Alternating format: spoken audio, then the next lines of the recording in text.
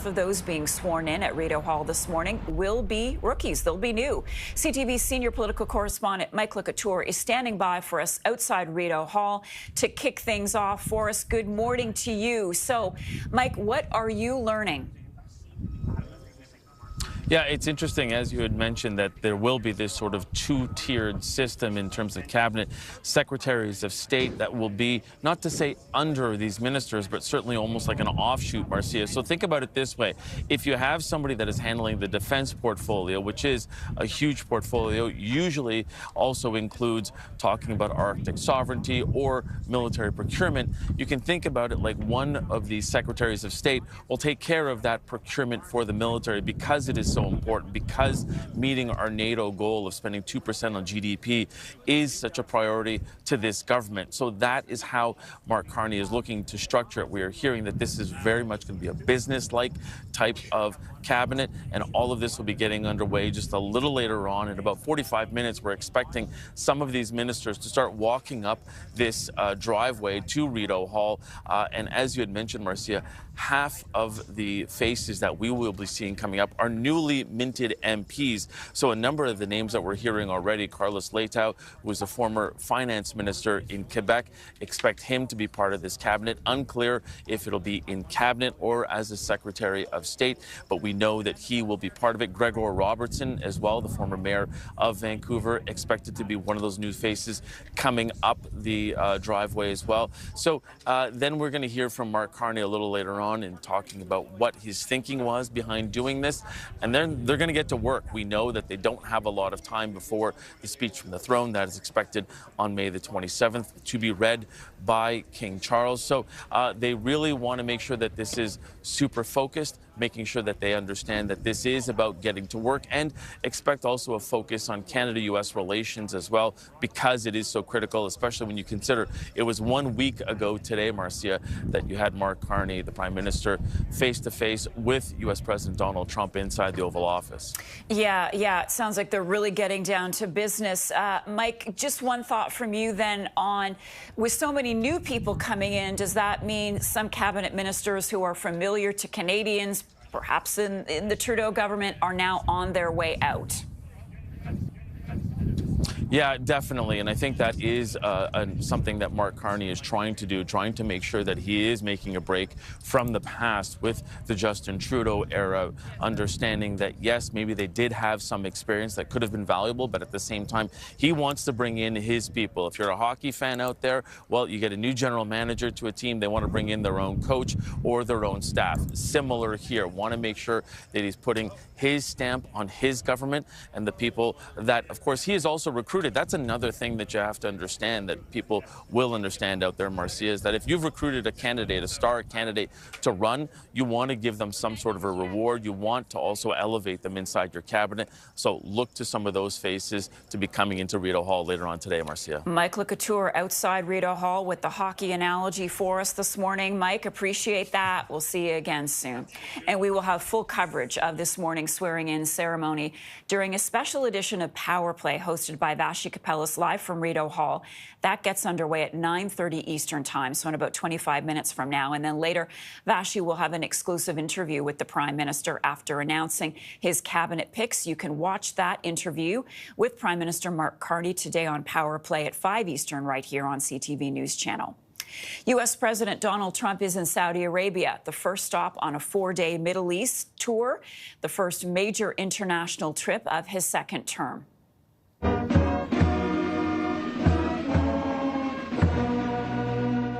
Trump was greeted at the royal court in Riyadh by Saudi Crown Prince Mohammed bin Salman. Trump will also visit Qatar and the United Arab Emirates. The focus of the visit is to discuss U.S. efforts to dismantle Iran's nuclear program and end the war in Gaza, as well as keep oil prices down. Trump is also expected to announce deals with the three countries, including expanding energy cooperation and new arms sales to Saudi Arabia.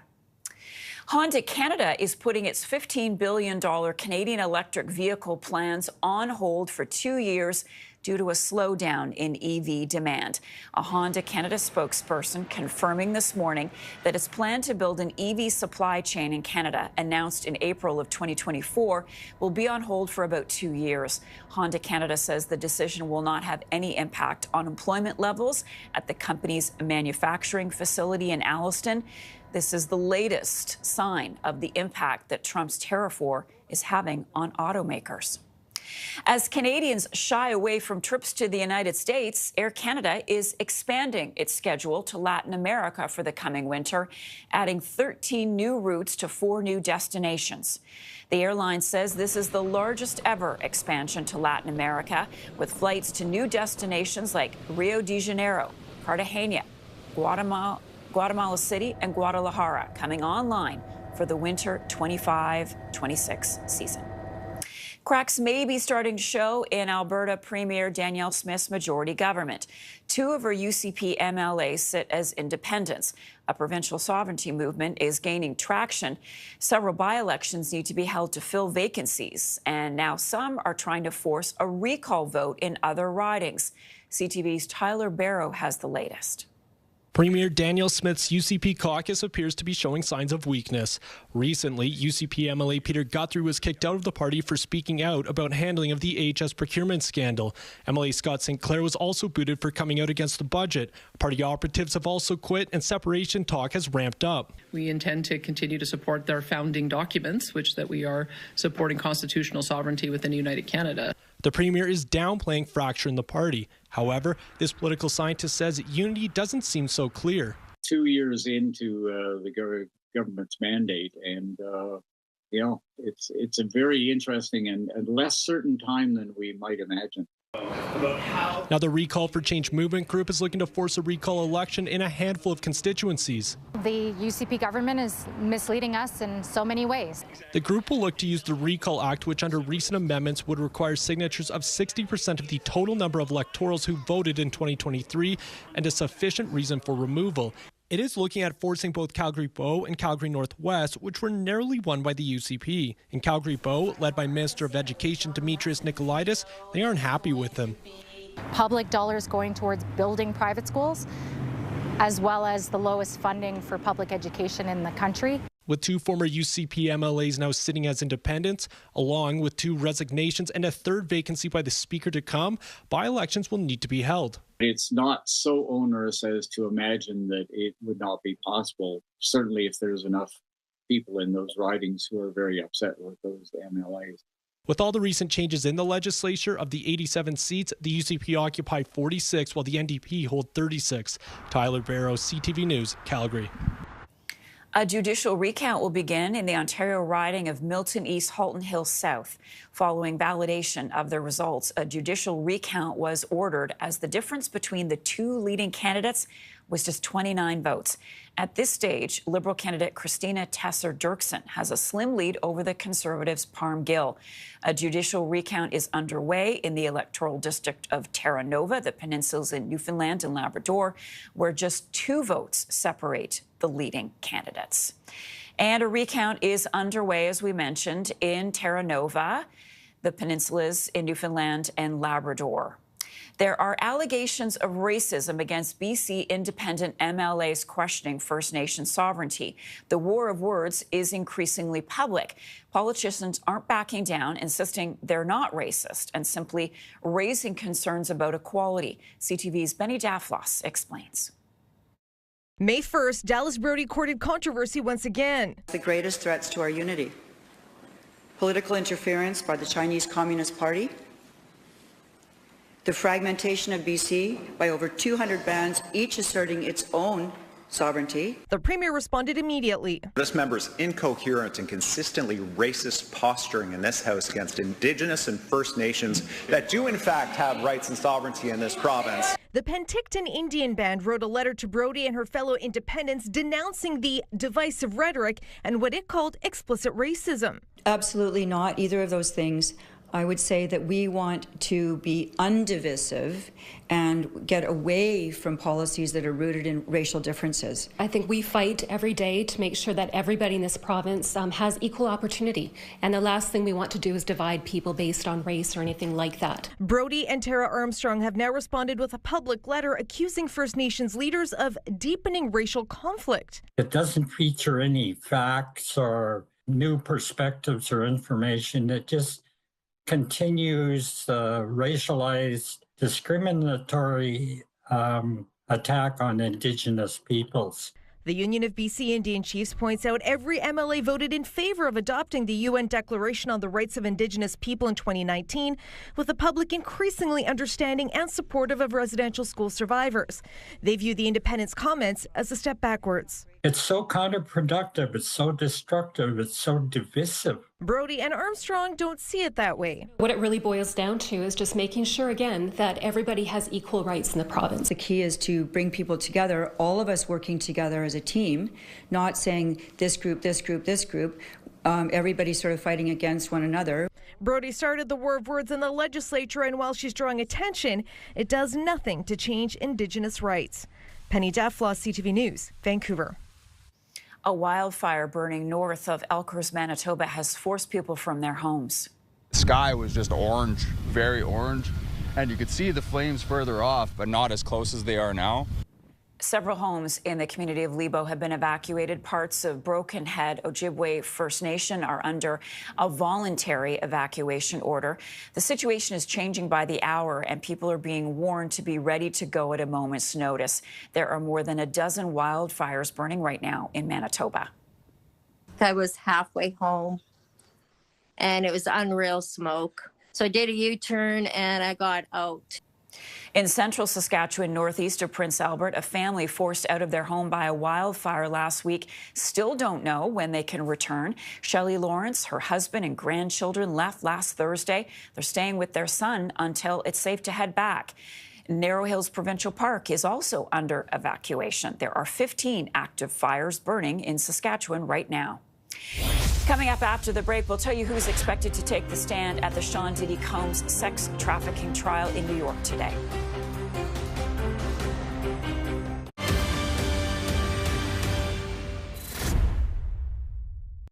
Hi, I'm Patty Levitt-Reed.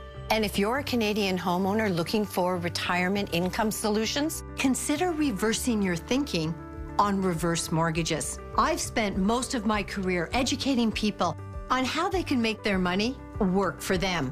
With CHIP, you can access the value of your home in tax-free cash without having to sell it. And most importantly, there are no monthly mortgage payments required. If you're 55 or older, call now for your free no-obligation CHIP reverse mortgage guide. With CHIP, you could get up to 55% of your home's value in tax-free cash. Take only what you need in a lump sum or over time, with no monthly mortgage payments required. Call 1-833-753-2447. Maybe it's time for you to consider CHIP too. Call now for your free no-obligation guide. Call 1-833-753-2447. That's 1-833-753-CHIP. Or visit chip.ca. Call CHIP today and live retirement your way. A century. 100 years. It's a story written by Canadians. Every worker, every dealership, every family that chose us. From the highways to the back roads, school drop-offs and Saturday skates. You've put your trust in us, and it's because of you we've put millions of vehicles on Canadian roads. So as we mark 100 years, this is a thank you, because you didn't just ride along, you drove us. These dishes just aren't getting clean. Problem isn't your machine. It's likely your detergent. I recommend switching to Cascade Platinum Plus. These new pods have the grease-fighting power of Dawn, easily removing up to 100% of tough stuck-on foods. Love it or your money back. Gold standard. Gold dust. Pot of gold. Solid gold. Golden opportunity. Is it just me or is there some kind of clue here? I don't know.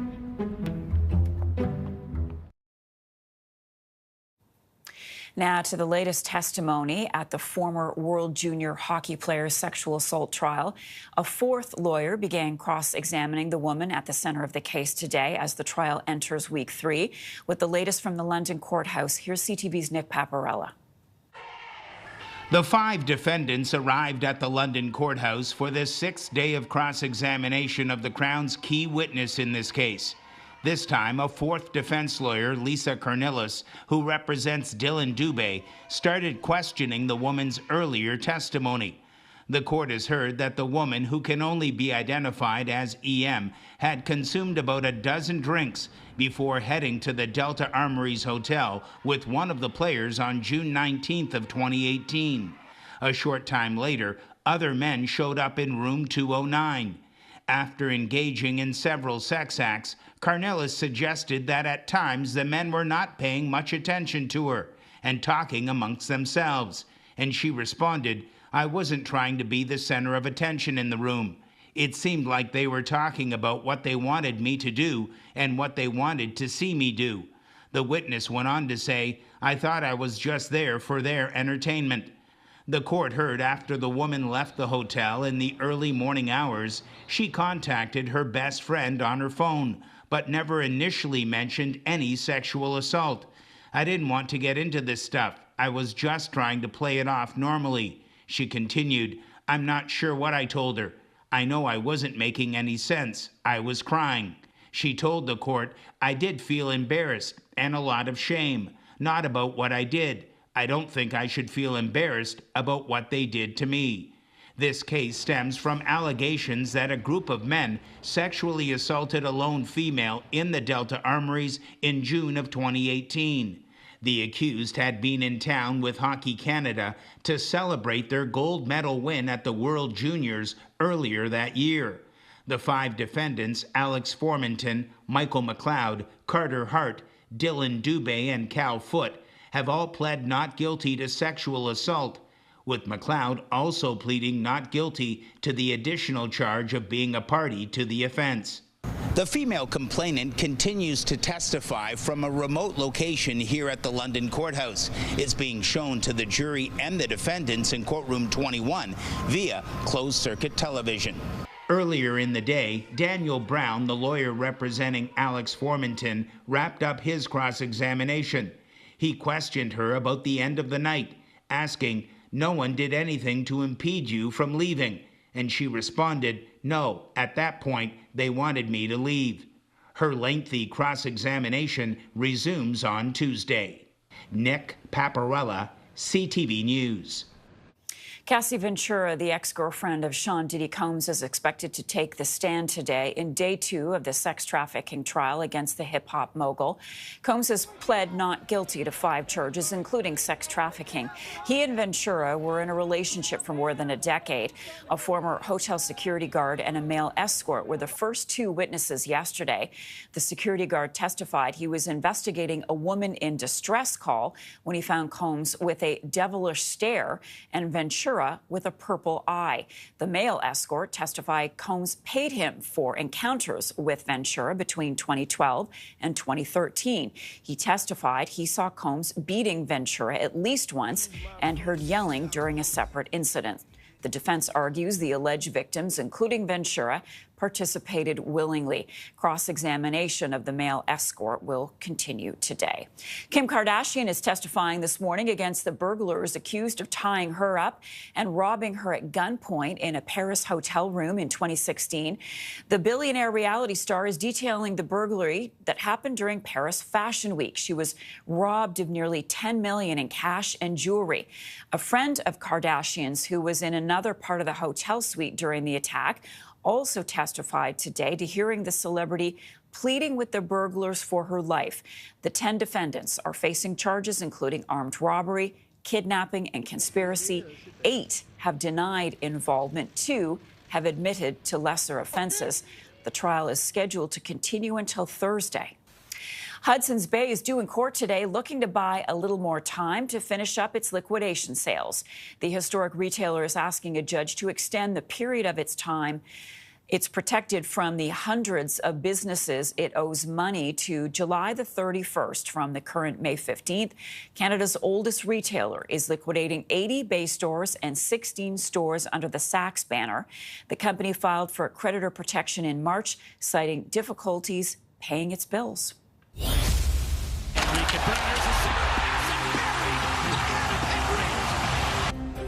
The Edmonton Oilers get the bounce they were hoping for. They're now one win away from punching their ticket to the Western Conference Final. That's next.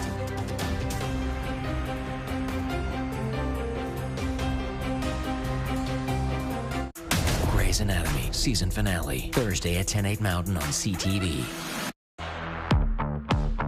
First, we won J.D. Power, ranking Ram the #1 brand in new vehicle quality.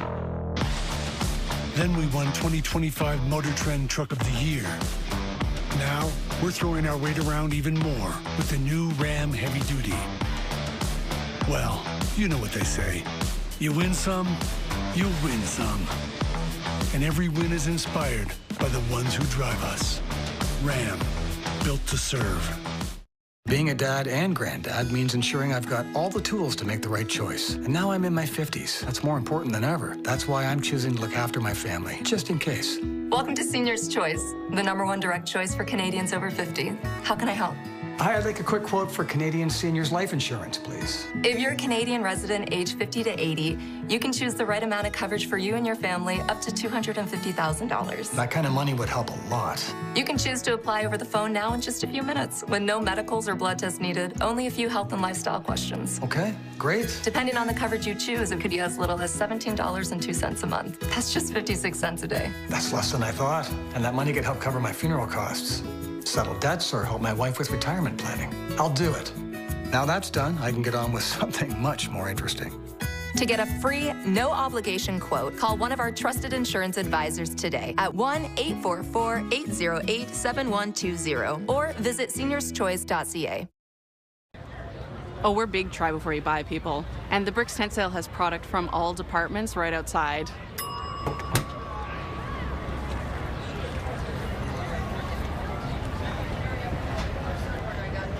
He's doing what? The tents are coming down. It's the final weekend of the Bricks tent sale. Genuine leather power reclining sofa, only $14.99. This dining table just $2.79. Mix and match chairs, only $1.19 each. The Brick, saving you more.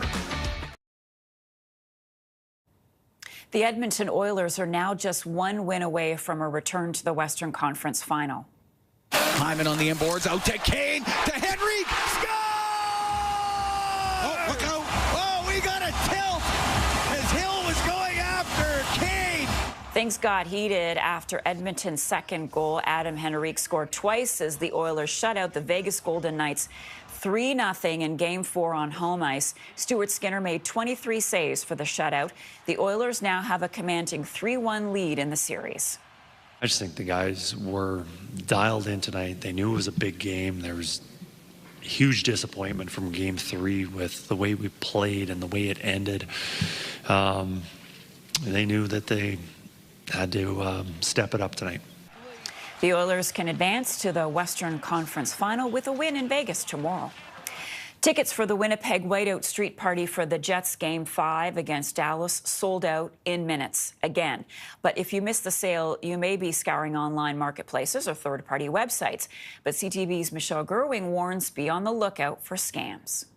Carrie McGraw has never scored a ticket to a Whiteout Street Party. Very sad. I want to experience it for once in my life. It isn't from lack of trying. Every time tickets drop, they're sold out before she makes it to the top of the queue. She's even posted on social media looking for someone selling, but all the responses seem fishy. Everybody has the same story, which is why I'm like, I don't trust it. All of the $10 Whiteout tickets get snapped up in minutes. Jets fan Ariana Huff got 4 for Thursday's party. Nobody else who tried got any, so we're just hoping we can find more so all the friends can come. Fans who want to experience the NHL playoff energy have to turn elsewhere. Click on their profile and it's all posts from a day ago. They're very obviously fake people. And all their reviews are people saying, I just got ripped off by this person. And probably pay more. At first it was for $20, $30, which is okay, that's fine. But then I went on StubHub, and I found some for $200, and I checked again the next day, and they had sold. Like, who is paying that? A Winnipeg police spokesperson tells CTV News Winnipeg its financial crimes unit has had a few reports come through about whiteout party ticket scams. They discourage sending e-transfers to unknown sellers for tickets buyers have not seen themselves. True North says the 4-ticket limit is there to help more people get tickets, and the resale function is also not enabled. Both measures prevent the upselling of tickets, and there is no indication that this is happening in abundance at this time, a spokesperson said in a statement. McGraw says she's never seen so many suspicious sellers online. If you find out through someone that they know someone who has them, that's a different story. Of course, I'll go that way.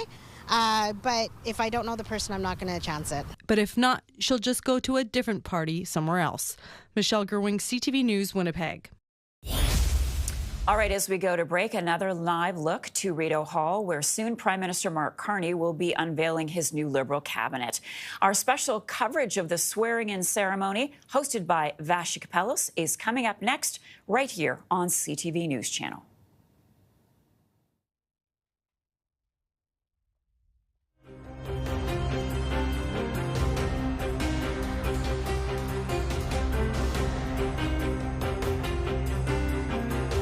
After her partner's health scare, Sam needed to make some changes, so she got Northcover Life Insurance. Their licensed advisors helped choose coverage to suit her exact needs and budget. Now Sam's so well covered, it's like she's wearing a parka.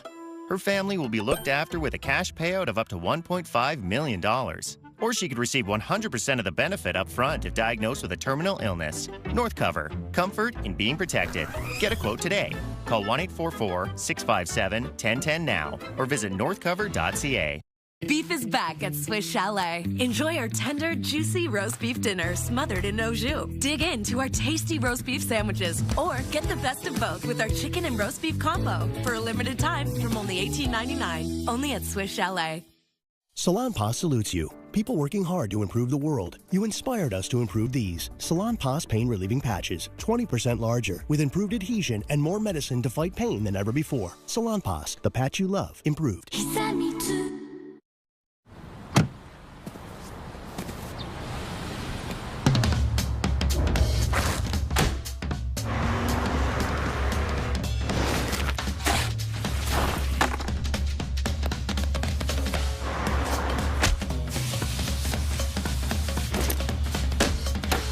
Whatever you want to make it.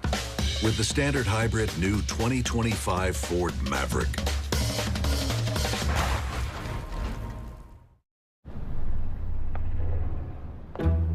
Gold standard. Gold dust.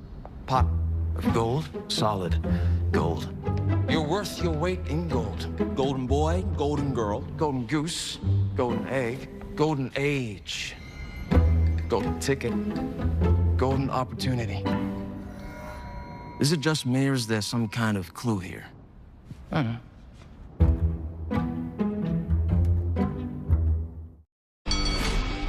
They're duking it out on the quiz show where knowing it all pays big. Gen Xers will come out swinging. Let's do it. But will Gen Z beat them to the punch? Let's go. Will the millennials throw in their towels? Or will the boomers have them all on the ropes? All right. Britney Spears, Barbenheimer, Beyonce.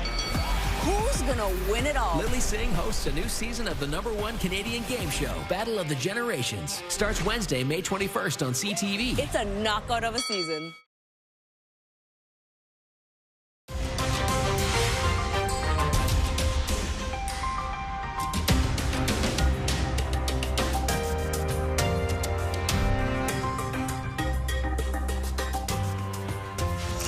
Hi there, and welcome to our special coverage right here at CTV News of the Prime Minister's new cabinet. They will be sworn in this morning at that building you're looking at live. That is Rideau Hall. I'm your host, Vassy Kapelos, live from just outside those doors here on the grounds of the beautiful and historic Rideau Hall. Things are already well underway. The Prime Minister has selected a new cabinet he insists will be focused on the priorities he promised during the campaign. And you can look live now at lots of people who are already walking up this long and winding driveway headed into those doors. There have been a barrage of new faces, I can tell you already in just the last number of minutes. There will be 24 in total, people who have not been in cabinet before who are entering. There will be some ministers who remain but move to different portfolios. The message certainly one of change, and we are going to get some more details as we maybe look back at that driveway shot to see who else is coming up from our senior political correspondent, Mike LeCouture, who is with me here on site. Mike, we've already seen a host of people that haven't been in cabinet before, some brand new MPs even who have made their way up that driveway. Talk a little bit, if you could, top line before we get into the details, about what the Prime Minister's office has already signaled around this cabinet shuffle. What is the message that they're trying to send, and how are they trying to send the message? Yeah, certainly one of them is change, and the other one is getting to work. They want to make sure that this is a slimmed down cabinet, even though when you consider the fact that total number of bodies around the table, either secretaries of state or ministers, will be approaching 40. And so the change, though, especially when you spoke there about the different faces that we are seeing, and certainly new MPs understanding that they want to give that different feel to it. They want to make sure that there is a delineation between this government and the previous one under Prime Minister Justin Trudeau. I'm just looking down now to see who is coming up that driveway. For right now, not recognizing any of those faces. That actually, I think it's Jill McKnight. I can see, just to quickly interject, Mike, my apologies. We see, yeah, Anita Anand. Anita Anand, Jill McKnight, who has become the MP in Delta, alongside Stephen Guilbeault and Anita Anand. So two familiar faces who are probably best known in the case of Stephen Guilbeault into the portfolio of environment. I don't anticipate that he will stay in that one, but I could be wrong. And then Anita Anand, who last served in industry but has served in a number of different capacities. And then Jill McKnight from British Columbia. They're just walking behind me right now. Pardon the interruption, Mike. A little bit more on the newer faces that we've already seen as well. Yeah, exactly. And, you know, considering who will be in there, I mean, a familiar face to a number of people who watch CTV. Evan Solomon has already walked in. We saw Steve McKinnon as well walk in. He was the former Minister of Labour. So he is going to be part of this inner circle in some fashion for sure. As you had mentioned, Anita Anand, she was, you know, Minister of Procurement during COVID, also Minister of Defence at one point. So clearly somebody that is being trusted with another portfolio here. Guilbeault, who had been given that new ministry in the last cabinet that did, you know, talk about heritage and culture and that sort of a thing. He was also the Quebec lieutenant. Unclear if that is the role that he will occupy here as well. But certainly all of the signals that we are getting from the Prime Minister's office is one of change and wanting to get down to business, really understanding the task at hand and trying to seize it. That the trade war is something that Mark Carney says he is laser focused on and really wants a team that will be focused on it as well, Vassy. All right, Mike, stand by there. If you could, you'll be with us throughout this morning. We can see, and my apologies, the sun is like right at my face, so I can't necessarily distinguish everyone until they come a little bit closer up the driveway. Mike was just talking about some of the more familiar faces that we've seen. You can add to that group Heath MacDonald, who is a member of Parliament for the province of PEI. He was just up before this group started. The last cabinet that Mark Carney selected, that the Prime Minister selected right before the election was called, did not include someone from PEI, which was something that was raised at the time. I do want to bring in our special strategy session, normally with us on Sundays during question period, but here with us on this special occasion today to talk a little bit about the objectives today and really the presence of so many new faces that we are not used to seeing around the cabinet table. I am joined by Scott Reid, former communications director to former Prime Minister Paul Martin, Corey Teneycke, former communications director to former Prime Minister Stephen Harper, as well as Ontario Premier Doug Ford's campaign manager, and Kathleen Monk, who was communications director to the late Jack Layton. Hi, everybody. Good to have you with me today. Scott, good to be here. It is a beautiful day here, sunny, not easy to see who's walking up. In half of them, to be dead honest, I have not, I don't even know very well, because that, I think, signals the fact that there are like 24 new people who in some capacity, either as a full minister or so-called Secretary of State or Minister of State, will serve in this cabinet. Why so many new faces from a strategic perspective? I think Mark Carney wants to put his personal stamp on this government and on its priorities, and that means starting with cabinet and saying, listen, the old boss is gone, the new boss is here, and there's a new cabinet, new team to propel that. Obviously, there's going to be some mix of faces, and you're going to draw on some of the talent that existed before, but I think change was an important aspect of Mark Carney's campaign and his focus in terms of winning the last election, and he wants to maintain that right out of the block. So I do think you're going to see a sense of change, a sense of crisis, that the country is gripped by crisis, that we have forces that are demanding that our federal government take atypical action, and he wants a team that he knows, that he has a comfort with personally. Some of these people he handpicked and recruited to run, and he wants to put them in a position to say, let's act against our priorities and let's get stuff done. Get stuff done, get results, move the yardsticks. That's going to be the tone and tenor, I think, of these first few days of Carney's new government. We're looking right now at another couple of a bunch of people walking up the driveway, including Dominic LeBlanc, one of the most high-profile ministers under the Trudeau government, and Sean Fraser, who also was a high-profile minister under the Trudeau government, decided not to run. And then once Mark Carney became leader, ultimately did end up running and winning his seat, and he looks to be back in cabinet as well. Corey, I wanted to touch on the not new faces and falling around the cabinet table is we've got LeBlanc and Anita Anand, Stephen Guilbeault, Sean Fraser. Jonathan Wilkinson posting a letter today confirming what had already been reported, that he is out of cabinet. He was overseeing natural resources, a particularly contentious file when it comes to the issue, for example, of national unity. How much does it matter where people who have already been around this table end up sitting? Well, I think it's interesting that two of the people that you mentioned who are older faces, Anita Anand and Sean Fraser, had actually decided not to run again. And seemingly Prime Minister Carney had convinced them to put their names forward again. So in a way, sort of indicating a selection that he wanted them on the team prior to what we're going through today. Guilbeault, very contentious. We'll see where he ends up. But if he ends up in an environment or resources portfolio, I think that would be an extremely negative signal to Western Canada and to that industry. But I would be surprised if that is the case. I think that it's far more likely that he's going to be put in a portfolio that's more cultural in nature, as he was just prior to the election. So. I agree with Scott. Change is the order of the day in terms of where I think Carney needs to land if he wants to maintain support.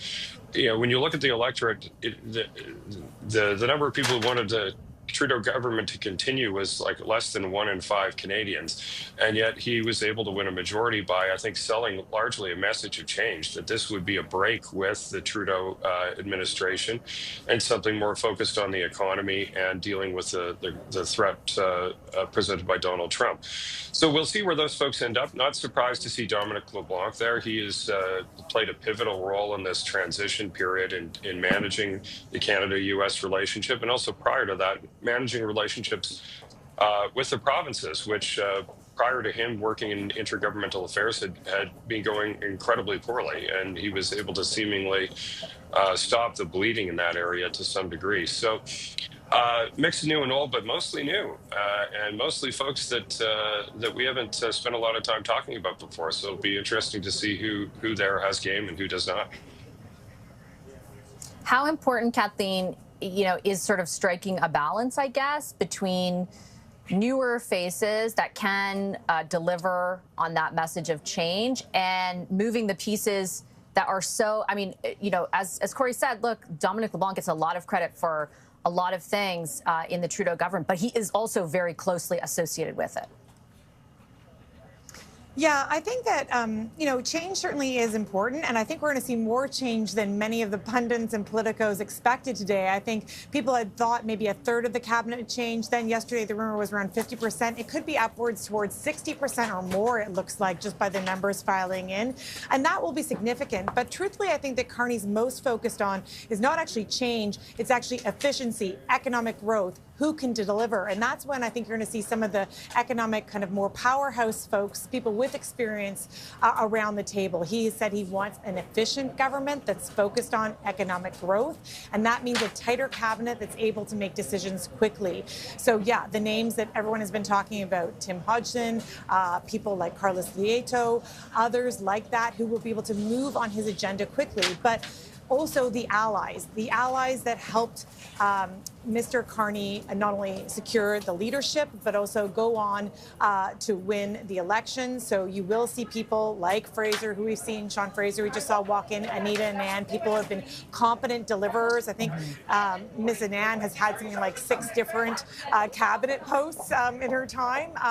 And you're also going to people see like Champagne, Francois Philippe Champagne, probably staying in a high portfolio, likely finance, because of not only his loyalty and allyship to Carney, but also because of the fact that we're facing down the G7, which is just going to happen in about a month, and possibly a spring either budget or possibly a fiscal update. And just for everyone watching, as Kathleen was talking, and right over my shoulder, in walked 2 cabinet ministers whom we are familiar with, Melanie Joly, who has for a while now served in the capacity of Foreign Affairs Minister, and Patty Hajdu, who oversees the relationship or Indigenous services, really. So they are both remaining in cabinet. We saw them walk in alongside a brand new face from New Brunswick, Wayne Long, who was actually one of the first people to publicly talk about why he thought the former Prime Minister Justin Trudeau should step aside. And we've got some more people walking up, and my apologies, the sun is still very bright. But we will keep our eyes peeled, I should say, on that driveway as they make their way into Rideau Hall. The bottom line, 24 new faces, both new MPs and people who are re-elected, making their first entrance into cabinet, and then a bunch of high-profile ministers who will remain in cabinet, but perhaps in different roles. We await the final list, which should be coming our way momentarily. The ceremony gets underway not too long from now. We will carry all of it live for you. I'm going to take a quick commercial break. Our special coverage from Rideau Hall continues after that break.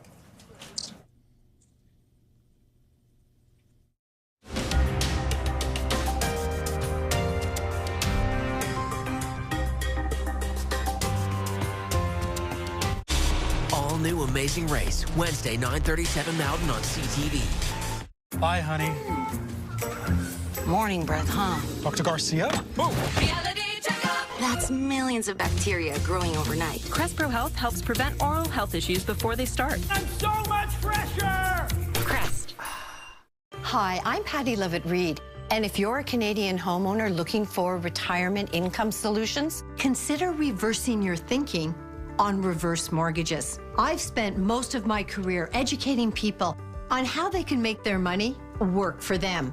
With CHIP, you can access the value of your home in tax-free cash without having to sell it. And most importantly, there are no monthly mortgage payments required. If you are 55 or older, call now for your free no-obligation CHIP reverse mortgage guide. With CHIP, you could get up to 55% of your home's value in tax-free cash. Take only what you need in a lump sum or over time, with no monthly mortgage payments required. Call 1-833-753-2447. Maybe it's time for you to consider CHIP too. Call now for your free no-obligation guide. Call 1-833-753-2447. That's 1-833-753-CHIP. Or visit chip.ca. Call CHIP today and live retirement your way. Drinking more of summer with Tim's new Oreo Mocha Ice Caps. With Oreo in every sip. Perfect for that summer romance you longed for. Or that summer fling with the pool you longed for. Either way, drink in summer with Tim's new Oreo Mocha Ice Caps. Ego, the #1 rated branded cordless outdoor power, pushes the boundaries of innovation to power the unexpected, all on one battery platform. Experience the industry's most powerful cordless pressure washer with advanced digital controls. A string trimmer so smart, it loads the line with the push of a button. And our most powerful blower that exceeds the power of gas. Ego takes innovation to the next level. One battery powers 90+ tools. Ego, power beyond belief. Find an Ego retailer near you.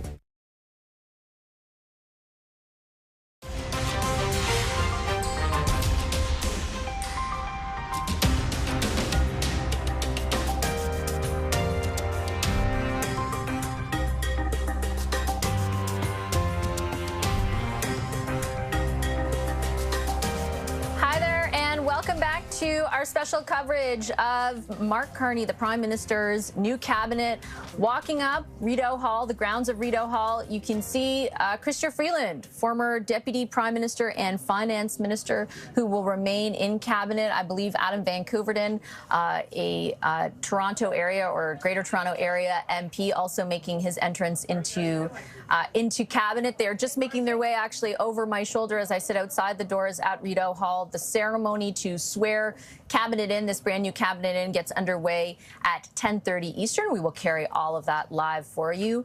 Lots of different faces making their way in today from all over the country. People like former Prime Minister Justin Trudeau's former Deputy Chief of Staff, Marjorie Michel. She replaced him in the riding of Papineau. Former Goldman Sachs executive Tim Hodgson, former Mayor of Vancouver, Gregor Robertson, a whole host of new names, really, that are coming from all different parts of the country. The idea that the Prime Minister's office is hoping to sell to Canadians is that wholesale change is underway. There are still, though, some very familiar faces, including the one on the left of your screen, François-Philippe Champagne, who has served in a number of different roles alongside David McGuinty, a few people over there, Public Safety Minister. François-Philippe Champagne was Finance Minister prior to the election campaign. We are being told that he will likely remain in that role, but that's not 100% certain because there are a lot of different sort of shifts happening.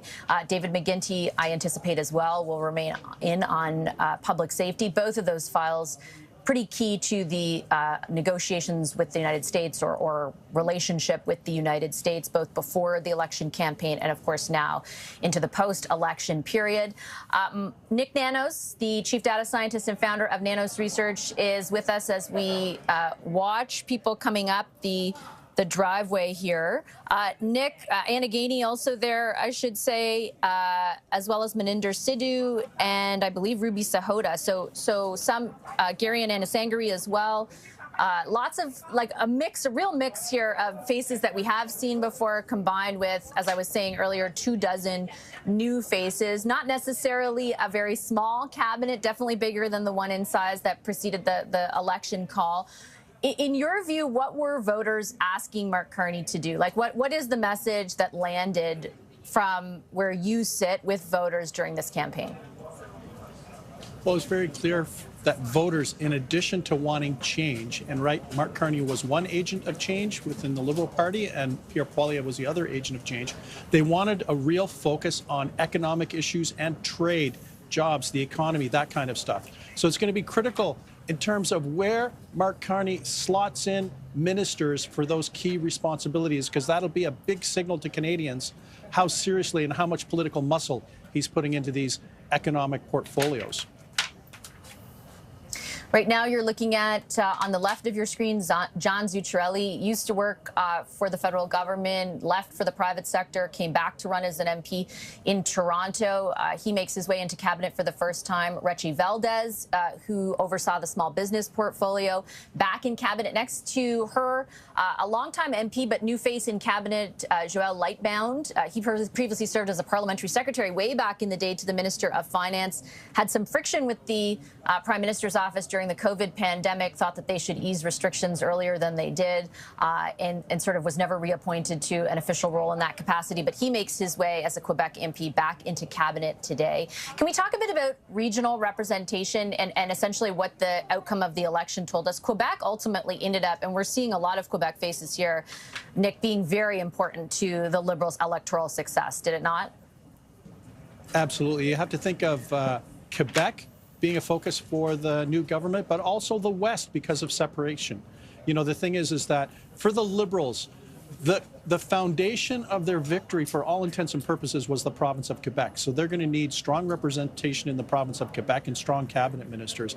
At the same time, the musings about Western separatism are actually going to be critical. It's probably going to be one of the first tests of the Carney government and how he manages that. So who he puts in cabinet in the West, what the responsibilities might be, will be absolutely important for the Carney government. We have to remember, Vassy, we've just released a poll on the latest ballot numbers. It's 42-41, right? Like, yes, the Liberals have an advantage in terms of seats in the House of Commons, but they have a razor-thin advantage. Actually, we should say they don't have an advantage. It's within the margin of error of the survey right now. So, you know what? Those folks that did not opt for the Liberals last time are standing pat with the Conservatives. So, you know, the thing is that we look at the bigger political picture.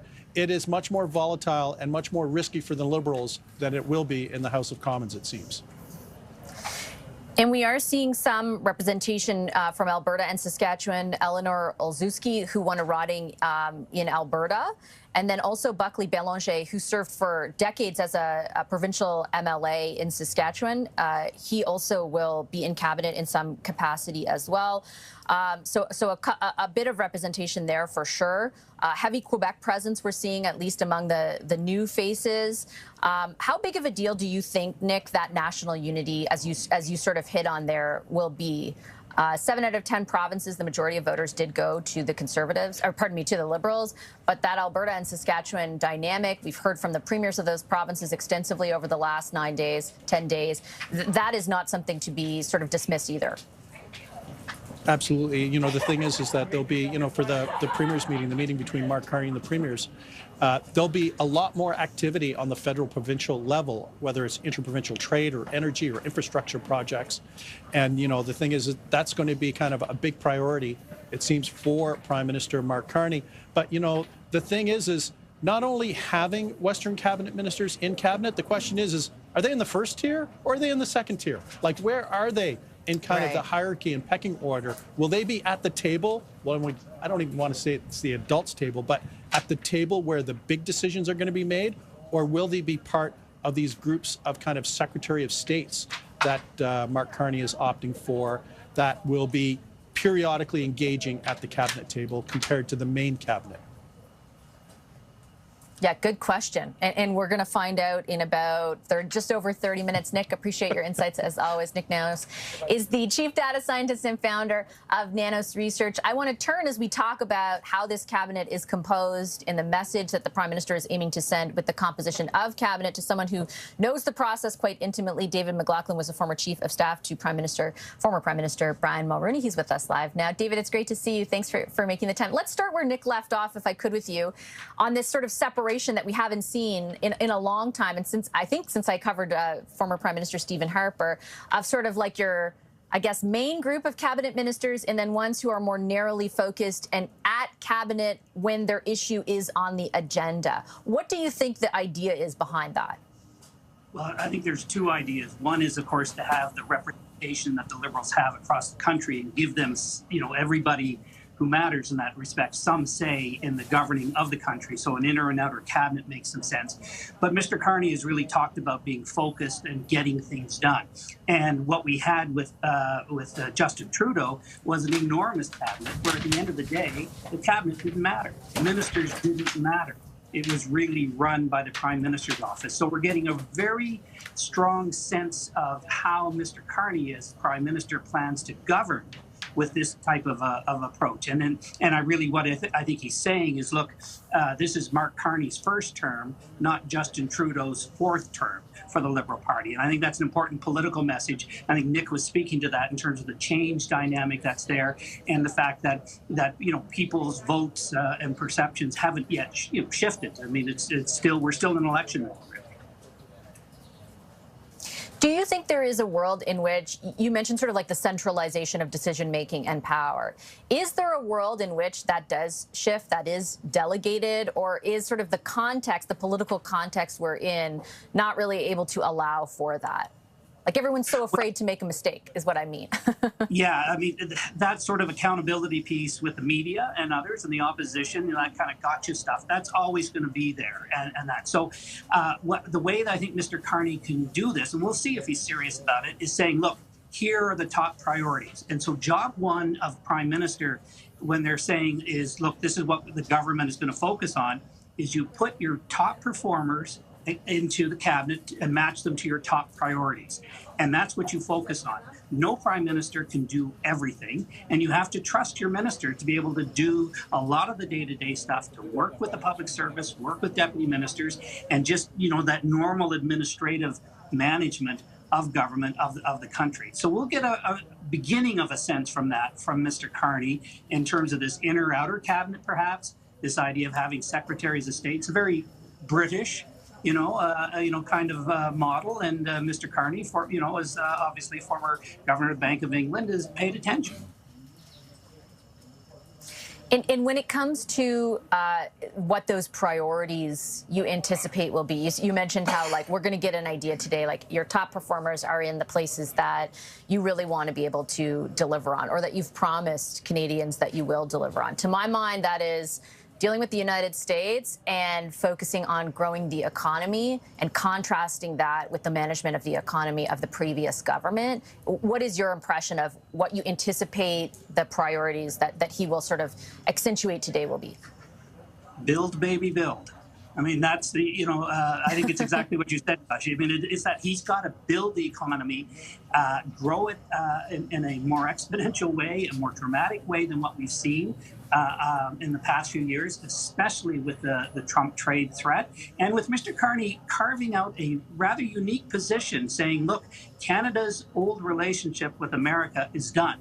We have to do something different. And so with that, that means he has to build.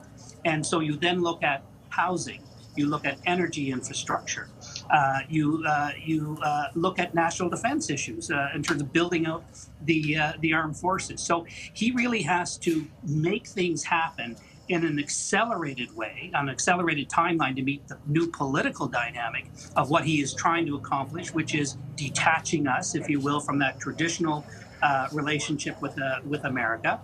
And he's got to actually, as Nick has also pointed out, we do have a national unity problem, right? Brewing a bit here. And so doing things that puts more housing in the market, that builds more infrastructure, and he has to look at energy pipelines, for example.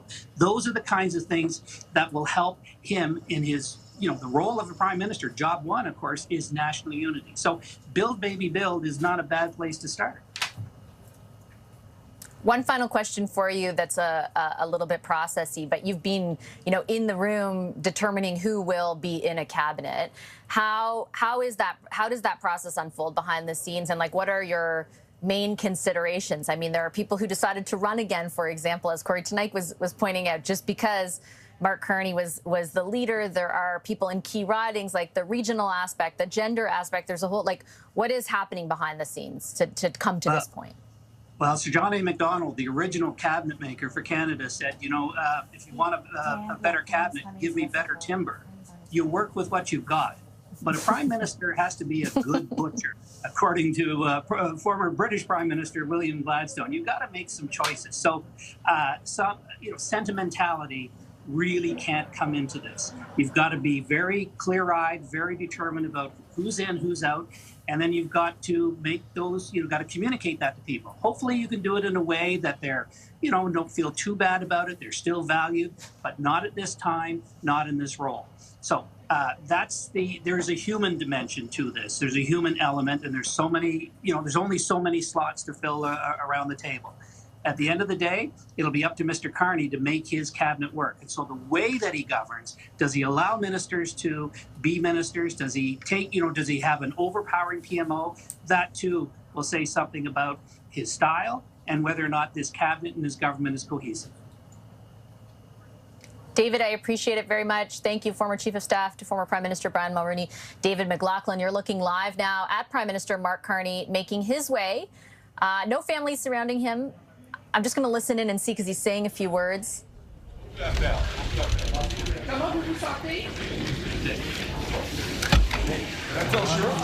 Okay, very few words. Well, they will be saved for, he just made a few remarks in French that I couldn't necessarily make out. I'll wait until my colleagues are able to convey that to me. But the Prime Minister has now made his way into Rideau Hall for the ceremony that's going to get underway in just under 30 minutes here, swearing in his new cabinet. The entirety of that cabinet, their families, they have made their way inside there as well. My colleague, our senior political correspondent, Michael Couture, is standing just outside those doors. Maybe he got a better understanding of what the Prime Minister said in response to those calls from reporters. Mike, I'll throw it over to you. Did you make out what Prime Minister Carney said there?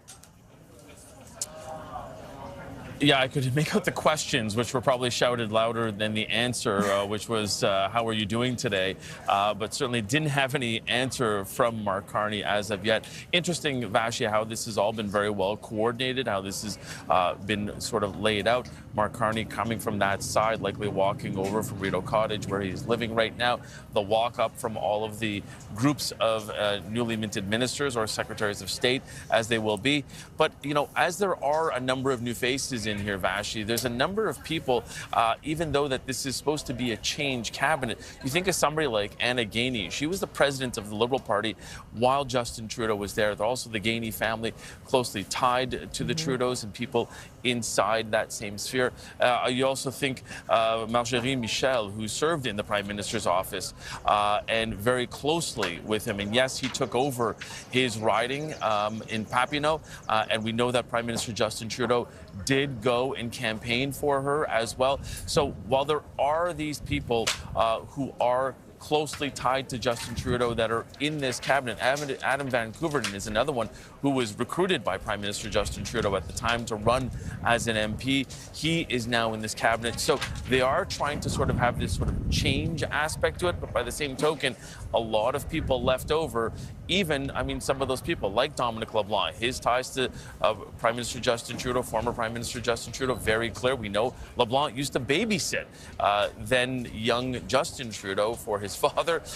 You know, Melanie Joly, her ties to Justin Trudeau as well. So as much as this is, you know, new people that did run under Mark Carney, there are certainly a significant number of the old guard that are still in there, which is understandable because you know that you have to have some of these steady hands on the till to make sure that some of these rookies are also well insulated and making sure that you still have that experience, especially when you consider the Canada-US file that will need so much attention in the weeks to come. Yeah, you're just looking live inside as you join our special coverage of the cabinet unveiling here on CTV News Channel of the room where that will all take place at 10:30 Eastern inside Rideau Hall. It's empty now, but it will shortly start filling up with the people who will be sworn in alongside their families. You can watch it all live right here. Mike was just mentioning some of the more familiar faces. I would name Melanie Joly, Anita Anand, François-Philippe Champagne, and Dominic LeBlanc and Sean Fraser among kind of the top tier of high-profile cabinet ministers under Justin Trudeau who will be in cabinet again this time around. We will watch very closely to see who is named to what portfolio and ultimately what message the Prime Minister is trying to send with any of those switches, or perhaps if they stay in the same portfolio, that says something as well. Corey tonight, Scott Reid and Kathleen Monk are alongside us for the ride this morning. Corey, I'll start with you. We've got everybody in now. And so, yes, there is 24 new faces, but I'll pick up on the point that Mike left on. Dominic LeBlanc, Melanie Joly, Anita Anand, Sean Fraser, François-Philippe Champagne, all those five that were some of the most high-profile during, I think you can argue, the last particularly 4 or 5 years of the Justin Trudeau government, all still back in there. Does shifting their roles at all make a difference, if in fact that happens? I think it probably does. I think Nick Nanos probably put his finger on what a big part of the point is with a couple of those, which is the endorsement that Carney got from the Quebec electorate was really the difference between government and not being in government. And I think that there'll be an extra effort perhaps made in that area to maintain some of those high-profile people. Well, Stephen Guilbeault is a pariah in most of the country, especially amongst conservatives such as myself and many in provinces. He continues to be very popular in Quebec, and I think his inclusion only makes sense on the basis of trying to have a bit of a nod to Quebec. Champagne as well, you know, I think there's perhaps a couple things there. If he is maintained in the Ministry of Finance, as the minister there, I think there's probably a couple things. One, the importance of Quebec to Carney. Two, you know, loyalty to Carney himself. While he was a part of the Trudeau era, certainly very close to Carney. And third, this government is overdue for a budget. And I'm sure in the background, while we've been going through an election campaign and this transition period, you've got to imagine that the Department of Finance is being very, very busy trying to put together a budget. And so some continuity there would make sense if that's, in fact, the path they choose to take. Fraser, kind of a mixed bag. I think a very good political athlete in many respects, but really mixed performance in terms of certainly the housing file and the immigration file, which were not standout areas of excellence for the Trudeau government. But you know, as somebody who can throw a punch in the House of Commons, he certainly has skills in that department. And Jolie, you know, foreign affairs central to what's going on with the United States. I'll be very interested to see if she maintains that portfolio or whether she ends up in something that is more Quebec-centric. For what it's worth, I don't think she will remain in that portfolio. I definitely have been telegraphed that won't be the case, but we'll see in just over 20 minutes if that's the case. Scott, I wanted to ask you about the process and sort of the considerations, why we're seeing, you know, certain regions represented more than others, that kind of thing. Like, ultimately, as you see who walked in, what do you think the primary considerations in making this cabinet were? Well, I think there's obligatory considerations. So inherent in your question is, you know, what's the balance of gender, what's the balance of region, all those kinds of. That's part of the, the pure sort of, woodcraft of cabinet making.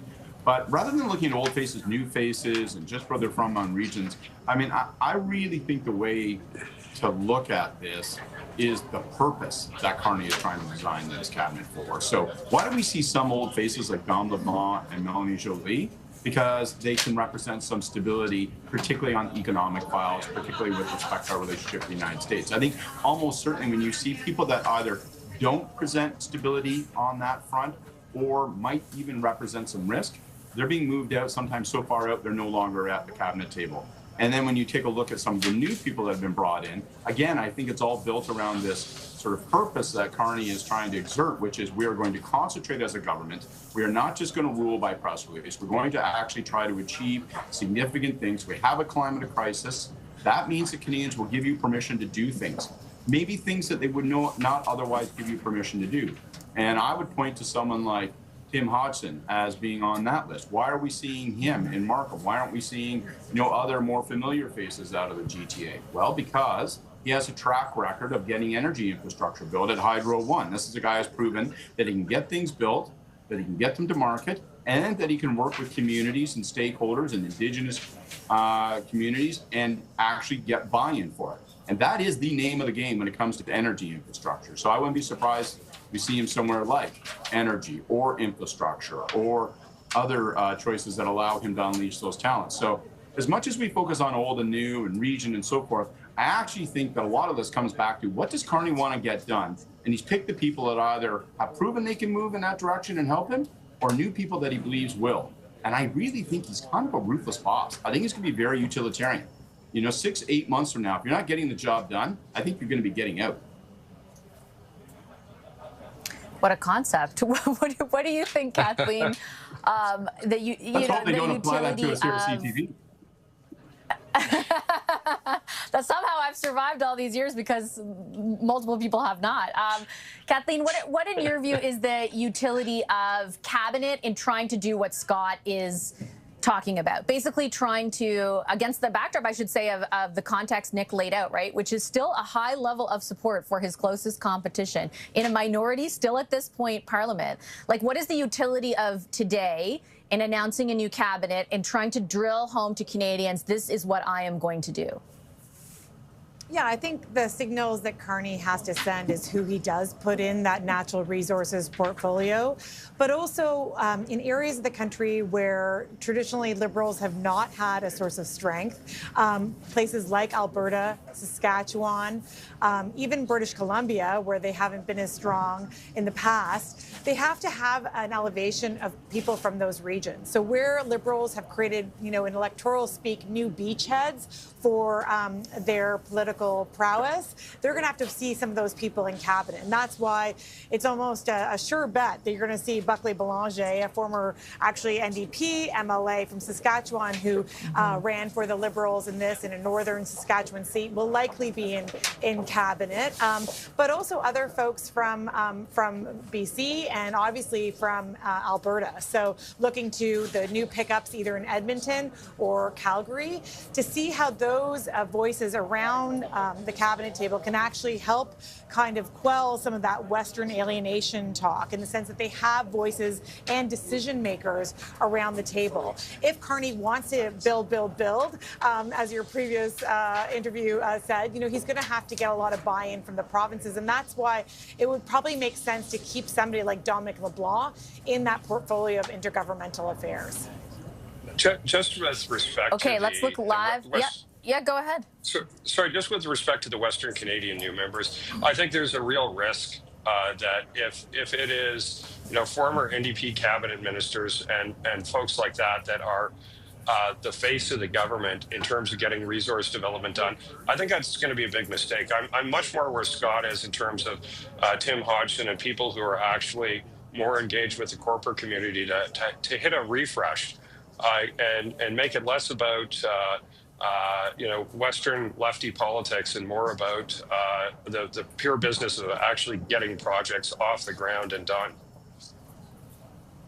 Well, I will say, I just quickly going to take a commercial break, but the fact that Jonathan Wilkinson is completely out of cabinet sends a signal in and of itself. And soon, in about 15 minutes, we'll find out basically which of those types of voices will oversee that file, and we'll have an answer to the questions that you all pose. Let's take a live look inside the room where that ceremony will get underway. I think, maybe I'm being optimistic, in about 15 minutes' time, there's nobody really inside there yet. That could be our first clue that it's a bit delayed, but we will keep our eyes on the scene in there. I'll take a quick commercial break. On the other end of that break, more special coverage right here on CTV News Channel live from Rideau Hall.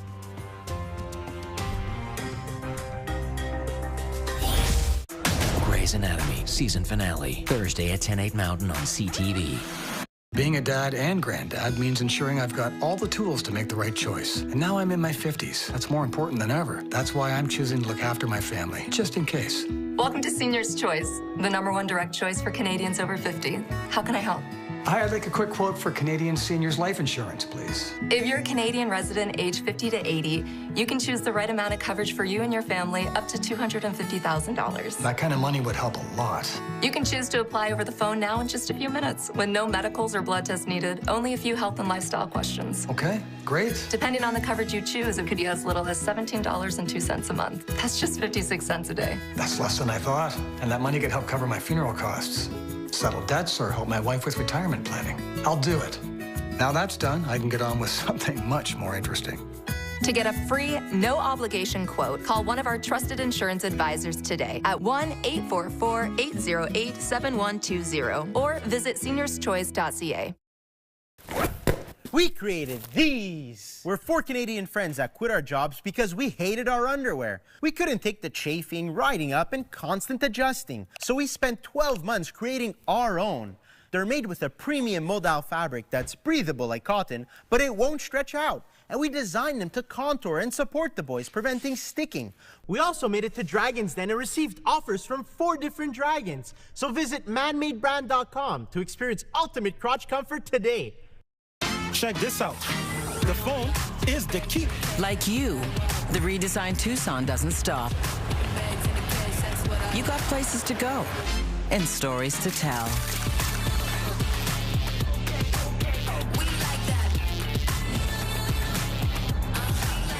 Sleeping like a baby. Thank goodness for baby mode.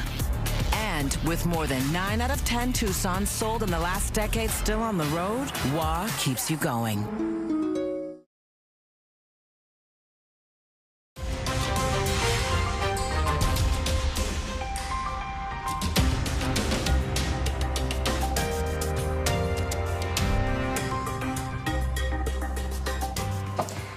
Welcome back to CTV News and our special coverage here at Rideau Hall of the Prime Minister's new cabinet. They will be sworn in not too long from now. We can take a look live inside the doors just behind me in the room where that cabinet will be sworn in. It is the third, fun fact, the third cabinet swearing in in 5 months. A remarkable set of circumstances have led us to today, which include Prime Minister Justin Trudeau's exit, his replacement as the leader of the Liberal Party by Mark Carney, and then an election campaign which came to an end just a few short weeks ago. Feels like 20 years, but just a few short weeks ago, resulting in this cabinet shuffle, this substantial cabinet shuffle, about 24 new faces entering cabinet, some shifting of the chairs when it comes to people who do remain in cabinet.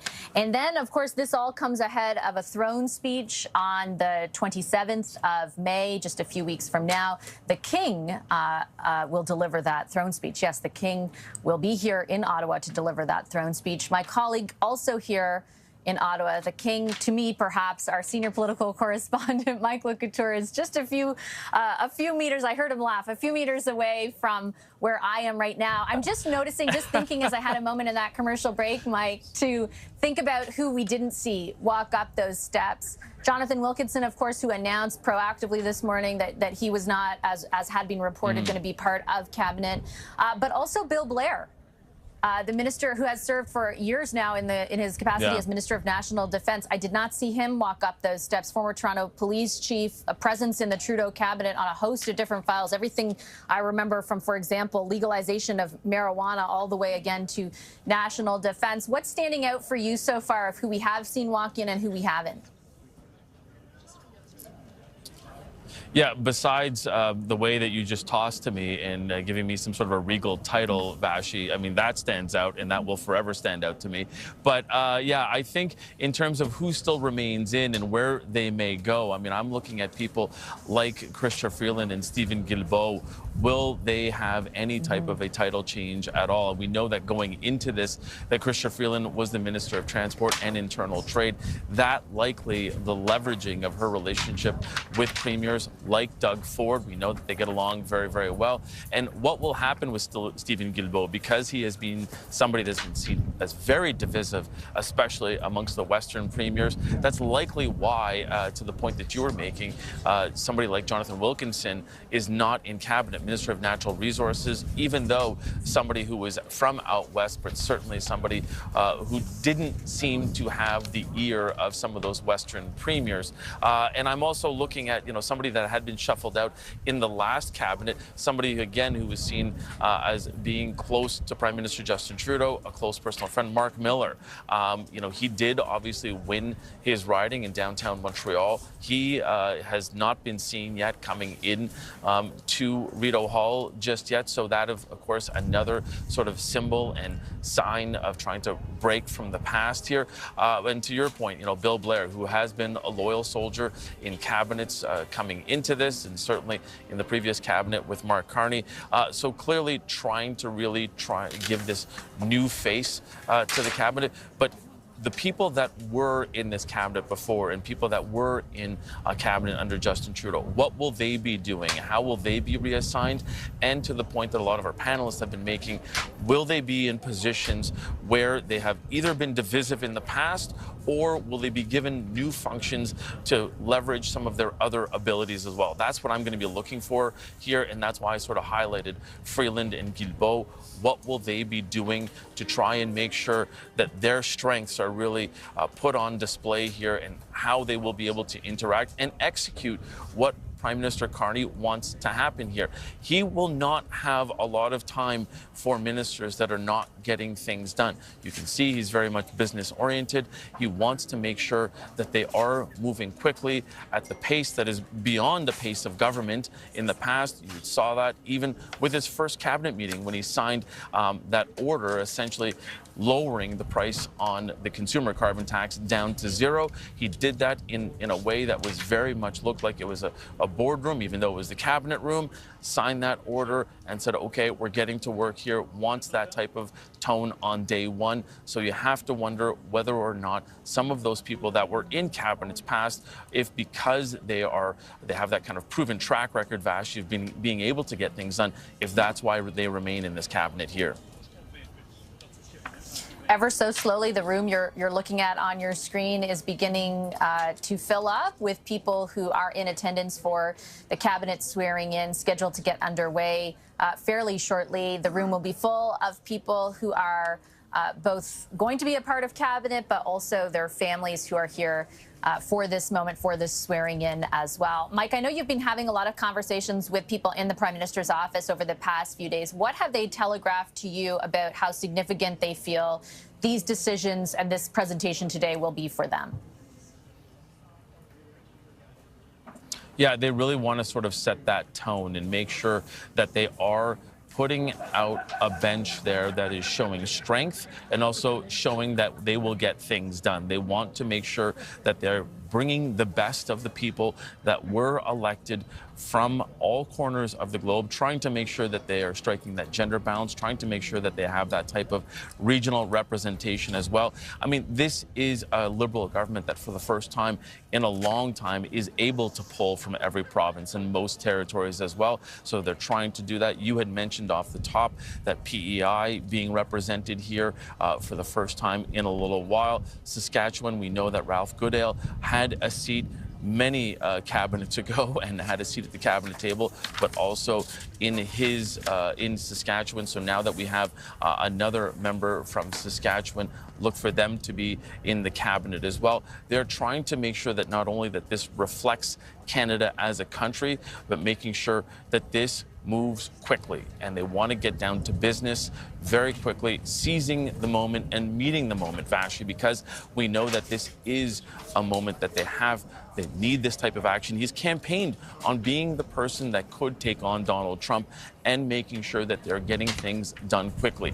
In the stump speeches that he went around Canada, especially in that last week, talked about how in just the few days before he had triggered an election, he had gotten so much done. And he continued to say to voters, imagine what I can do with years ahead of me, as opposed to just a few weeks that he had from being named the Liberal leader and then Prime Minister, and then kicking off the election here at Rideau Hall. So I think that they are trying to make sure that they are getting down to work quickly, and I have a feeling that will be the tone we are seeing going forward out of here. And Vassy, I can't help but mention what you had said earlier on about how this is, I believe it's the third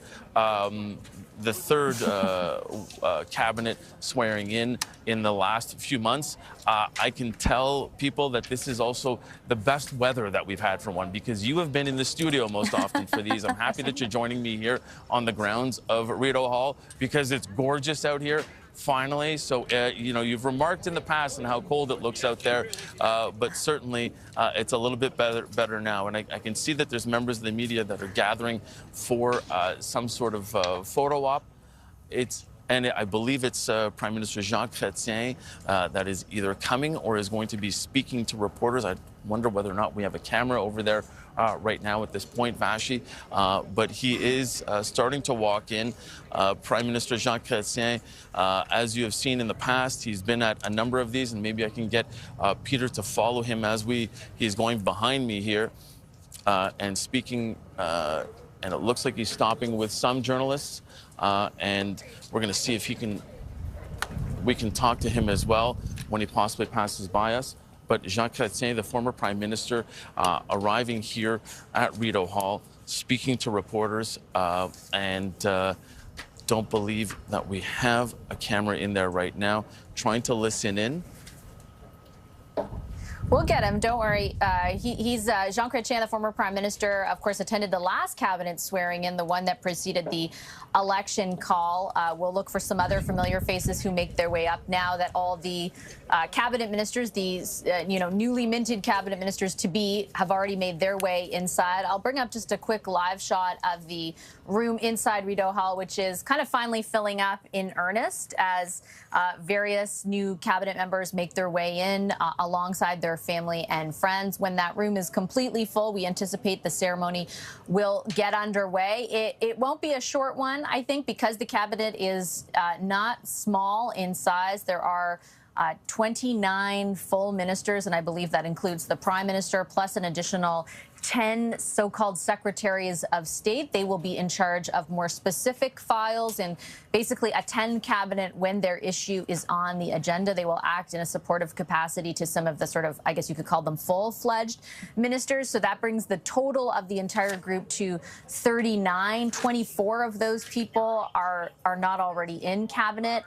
They will be newly sworn in. And then there will be a shifting as well of some of the roles that we have become very used to, and we see former Governor General there, Michaël Jean, as well. I anticipate other former Governors General who have attended previous cabinet swearing-ins will be there for this one as well, and we will continue to keep our eyes sort of peeled inside for who else ends up attending the ceremony, which should get underway not too long from now.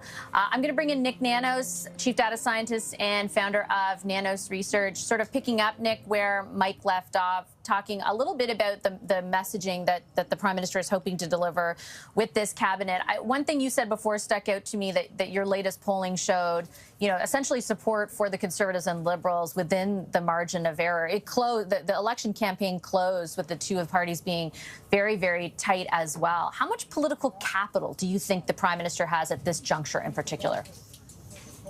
Well, you know, it's interesting, Vassy, you know, when we ask Canadians who they would prefer as Prime Minister, he still has an advantage over Pierre Poilievre. So there's personal capital in Mark Carney. And yes, today is about change. But there are two things that are really critical right now. You know, if you're on the Conservative side of the ledger in the House of Commons, you're basically seeing, is it 24 new cabinet ministers? 24 new targets. We haven't seen a turnover like this in a cabinet in a very, very long period of time. And, you know, the thing is that sometimes when there are new cabinet ministers, they make missteps. So, you know, the Carney government, yes, is starting to go through a period of change and renewal, but at the same time, it's a period of risk because of all the new cabinet ministers. And, you know, the other thing that we haven't talked about is that this is phase two. First was Mark Carney, now the cabinet. Next will be the civil service. The big question will be, after today, what will be the changes that Mark Carney will bring to the civil service? Who will be the next clerk of the Privy Council, or whether it's the current individual or someone different? And how will he align the civil service or kind of calibrate the civil service to match up, especially with a lot of these new ministers? What do you think Canadians have an appetite for right now? Like, what are they looking for from this government based on the campaign, but also what you know from being in the field? I think what they're looking for is cooperation. And actually, we did do a survey with CTV News that suggests that about 7 out of every 10 Canadians wanted to see more cooperation, especially between the Conservatives and the Liberals. You know, Canadians want to see cooperation between the Conservatives and the Liberals in this time of crisis when we're dealing with the Trump threats. They also want to see a better relationship between the federal government and the provinces. So this isn't a time for partisanship. This isn't a time for gamesmanship. This isn't a time to kind of to play political games. I think what they're looking for is a workmanlike government focused on jobs in the economy and managing the bilateral relationship and seeing something different in the House of Commons. Because you know what, Vassy, you've had a front seat to the toxicity that we've seen in the House of Commons. You know, will it be the same as before, or will there perhaps be a different tone because of the threats and the stress that the Federation is under right now? What do you think those dynamics will be like? Because I think all the parties are saying that they're going to, like, they're at least open to cooperation, particularly on the issues that we're facing vis-a-vis the United States. But you're right, like, I've had a front row seat to the opposite. This is certainly a unique time contextually, but at the same time, like, are they going to be able to, I guess, depart from what they're used to being like?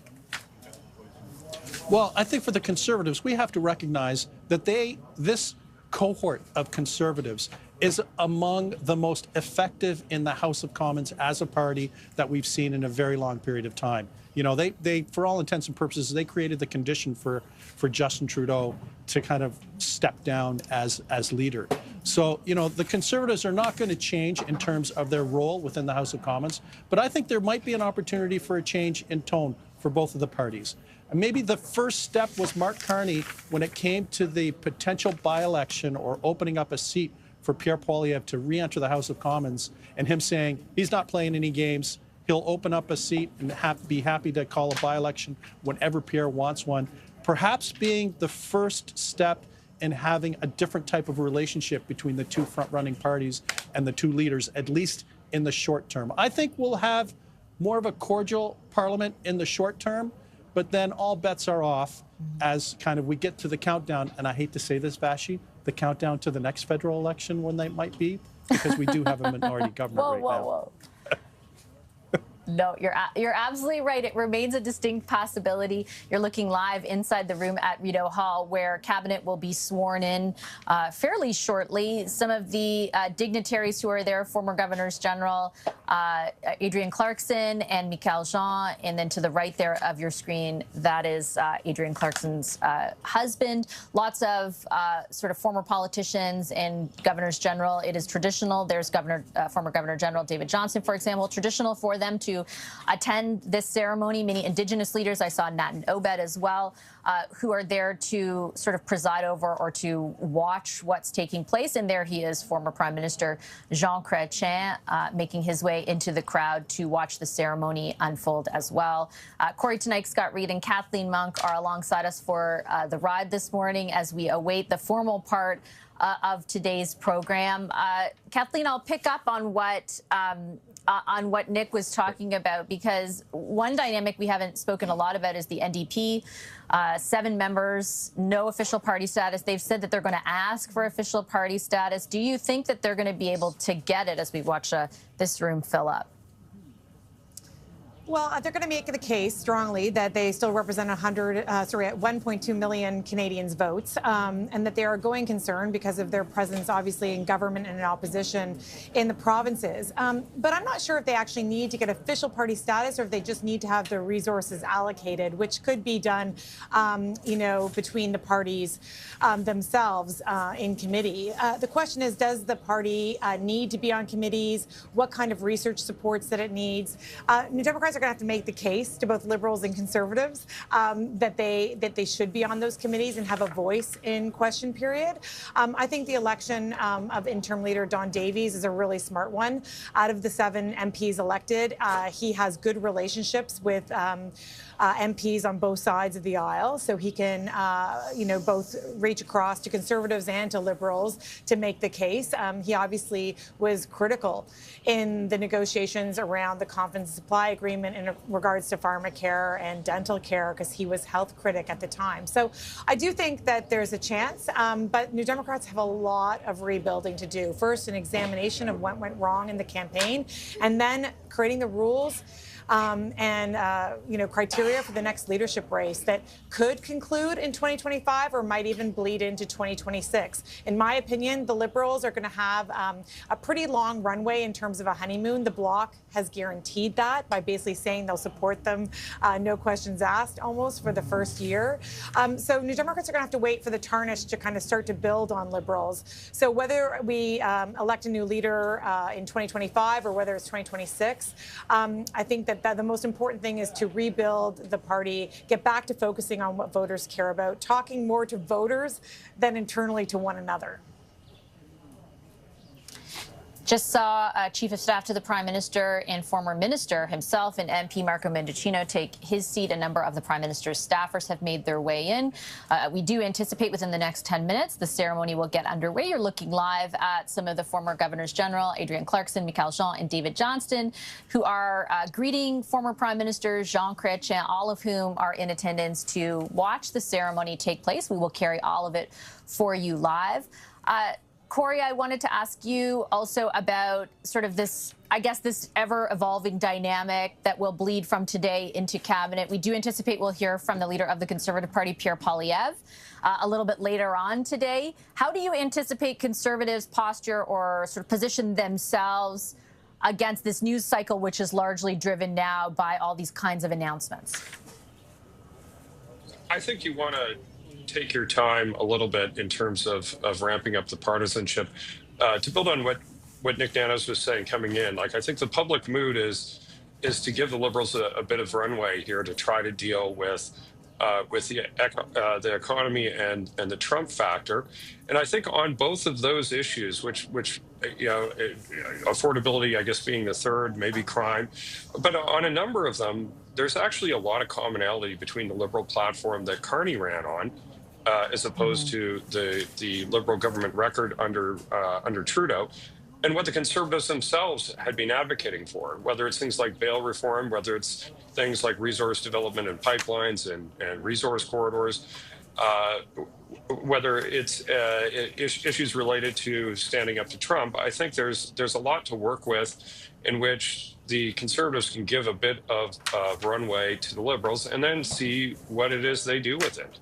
I think if they fall into the same traps that stalled out a number of those initiatives for the previous Liberal government, I think Canadians' patience will be very, very thin. And I think they'll be in a position to really push to go to the polls again. But I don't think that's like a 6-month project. I think that's a 18-month project. And so giving them a little rope and seeing whether they they do something constructive with it or whether they hang themselves is probably a good strategy. I'll also be very interested to see what they do with the NDP. To the question you asked, Kathleen, there's some advantages in giving party status to the NDP in terms of committee structure and in terms of having some discipline in the NDP caucus, which I think is quite fractured at the moment. There's a benefit to the Carney Liberals in doing that. I think there's also benefit in not giving them that. Certainly a more two-party race in the federal election was very much to the Carney Liberals' advantage. And so maintaining that for a longer period of time has its advantages too. So I guess it depends whether you're focused on making life easier for yourself in the House of Commons and in committees, or whether you're wanting to make life easier for yourself potentially in the next federal election, because I think it takes you in two different directions depending on which one you're focused on. You are looking live inside Rideau Hall, where any moment now the swearing-in ceremony for Prime Minister Mark Carney's new cabinet will get underway. His wife, Diana Carney, there greeting the former Governors General and former Prime Minister Jean Chrétien, some other members of the Prime Minister's family. We await the entrance of the new cabinet ministers, new secretaries of state, and the Prime Minister himself. Scott, we're sort of all talking about what Parliament might look like, what the messaging around cabinet is. I think it all speaks to the question that I posed to Nick a little bit earlier, which is like, what kind of political capital at this moment in time do you think the Prime Minister has, and how do you anticipate he spends it? I think he will spend capital. I don't think that he is an incrementalist. I don't think that he is going to husband capital and think about how do I make certain I avoid an unfavorable vote in the House of Commons. I don't think he's scared of his own shadow. To me, I've said this before, but I keep coming back to this thing that Carney said early in the leadership campaign, where he said, no crisis, no Mark Carney. And I really think that is his perspective, that he has an opportunity here because there is a sense of crisis in terms of our relationship with the United States and the economic and security changes that begs, that he can do things that lots of other prime ministers might not have been able to do, that a time of crisis permits a certain degree of radical action. And I think he's comfortable with making those decisions and moving in that fashion. So I think he looks at this as a 16 to 18-month window before Canadians say, I'm going to withdraw that permission. You are no longer actually going to be given license to do big things in a fast and rapid fashion. So I think you're going to see him move rapidly. I think he's going to be less anxious about what happens in the House of Commons and how votes may fall. He won't be reckless, but I think he's going to feel that he pretty much has a working majority, and I think he's going to move. And I think some of these choices suggest that. This is not a timid cabinet where you're afraid. I mean, he's put a lot of newcomers into substantial new portfolios. And as Nick said, sometimes rookies make mistakes. He doesn't appear to be all that anxious about it. It seems to me that this guy is going to put it to the mat. I think, Kathleen, as we wait for the ceremony to begin and cabinet members to come in, like what Scott says is right, that's certainly like that is sort of what Mark Carney, what the Prime Minister has conveyed thus far. I keep thinking, though, like, about the machinery of government, which sounds lame, but like about the reality of doing big things, because I get that we're in a crisis, but we've stood in our own way on multiple occasions in the past, and I include within that like the way that government and cabinet has worked under previous governments. So I wonder like how closely you'll be watching, like how, not just how he spends the capital, but if like there's a return on that investment. Yeah, and it is really geeky, but I will be looking at how he actually structures cabinet committees, you know, and how the Carney government wants to look at any kind of consultation, especially with stakeholders, whether it's energy or elsewhere, that require regulation, and how he will do that. Remember, in 2015, 9.5 years ago, when Trudeau was sworn in and he brought in his new government, there were wide swath changes, not only to how cabinet committees were structured, but how he sent out mandate letters that required all of his ministers to actively consult with different stakeholders that the Conservatives under Stephen Harper completely rejected. So Trudeau asked his ministers, you must speak to Labour, you must speak to women's groups, you must speak to, commerce, corporate world, speak to these people in the process of doing these decisions. But what I think that we'll see in Carney is really a prioritization more on execution than process, because we have, or there's a feeling at least out there that there's been a lot of talking but not a lot of action, not a lot of building, as they say. And I think that even if we reflect on what's happened in the States since Donald Trump's inauguration, is while many in the U.S. haven't been happy with all of the decisions Mr. Trump has taken, they do get a sense of that there's action in Washington and that he has moved quickly on various things. And I think that there is a desire, similarly in Canada, for there to be action and for Carney to move quickly, as Scott has said. And so looking to see how those cabinet committees are structured to prioritize decision-making and action, if they're that efficiency of government that we hear Carney speak about time and time again, to have more effectiveness and to grow the economy, are going to be critical. Corey, I think Kathleen puts it really well around execution. I think that's what encapsulates what Canadians are looking for. You know the machinery of government at the federal and the provincial level. How hard is it to execute, especially under this umbrella of build, baby, build? It's incredibly hard, but it's not just limited to what you're doing in Ottawa.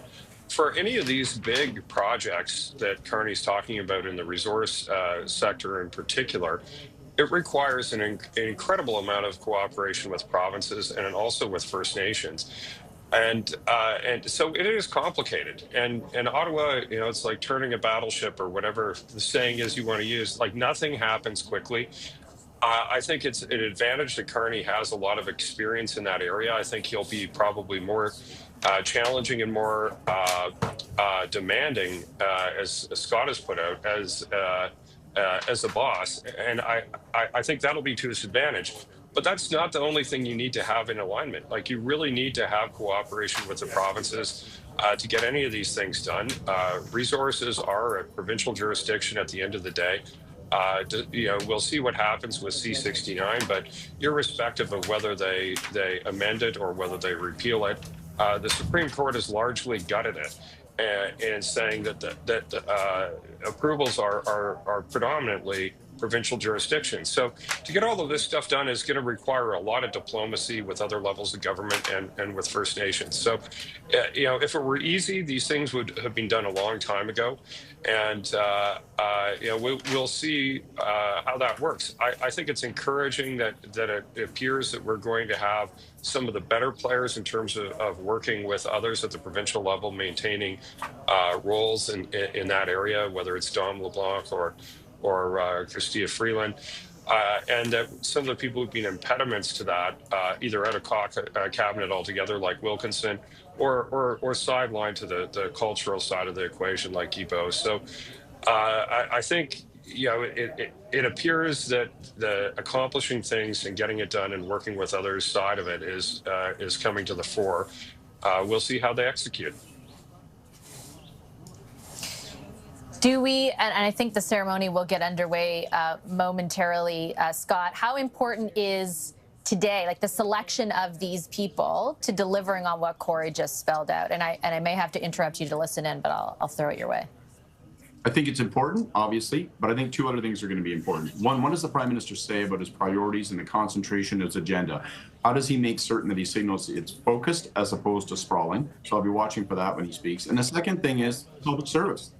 Who does he put in charge? Does he recruit a couple of new deputy ministers? Does he recruit other people that have a demonstrated ability to execute on big projects and bring them in as special advisors, people that can help the public service move them on? Does he keep the clerk? All of these questions, I think, are going to be vital to also answering big fundamental question, which is, can he achieve the things that he's made it pretty clear he'd like to achieve?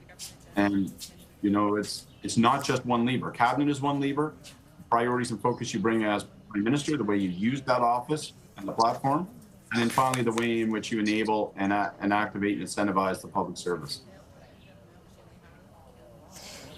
You're listening now to the start of, the instructions, I should say, to the crowd who have gathered for the swearing-in ceremony, which is scheduled to get underway.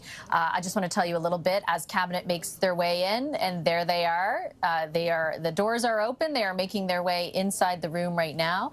As they do so, we will take you live through the ceremony in its entirety. We anticipate shortly thereafter the ceremony, Prime Minister Carney will step outside the doors of Rideau Hall and take questions from the reporters who have assembled here, and I can tell you there are many who are here.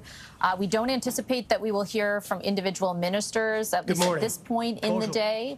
Begin today's swearing-in ceremony. But the Prime Minister will take questions. Welcome the ministers, we'll listen in for a bit. Ministers designate, Secretaries of State designate, the Prime Minister, Their Excellencies, the Governor General of Canada, and Mr. Whit Fraser. Pour débuter la cérémonie, veuillez vous lever pour accueillir les ministres désignés, les secrétaires d'État désignés, Secretaries of State designate, the Prime Minister, and Their Excellencies, the Governor General of Canada.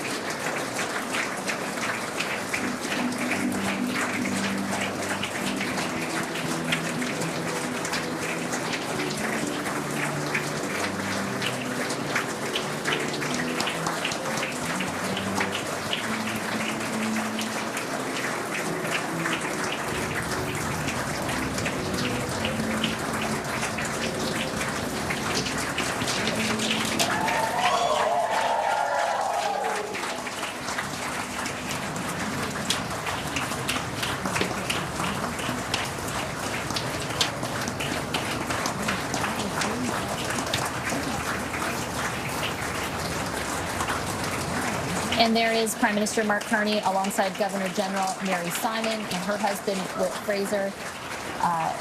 In advance there of the start of the ceremony, the entirety of Cabinet has made their way in. That front row, a series of very familiar faces, Mélanie Joly, Dominic LeBlanc, Anita Anand, and Sean Fraser among them. Merci.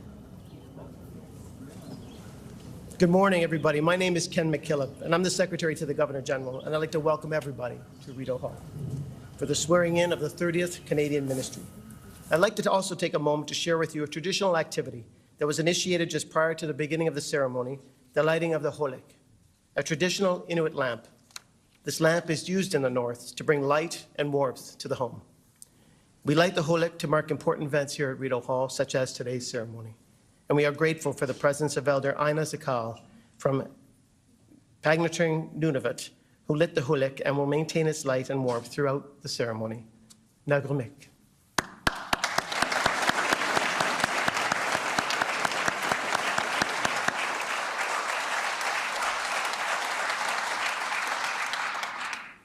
I'd like to now invite Anita McGregor to give a warm welcome.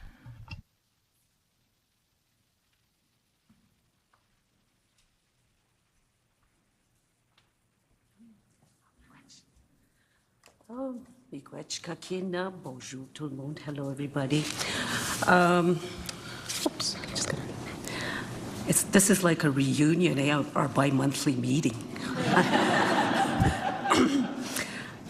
I'd like to welcome you to our traditional unceded lands. And for those of you who don't know what unceded means, is that we never signed treaty. And this goes back to the Royal Proclamation of 1763. So when I come here too as well, I find it very special because this was an important meeting place too prior to contact. And we would meet and talk about what's going on the land, similar to what we're doing and the responsibility that all the ministers in the cabinet have today. I also bring my eagle feather. And our understanding is the eagle soars highest and has a higher view. And that's also the responsibility also of governance, to have a higher view, to project, because we're also here for the next 7 generations. And one of the biggest teachings too as well, I always bring this, is the spider, the interconnectedness of everything on the land, but also as a global nation too. So one of the biggest teachings too is what we do to the earth, we do to ourselves. So that's a big responsibility. So I'm going to honor our ancestors with a little prayer to welcome everybody. And I say, Miigwech. On Jenny Tochama Dose Conche no go mamma kakina pamats jictin as well goje. Schwemish no in abigus. Miguechoje kakina gagishan don oje mam de gain in the Kimenon. Skaki question cousin in the Kimenon. We don't kakina pamats jik conche and agatuab don kakina guchin in the Kimenon. Miguechoje kakina ete kishigo kises. To be kises, a shijunang shak. We don't want to know Gusnon or Jen agatuab don kakina guchia nibi. A shiz nimishom sinon. On Jay Nagdawab done Kakina Guchia Pamad Sajik. I should we don't call Kakina Pamad Sajik and Abigus. Migwachon a seven, Kagimi Jin, Shimino Pamad Sian, we don't call Kakina, Mom to get a shock was a chick. Mom to get we don't call Kakinan and Gino and Doganak, Mom to get in the Mishomson on the Gokmisnana Shitchen Dabano G Shuck. Come, Mom to get come a shit in as well goje. Shwen Mishnon, I should we don't call Kakina, we snajik the Magus a jik, Akus a jik, Kaye, we me God with jik, no gum Chiwanaki watch, a shit Chimino Pamatsu watch. Me, me gwetch. And again, as I said last 2 months ago, me gwetch is thank you in Algonquin, and I say it 4 times because this area is so special because it's the confluence of the rivers coming together, and it reminds us too as well that we also, our responsibility is balance, and the balance of the elements and the interconnection of everything. So miigwech and congratulations to everybody. Merci.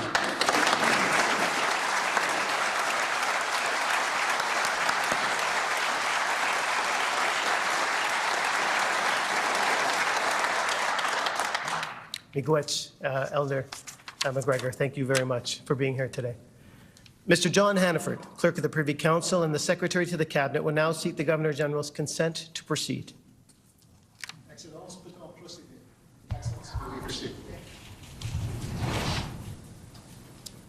Now that the Governor-General has given approval, we will proceed with the swearing-in of the 30th Ministry of Councils. Will please come forward as they are named.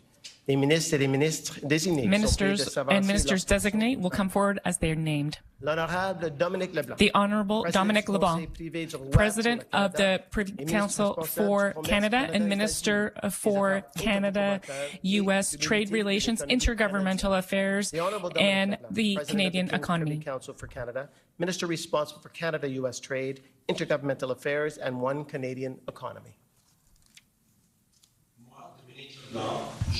I, Dominic LeBlanc, do swear that to the best of my knowledge and abilities, I will truly and faithfully execute the powers and trust reposed in me as President of the Privy Council of the King's Council for Canada, Minister responsible for Canada-U.S. Trade, Intergovernmental Affairs, and One Canadian Economy. I, Dominic LeBlanc, do solemnly and sincerely promise and swear that I will truly and faithfully and to the best of my skill and knowledge execute the powers and trusts reposed in me as President of the King's Privy Council for Canada and Minister responsible for Canada-US trade, intergovernmental affairs, and one Canadian economy. Too high. So Dominic LeBlanc retains a very significant portfolio under this new government, moving from what was known as international trade to now something called very specifically Canada-US trade, signifying how big of a deal, of course, the relationship between our two countries is. He will remain the person in the federal cabinet who oversees the relationship with provinces, and he adds to his title something called One Canadian Economy, which, of course, represents the promise that the Prime Minister made during the campaign to break down internal trade barriers between provinces and form, in his words, what he calls one Canadian economy. Dominic LeBlanc retaining a very significant portfolio in that respect, largely focused on what's going on with the United States and our own Canadian and economic response to the tensions with our neighbor. The Honourable Melanie Joly, Minister responsible for Economic Affairs of the Quebec region.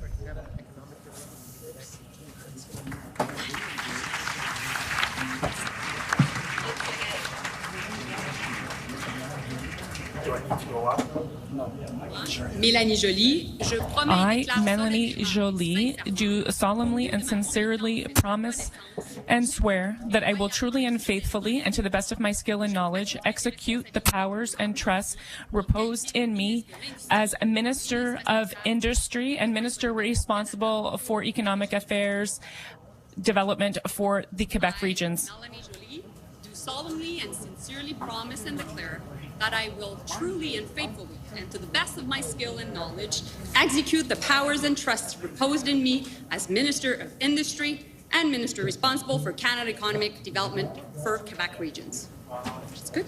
Thank you.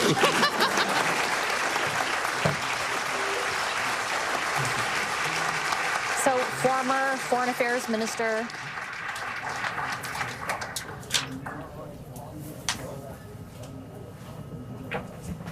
Former Foreign Affairs Minister Melanie Joly there alongside the Governor General and Prime Minister.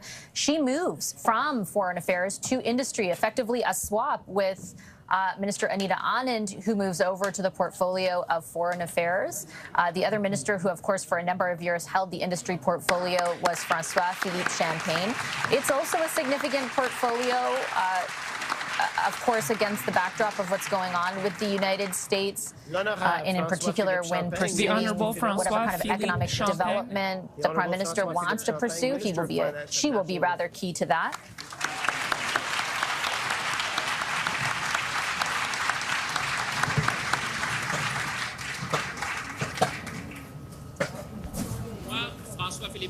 I, François-Philippe Champagne, do solemnly and sincerely promise and swear that I will truly and faithfully, and to the best of my skill and knowledge, execute the powers and trusts reposed in me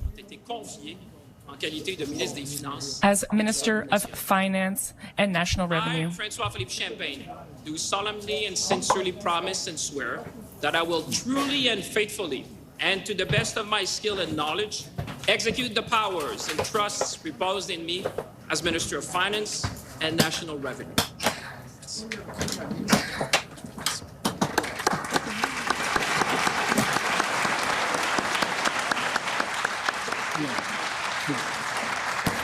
So François-Philippe Champagne remains in his portfolio as Minister of Finance, a significant portfolio, of course, with the economy so clearly in focus, as we heard frequently during the campaign and thereafter. He's a top Quebec kind of lieutenant, I guess you could say, as well, and was during the campaign for Prime Minister Carney. He previously served for a number of years overseeing the portfolio of industry, which Melanie Joly now assumes. So François-Philippe Champagne will serve as Finance Minister.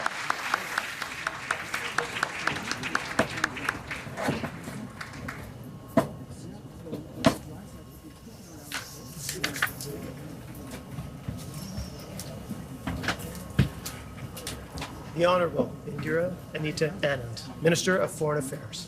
Honorable Indira Anita Anand, Minister The Honorable Anita Anand, Minister of Foreign Affairs.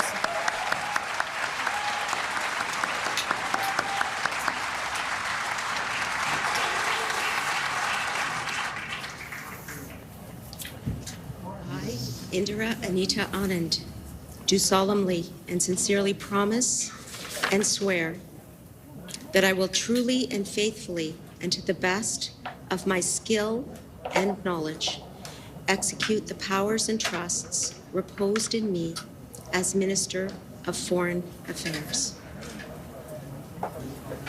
Moi, Indira Anita Anand, I, Indira Anita Anand, do solemnly and sincerely promise and swear that I will truly and faithfully, and to the best of my skill and knowledge, execute the powers and trusts reposed in me as Minister of Foreign Affairs.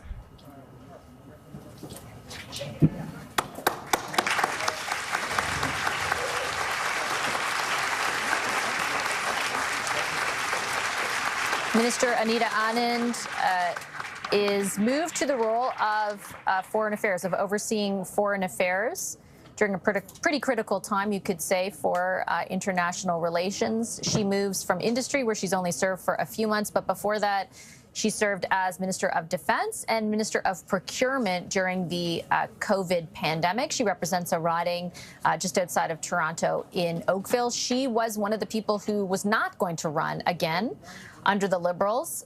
She had decided to leave politics, she said, to go back to academia and spend time with her family. But once Mark Carney became leader, she decided to re-enter politics, and she will now serve as Minister of Foreign Affairs.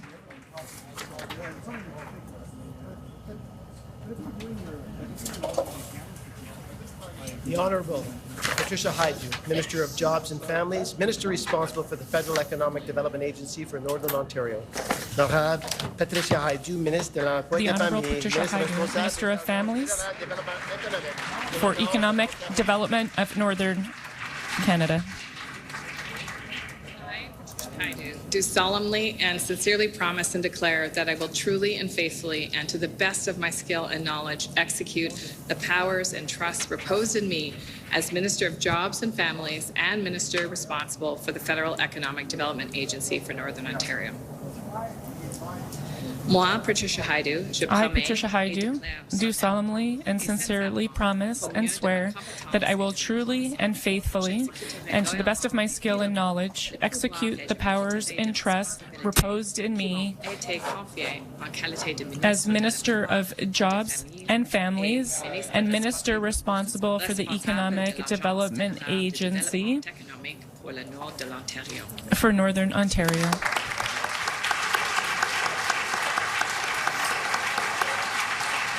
Patty Hajdu has been Minister of Indigenous Services since 2021. She represents a riding in Thunder Bay. She moves to a brand new portfolio, as you heard there, jobs and families, as well as the minister responsible for economic development in Northern Ontario. Again, she represents a riding in Thunder Bay. She was, for a long time, the minister who oversaw Indigenous services for almost, I think, just almost 4 years, in fact.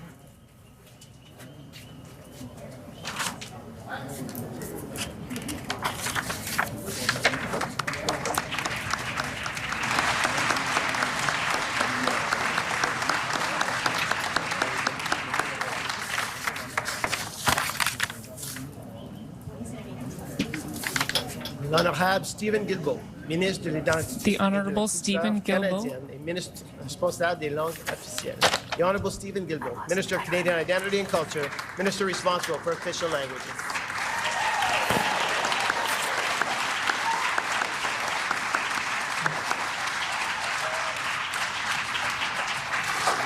Moi, Stephen Guilbeault, je promets et déclare solennellement et sincèrement qu'au mieux de ma compétence et de ma connaissance, j'exécuterai loyalement et fidèlement Stephen Guilbeault, do solemnly and sincerely promise and swear that I will execute the powers and trusts reposed in me as Minister of Canadian Culture and Minister responsible for official languages.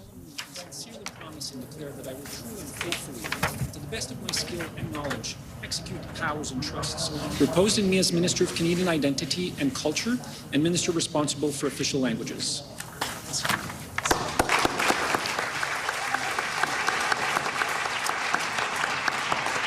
Environmentalist Stephen Guilbeault keeps his portfolio that he received just before the election as the Minister of Canadian Identity, and Culture.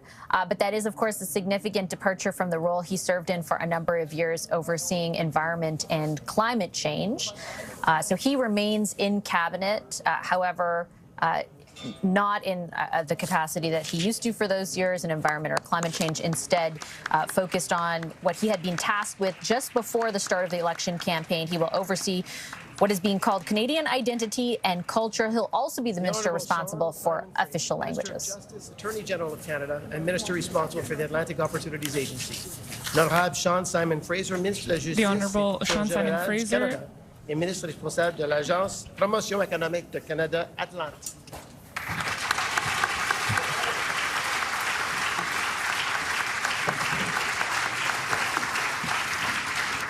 Sean Simon Fraser, do solemnly and sincerely promise and declare that I will truly and faithfully and to the best of my skill and knowledge execute the powers and trusts reposed in me as Minister of Justice and Attorney General of Canada and Minister responsible for the Atlantic Canada Opportunities Agency.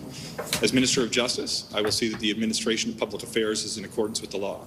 As Attorney General of Canada, I will uphold the Constitution, the rule of law, and the independence of the judiciary and the prosecutorial function. Moi, Sean Simon Fraser, je promets et déclare solennellement et sincèrement qu'au mieux de mes compétences et de mes connaissances, j'exécuterai loyalement et fidèlement le pouvoir et m'acquitterai des responsabilités qui m'ont été confiées en qualité de ministre de la Justice et procureur général du Canada et ministre responsable de l'Agence de promotion économique du Canada Atlantique. En tant que ministre de la Justice, je veillerai au respect de la loi dans l'administration des affaires publiques. En tant que procureur général du Canada, je ferai respecter la Constitution, la primauté du droit et l'indépendance de la magistrature et de la fonction des poursuites. Thank you. Appreciate it.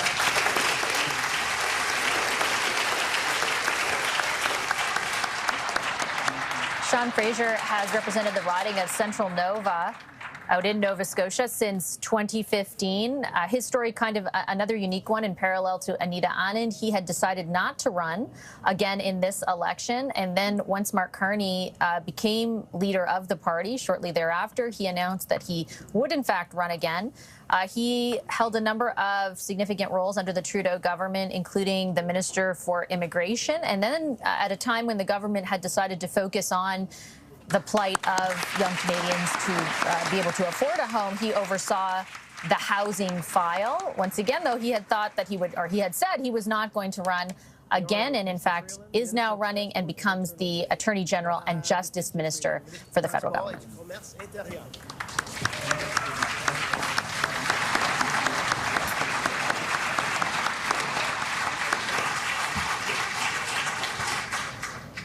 I, Chrystia Freeland, do solemnly and sincerely promise and swear that I will truly and faithfully, and to the best of my skill and knowledge, execute the powers and trusts reposed in me as Minister of Transport and Internal Trade. Moi, Chrystia Freeland, I, Chrystia Freeland, do solemnly and sincerely promise and swear that I will truly and faithfully, and to the best of my skill and knowledge, execute the powers and trusts reposed in me as Minister of Transport and Internal Trade. Thank you.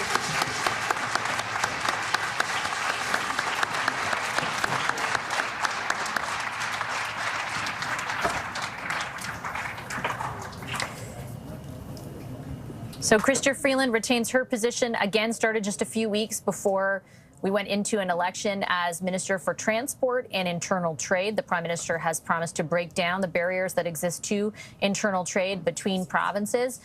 Chrystia Freeland also ran against the Prime Minister for the leadership of the Liberal Party. She ultimately was one of the key factors that led to Justin Trudeau stepping down from that position when she resigned in the middle of December. In fact, that's what really started all of this, put it all into motion. She represents a Toronto riding and served in very high-profile capacities as Deputy Prime Minister and Finance Minister, as well as Minister of Foreign Affairs. Under Trudeau, she will helm the transport file under this government. Gary Ananda-Sangari, Minister of Public Safety. Honorable Gary Ananda-Sangari, The Honourable Gary Ananda-Sangari, Minister of Public Safety.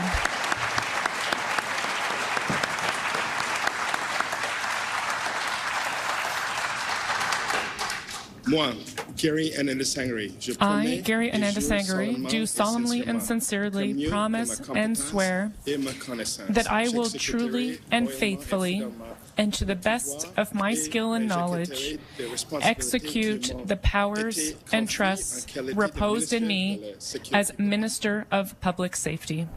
I, Gary Ananda-Sangari, do solemnly and sincerely promise and swear that I will truly and faithfully, and to the best of my skill and knowledge, execute the powers and trusts reposed in me as Minister of Public Safety.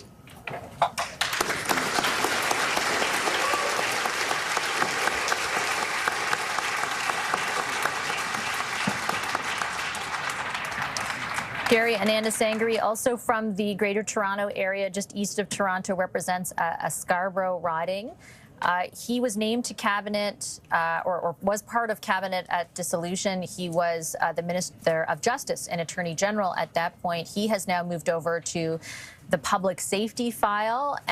Sean Fraser, who you just saw a few moments ago, takes over as the Minister for Justice, and the Attorney General of Canada. So Gary Ananda-Sangari becomes the Minister of Public Safety, taking that role over from David the Honourable Richie Valdez, David Minister of Women and McGuinty, Gender who becomes Equality and the Minister Secretary of State, Defense. Small Business and Tourism. Honorable Richie Valdez, Ministre des Femmes et de l'Égalité des Genres et Secrétariat d'État, Petites Entreprises et Tourisme. And Secretary of State for Small Business and Tourism.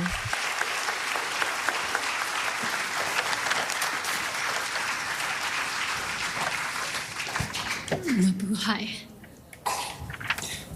I, Richie Valdez, do solemnly and sincerely promise and swear that I will truly and faithfully, and to the best of my skill and knowledge, execute the powers and trusts reposed in me as Minister of Women and Gender Equality and Secretary of State, Small Business and Tourism.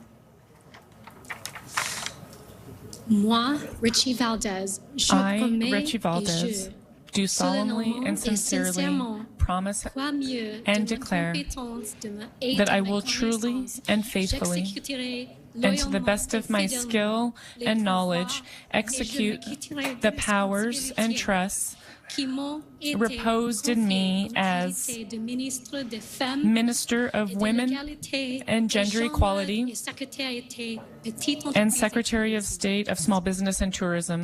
Thank you.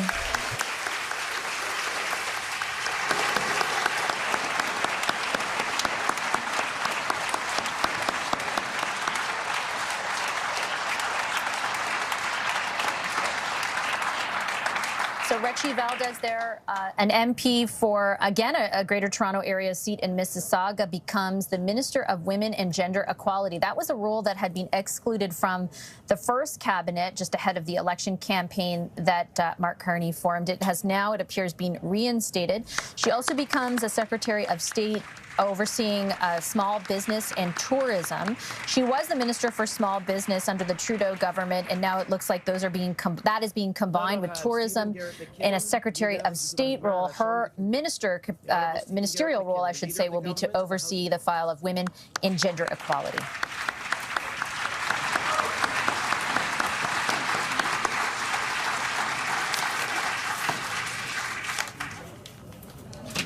Moi, Stephen Garrett McKinnon, je promets et je jure solennellement et sincèrement. I, Stephen Garrett McKinnon, do solemnly and sincerely promise and declare that I will truly and faithfully, and to the best of my skill and knowledge, execute the powers and trusts reposed in me as leader of the government in the House of Commons. Solemnly and sincerely promise and swear that I will truly and faithfully, and to the best of my skill and knowledge, execute the powers and trusts reposed in me as leader of the government in the House of Commons.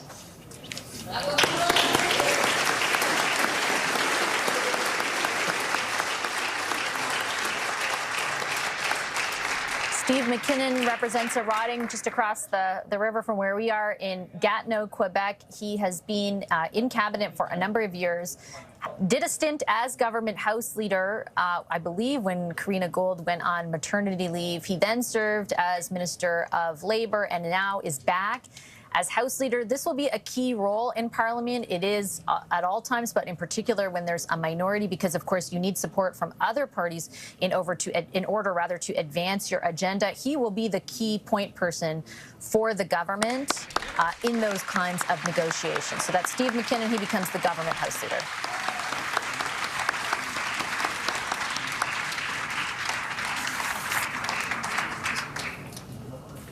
David Joseph McGuinty, Minister of The Honourable David Joseph McGuinty, Minister of National Defence.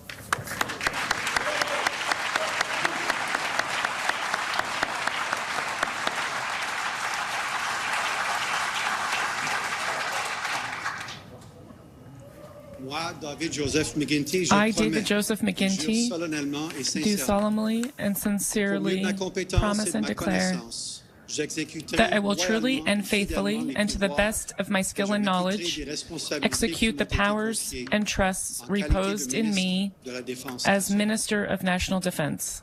I, David Joseph McGuinty, do solemnly and sincerely promise and swear that I will truly and faithfully, and to the best of my skill and knowledge, execute the powers and trusts reposed in me as Minister of National Defence.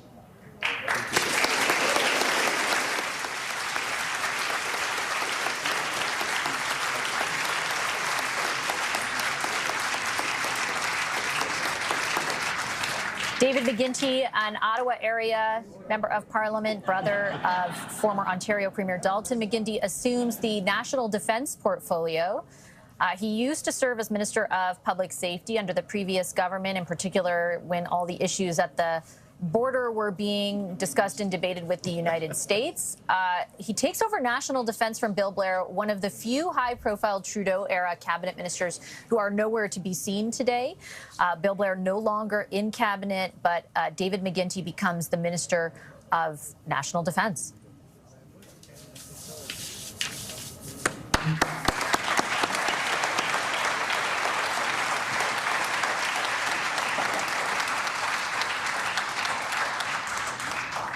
The Honourable Joanne Thompson, Minister of Fisheries. L'Honorable Joanne Thompson, Ministre. The Honourable Joanne Thompson, Minister of Fisheries.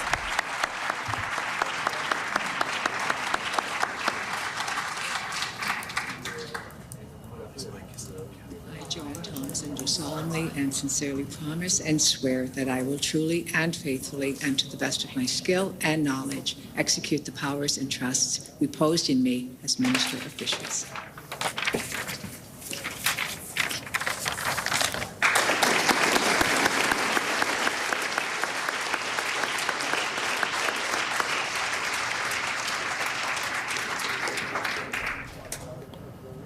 Joanne Thompson represents the riding of St. John's in Newfoundland and Labrador. She retains her position granted to her just before the election campaign as Minister of Fisheries, of course, a very important ministry in that part of the country, but to the whole country as well.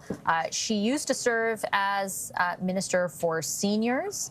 She will now focus on fisheries, once again representing the riding of St. John's.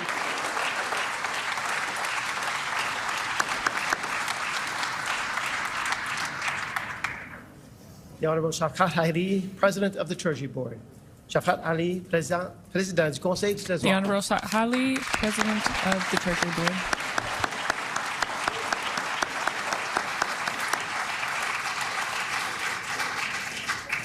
I, Shafkat Ali, do declare that I will be faithful and bear true allegiance to His Majesty King Charles III, King of Canada, his heirs and successors.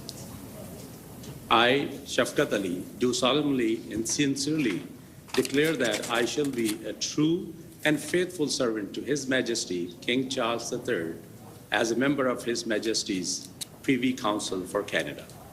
I will in all things to be treated, debated, and resolved in Privy Council faithfully, honestly, and truly declare my mind and my opinion. I shall keep secret all matters committed and revealed to me in this capacity, or that shall be secretly treated of in council. Generally, in all things I shall do as faithful and true servant ought to do for His Majesty. I, Shafkat Ali, do solemnly and sincerely promise and declare that I will truly and faithfully, and to the best of my skill and knowledge, execute the powers and trusts reposed in me as President of the Treasury Board. Thank you. So now we get to the part of the program where we start to see some of the new faces who are being sworn into cabinet. Shafkat Ali was elected in 2021 to the riding of Brampton Centre. He was re-elected in this election with about nearly 49% of the vote. His background is in real estate. He becomes the president of the Treasury Board. So that's essentially the person who oversees the purse strings for the government. So when a decision is taken to spend money on something, that is allocated through what's called the Treasury Board. He will serve as president of the Treasury Board. That's Shafkat Ali, who represents the riding of Brampton Centre. So Brampton, just one of those key electoral constituencies just outside of Toronto in the Greater Toronto area.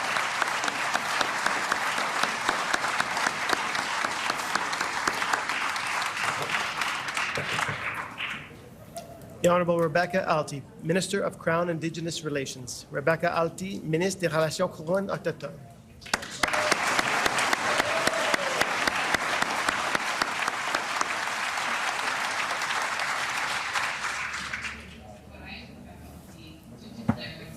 Faithful and bear true allegiance to His Majesty King Charles III, King of Canada, his heirs and successors. I, Rebecca Alty, do solemnly and sincerely declare that I shall be a true and faithful servant to His Majesty King Charles III as a member of His Majesty's Privy Council for Canada. I will in all things to be treated, debated, and resolved in Privy Council faithfully, honestly, and truly declare my mind and my opinion. I shall keep secret all matters committed and revealed to me in this capacity, or that shall be secretly treated of in council. Generally, in all things, I shall do as a faithful and true servant ought to do for His Majesty.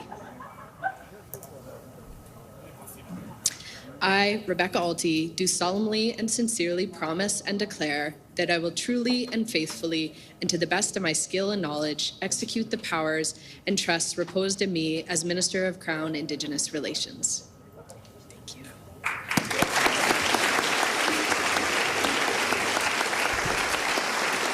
Another new face joining the ranks of cabinet. This is Rebecca Alty. She is a member of Parliament for the Northwest Territories. She was just elected in this election. She's well known to the area, though. She was the mayor of Yellowknife from 2018 until she resigned that post to run for the federal election. And she also was a city councillor for Yellowknife for the 6 years that preceded her time as mayor. So a long time in municipal politics. In Yellowknife, she becomes the MP for the Northwest Territories. She is the MP, I should say, for the Northwest Territories, and becomes the Minister of Crown Indigenous Relations. The Honourable Rebecca Chartrand, Minister of Northern and Arctic Affairs and Minister responsible for the Canadian Northern Economic Development Agency. Honorable Rebecca Chartrand, Ministre des Affaires du Nord et de l'Arctique, et Ministre responsable de l'Agence canadienne de développement économique. Activities in the Canadian Economic Development Agency for the North. I, Rebecca Chartrand, do declare I will be faithful and bear true allegiance to His Majesty King Charles III, King of Canada, his heirs and successors. I, Rebecca Chartrand, do solemnly and sincerely declare that I shall be a true and faithful servant to His Majesty King Charles III as a member of His Majesty's Privy Council for Canada. I will in all things to be treated, debated, and resolved in Privy Council faithfully, honestly, and truly declare my mind and my opinion. I shall keep secret all matters committed and revealed to me in this capacity, or that shall be secretly treated of in council. Generally, in all things, I shall do as a faithful and true servant ought to do for His Majesty. I, Rebecca Chartrand, do solemnly and sincerely promise and declare that I will truly and faithfully and to the best of my skill and knowledge execute the powers and trusts reposed in me as Minister of Northern and Arctic Affairs and Minister responsible for the Canadian Northern Economic Development Agency.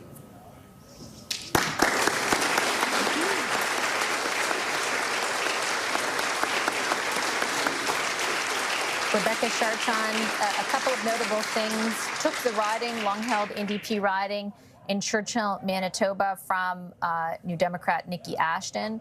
She is Anishinaabe, the president and CEO of Indigenous Strategy, and she becomes the minister who will oversee Northern and Arctic affairs, which during the campaign, the Prime Minister placed a high level of importance on, given the sovereignty and security issues surrounding the Arctic. So now her portfolio will focus on that. She will also be the minister responsible for the Canadian Northern Economic Development Agency. So that's the agency tasked with fostering economic growth in the northern part of this country.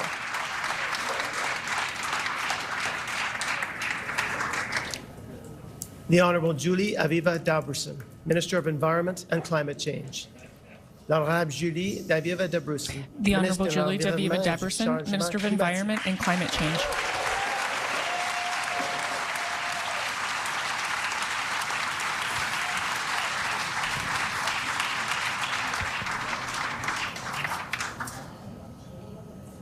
Do declare that I will be faithful and bear true allegiance to His Majesty King Charles III, King of Canada, his heirs and successors. Moi, Julie Aviva Dabrusin, Julie Aviva Dabrusin, do declare that I will be faithful and bear true allegiance to His Majesty King Charles III, King of Canada, his heirs and successors. I, Julie Aviva Dabrusin, do solemnly and sincerely declare that I shall be true and faithful servant to His Majesty King Charles III, as a member of His Majesty's Privy Council for Canada. I will in all things to be treated, debated, and resolved in Privy Council faithfully, honestly, and truly declare my mind and my opinion. I shall keep secret all matters committed and revealed to me in this capacity, or that shall be secretly treated of in Council. Generally, in all things, I shall do as a faithful and true servant ought to do for His Majesty. Moi, Julie Aviva Dabrusin, I, Julie Aviva Dabrusin, do solemnly and sincerely declare that I shall be a true and faithful servant to His Majesty King Charles III, as a member of His Majesty's Privy Council for Canada. I will, in all things, to be treated, debated, and resolved in Privy Council, faithfully, honestly, and truly declare my mind and opinion.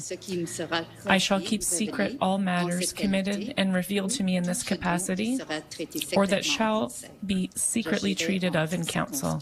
Generally, in all things I shall do as a faithful and true servant ought to do for His Majesty. I, Julie Aviva Dabrusin, do solemnly and sincerely promise and declare that I will truly and faithfully, and to the best of my skill and knowledge, execute the powers and trusts reposed in me as Minister of Environment and Climate Change. I, Julie Aviva Dabrusin, do solemnly and sincerely promise and declare that I will truly and faithfully, and to the best of my skill and knowledge, execute the powers and trusts reposed in me as Minister of Environment and Climate Change.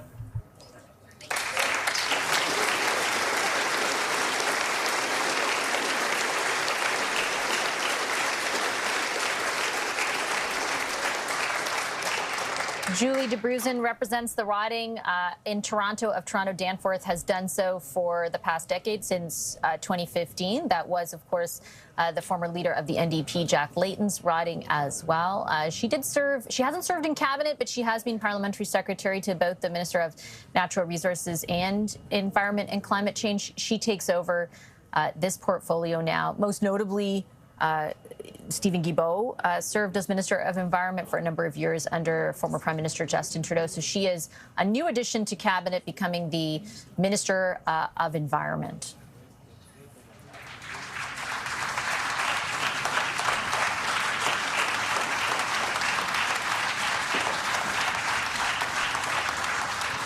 L'honorable Lina Metlach-Diab, Ministre de l'Immigration, Lina Metlach-Diab, Minister of Immigration, Refugees and Citizenship.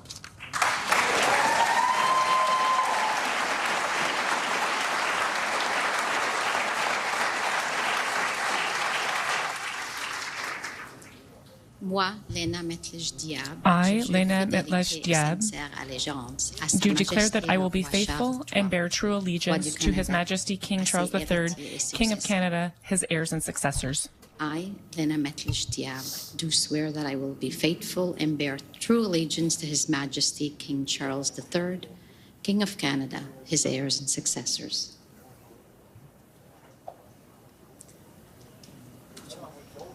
Moi, Lina Metlach-Diab, do solemnly and sincerely declare that I shall be a true and faithful servant to His Majesty King Charles III as a member of His Majesty's Privy Council for Canada. I will in all things to be treated, debated, and resolved in Privy Council, faithfully, honestly, and truly declare my mind and my opinion. I shall keep secret all matters committed and revealed to me in this capacity, or that shall be treated secretly of in Council. Generally, in all things, I shall do as a faithful and true servant ought to do for His Majesty. I, Lina Metlach-Diab, do solemnly and sincerely swear that I shall be a true and faithful servant to His Majesty King Charles III as a member of His Majesty's Privy Council for Canada. I will in all things to be treated, debated, and resolved in Privy Council, faithfully, honestly, and truly declare my mind and my opinion. I shall keep secret all matters committed and revealed to me in this capacity, or that shall be secretly treated of in Council. Generally, in all things, I shall do as a faithful and true servant ought to do for His Majesty. I, Lina Metlach-Diab, do solemnly and sincerely declare and promise that I will truly and faithfully, and to the best of my skill and knowledge, execute the powers and trusts reposed in me as Minister of Immigration, Refugees, and Citizenship. I, Lina Metlach-Diab, do solemnly and sincerely promise and swear that I will truly and faithfully, and to the best of my skill and knowledge, execute the powers and trusts reposed in me as Minister of Immigration, Refugees, and Citizenship. Merci beaucoup.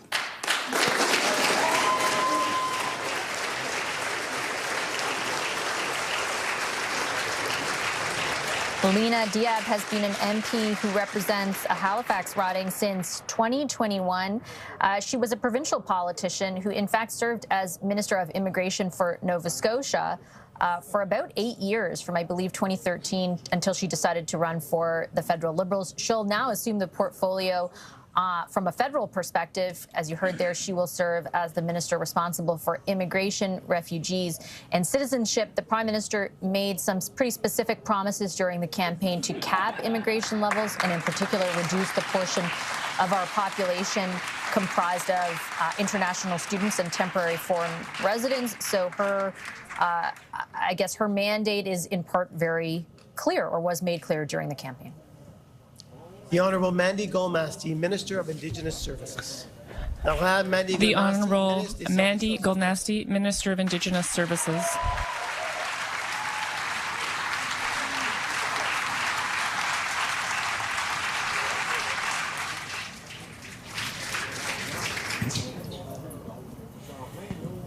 Agni, Mandy Golnasty, do declare that I will be faithful and bear true allegiance to His Majesty King Charles III, King of Canada, his heirs and successors. Agni, Mandy Golnasty, do solemnly and sincerely declare that I shall be a true and faithful servant to His Majesty King Charles III, as a member of His Majesty's Privy Council for Canada. I will in all things to be treated, debated, and resolved in Privy Council, faithfully, honestly, and truly declare my mind and my opinion. I shall keep secret all matters committed and revealed to me in this capacity, or that shall be secretly treated of in council. Generally, in all things I do as a faithful and true servant ought to do for His Majesty. Agni, Mandy Golnasty, do solemnly and sincerely promise and declare that I will truly and faithfully and to the best of my skill, knowledge, execute the powers and trusts reposed in me as Minister of Indigenous Services.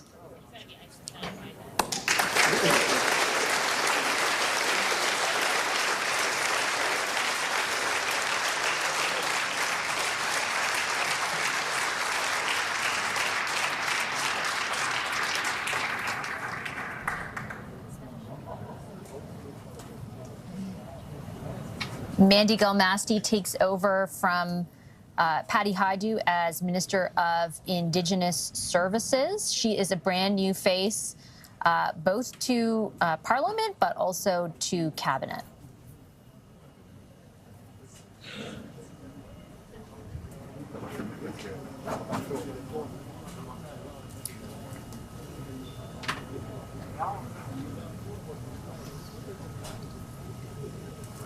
She previously served as the Grand Chief of the Grand Council of the Crees for about 4 years. She was the first woman to hold that job.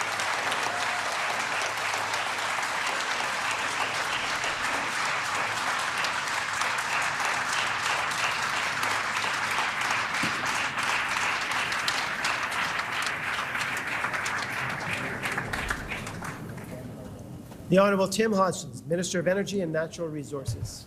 Tim Hodgson, Minister. The Honourable Tim Hodgson, Minister of Energy and Natural Resources.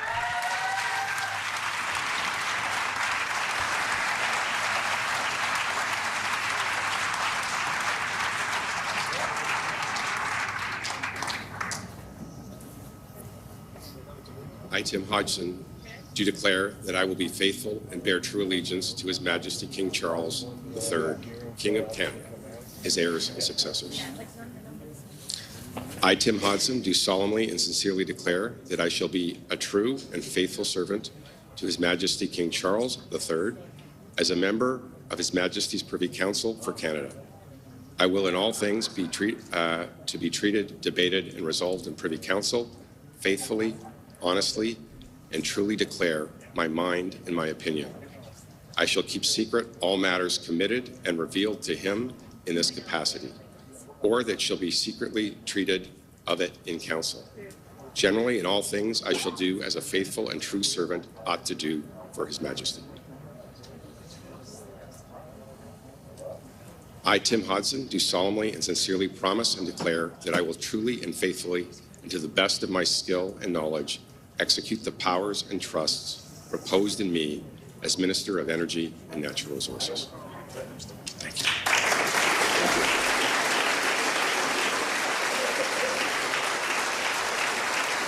Significant change here in Cabinet, where a brand new MP for the riding of Markham, so again in the Greater Toronto Area, he replaces former International Trade Minister Mary Ng in that riding. Tim Hodgson, former CEO of Goldman Sachs for a number of years, worked with the Prime Minister at Goldman Sachs, then became a special advisor to him when Mark Carney was the Governor of the Bank of Canada. So they have a long history together. He also was the chair of the board of directors at Hydro One, a position he stepped aside from in order to run for election in Markham. He becomes the Minister of Natural Resources, taking over for Energy and Natural Resources, I should say, taking over for Jonathan Wilkinson, who had served in that role for a number of years, one of the few high-profile Trudeau-era ministers who is not in this cabinet, so a significant departure in this role.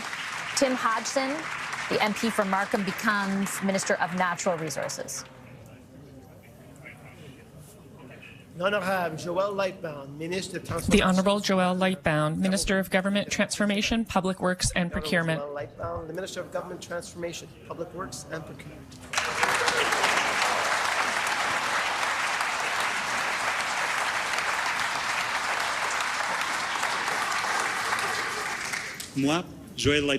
I, Joël Lightbound, do declare that I will be faithful and bear true allegiance to His Majesty King Charles III, King of Canada, his heirs and successors. I, Joël Lightbound, do solemnly and sincerely declare that I shall be a true and faithful servant to His Majesty King Charles III as a member of His Majesty's Privy Council for Canada.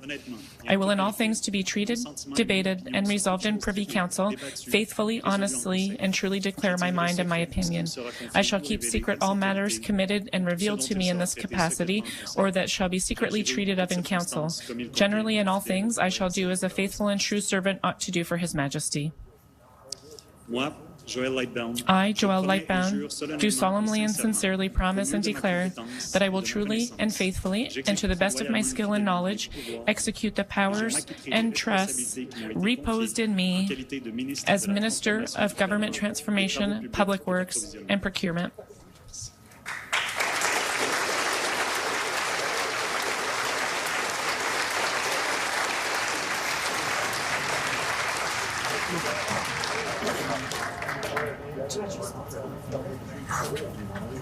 Joël Lightbound has been a member of Parliament for the Quebec riding of Louis Hébert since 2015. He served previously as parliamentary secretary to a host of files, most notably the Minister of Finance, when that minister was Bill Morneau. He was somewhat involved in those kind of upper echelons of government until 2021. He spoke out against his own government's policies during the COVID pandemic and never kind of made it back into those echelons until now. He has been named by the Prime Minister as the Minister for Government Transformation, Public Works and Procurement, kind of a new title. A lot of promises during the campaign about transforming the way government works, slimming it down and spending less on the operation of government. So that will be something to watch for as well.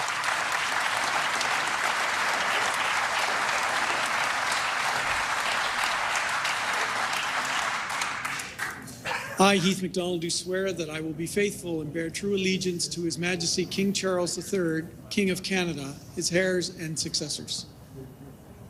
I, Heath MacDonald, do solemnly and sincerely swear that I shall be a true and faithful servant to His Majesty King Charles III as a member of His Majesty's Privy Council for Canada.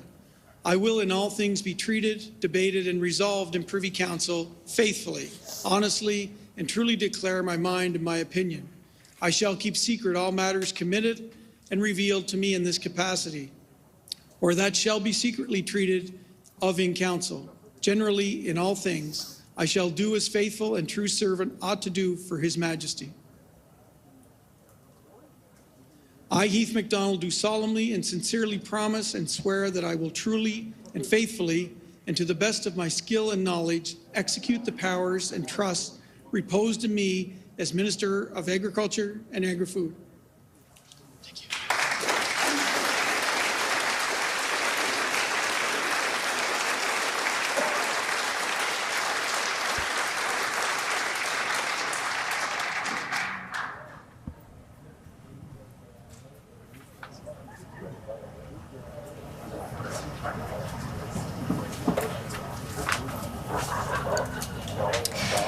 Heath MacDonald has been a member of Parliament for Malpeque in Prince Edward Island since 2021. He previously served in the provincial government there in some roles, I should say, as Minister of Finance as well as the Minister for Tourism. That's where his kind of career history lies. He becomes the Minister of Agriculture, a role held for a number of years by another Long-time and very well-known PEI MP Lawrence McCulley, who decided to leave politics just over the last year, vacating his role. Ultimately, Heath MacDonald becomes the Minister of Agriculture.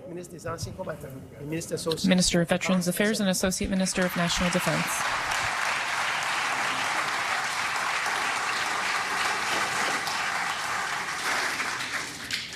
I, Jill McKnight, do declare that I will be faithful and bear true allegiance to His Majesty King Charles III, King of Canada, his heirs and successors. I, Jill McKnight, do solemnly and sincerely declare that I shall be a true and faithful servant to His Majesty King Charles III as a member of His Majesty's Privy Council for Canada. I will in all things to be treated, debated, and resolved in Privy Council faithfully, honestly, and truly declare my mind and my opinion.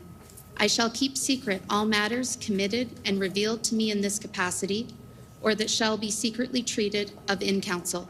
Generally, in all things, I shall do as a faithful and true servant ought to do for His Majesty. I, Jill McKnight, do solemnly and sincerely promise and declare that I will truly and faithfully, and to the best of my skill and knowledge, execute the powers and trusts reposed in me as the Minister of Veteran Affairs and the Associate Minister of National Defense. Thank you.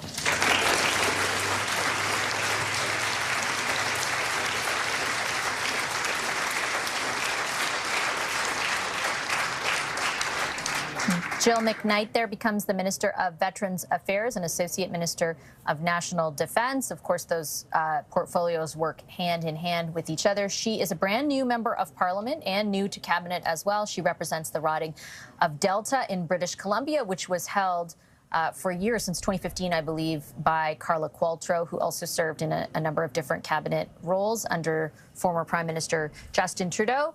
She was the executive director at one point of the Chamber of Commerce in Delta. She becomes the Minister of Veterans Affairs.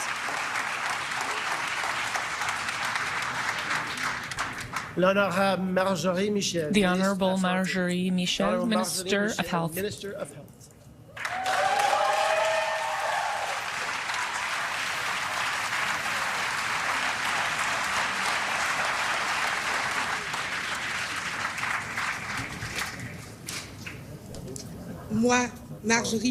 I, Marjorie Michel, do swear that I will be faithful and bear true allegiance to His Majesty King Charles III, King of Canada, his heirs and successors. I, Marjorie Michel, do swear that I will be faithful and bear true allegiance to His Majesty King Charles III, King of Canada, his heirs and successors. I, Marjorie Michel, do solemnly and sincerely swear that I shall be a true and faithful servant to His Majesty King Charles III, as a member of His Majesty's Privy Council for Canada. I will, in all things to be treated, debated, and resolved in Privy Council, faithfully, honestly, and truly declare my mind and my opinion. I shall keep secret all matters committed and revealed to me in this capacity, or that shall be secretly treated of in Council. Generally, in all things, I shall do as a faithful and true servant ought to do for His Majesty. I, Marjorie Michel, do solemnly and sincerely swear that I shall be a true and faithful servant to His Majesty King Charles III as a member of His Majesty's Privy Council for Canada. I will in all things to be treated, debated, and resolved in Privy Council, faithfully, honestly, and truly declare my mind and my opinion. I shall keep secret all matters committed and revealed to me in this capacity, or that shall be secretly treated of in council. Generally, in all things I shall do as a faithful and true servant oath to do for His Majesty. Moi, I, Marjorie Michel, do solemnly and sincerely promise and swear that I will truly and faithfully, and to the best of my skill and knowledge, execute the powers and trusts that have been reposed in me as Minister of Health. I, Marjorie Michel, do solemnly and sincerely promise and swear that I will truly and faithfully, and to the best of my skills and knowledge, execute the powers and trust reposed in me as Minister of Health.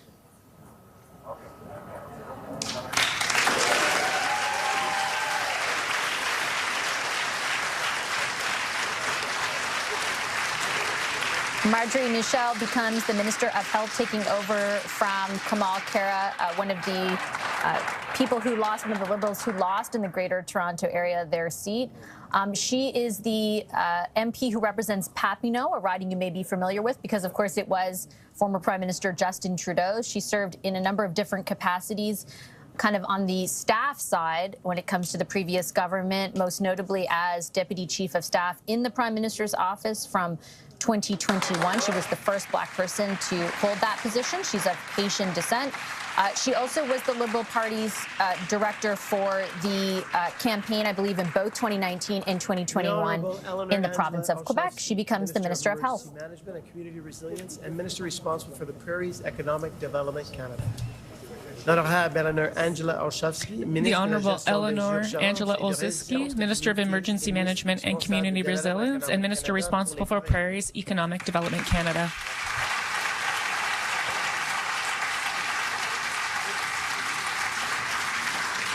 I, Eleanor Angela Olszewski, do swear that I will be faithful and bear true allegiance to His Majesty King Charles III, King of Canada, his heirs and successors.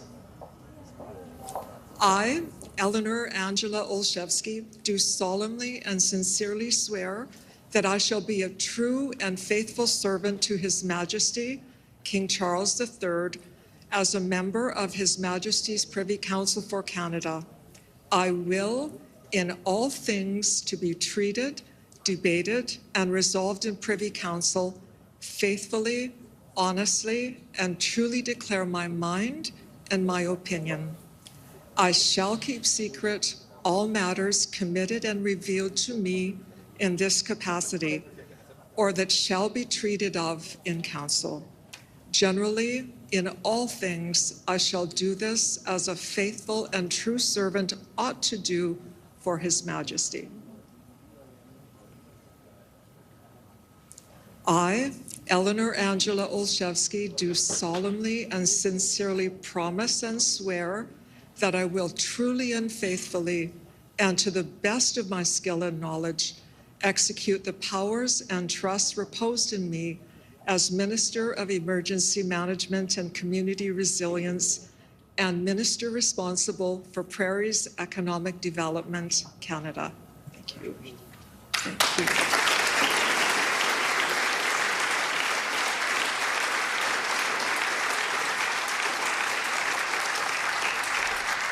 Another new face around the cabinet table, Eleanor Olszewski, represents the riding of Edmonton Centre, one of the few ridings in Alberta that the Liberals were able to win. She takes over from Randy Boissonnault, who was a cabinet minister for a number of years under the Trudeau government and decided not to run for re-election after a myriad of things, but a controversy nonetheless in some aspects.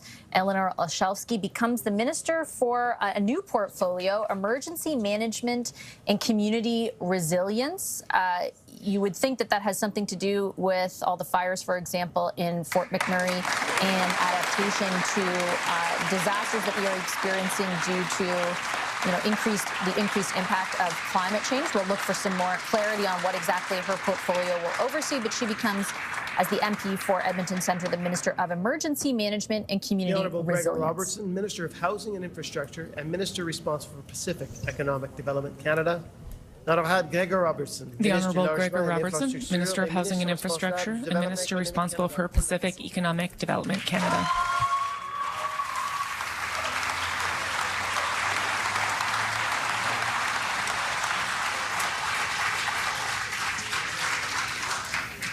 I, Gregor Robertson, do declare that I will be faithful and bear true allegiance to His Majesty King Charles III, King of Canada, his heirs and successors. Et les peuples canadiens. I, Gregor Robertson, do solemnly and sincerely declare that I shall be a true and faithful servant to His Majesty King Charles III as a member of His Majesty's Privy Council for Canada. I will in all things to be treated, debated, and resolved in Privy Council faithfully, honestly, and truly declare my mind and my opinion. I shall keep secret all matters committed and revealed to me in this capacity, or that shall be secretly treated of in council. Generally, in all things I shall do as a faithful and true servant ought to do for His Majesty. I, Gregor Robertson, do solemnly and sincerely promise and declare that I will truly and faithfully, and to the best of my skill and knowledge, execute the powers and trusts reposed in me as Minister of Housing and Infrastructure and Minister responsible for the Pacific Economic Development Canada.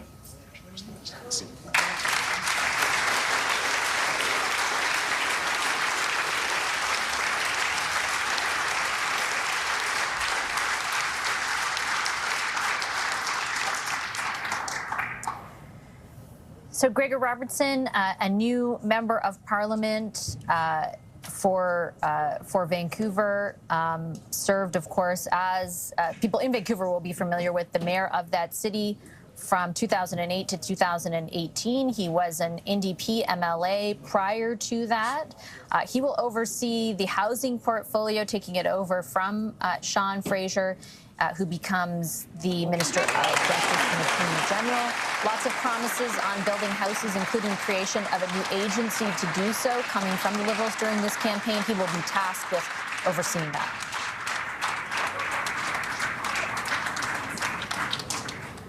The Honourable Meninder Sidhu, Minister of International Trade. The Honourable Meninder Sidhu, Minister of Commerce. The Honourable Meninder Sidhu, Minister of International Trade.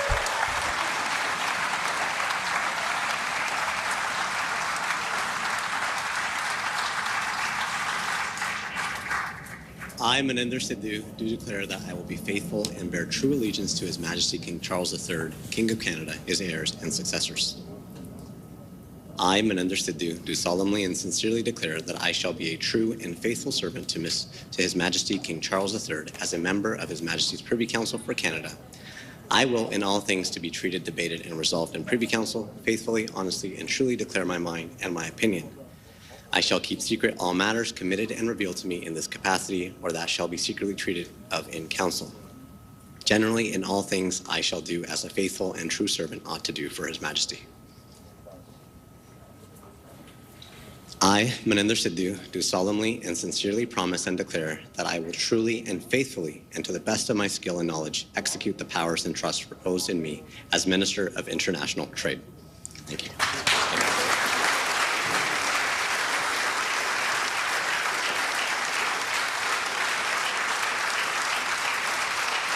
Meninder Sidhu is a politician, or a member of Parliament, rather, for Brampton East. So Brampton, another one of those key electoral ridings for any party in the Greater Toronto area. So he's the MP for Brampton East and has been since 2019. This is his first time in cabinet. He becomes the Minister for International Trade. It will be interesting to find out exactly what falls under that portfolio versus, for example, Canada-U.S. trade, which will be something that Minister Dominic LeBlanc oversees. There's also internal trade and making Canada one economy. So a lot of trade being divided between a number of ministers. But Meninder Sidhu becomes the minister who will be focused on international trade. Responsible for the Federal Economic Development Agency for Southern Ontario. That I'll have Evan Solomon. The Honourable Evan Solomon, Minister of Artificial Intelligence and Digital Innovation, and Minister responsible for the Federal Economic Development Agency for Southern Ontario. I, Evan Solomon, do swear that I will be faithful and bear true allegiance to His Majesty King Charles III, King of Canada, his heirs and successors. I, Evan Solomon, do solemnly and sincerely swear that I shall be a true and faithful servant to His Majesty King Charles III as a member of His Majesty's Privy Council for Canada. I will, in all things, to be treated, debated, and resolved in Privy Council faithfully, honestly, and truly declare my mind and my opinion.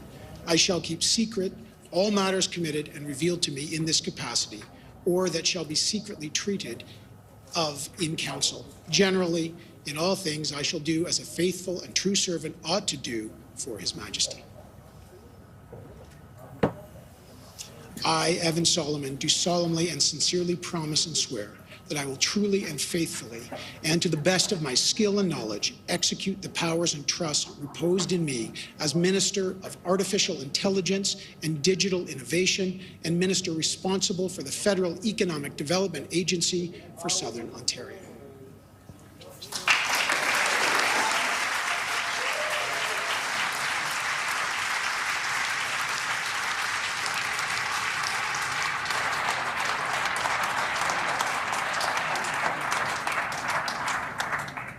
So Evan Solomon becomes a minister of a brand new portfolio. He is, of course, a former journalist right here at CTV as well as on CBC. His portfolio will focus on artificial intelligence and digital innovation, certainly something that the Prime Minister talked about during the campaign, in particular using AI, for example, to make the operations of government more efficient. We have not seen this portfolio before, so I can't tell you exactly what the minister's mandate will be, but it is interesting that it has been taken away, for example, from industry. Usually industry oversaw digitization or AI. François-Philippe Champagne, certainly in his capacity as Minister of Industry, oversaw those files. They've now been broken apart. Evan Solomon will serve as Minister of AI and Digital Innovation. Secretaries of State will come forward as they are named. The Honourable Ruby Sahota, Secretary of State, Combating Crime. L'Honourable Ruby Sahota, Secrétaire d'État, Lutte contre la criminalité.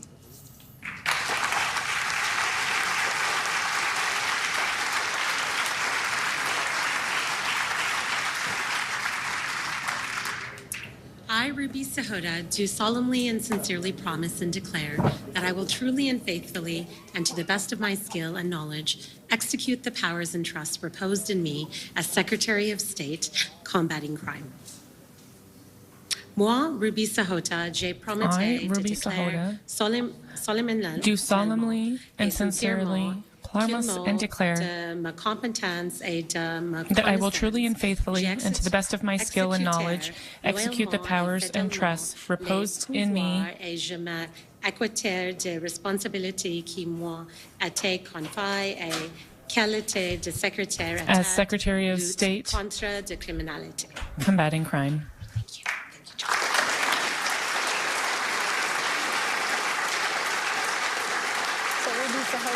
Named there the first Secretary of State. So this is a different kind of composition of cabinet. There will be 10 Secretaries of State focused on specific priorities who will then kind of report to cabinet or be involved in cabinet when that priority is part of the agenda.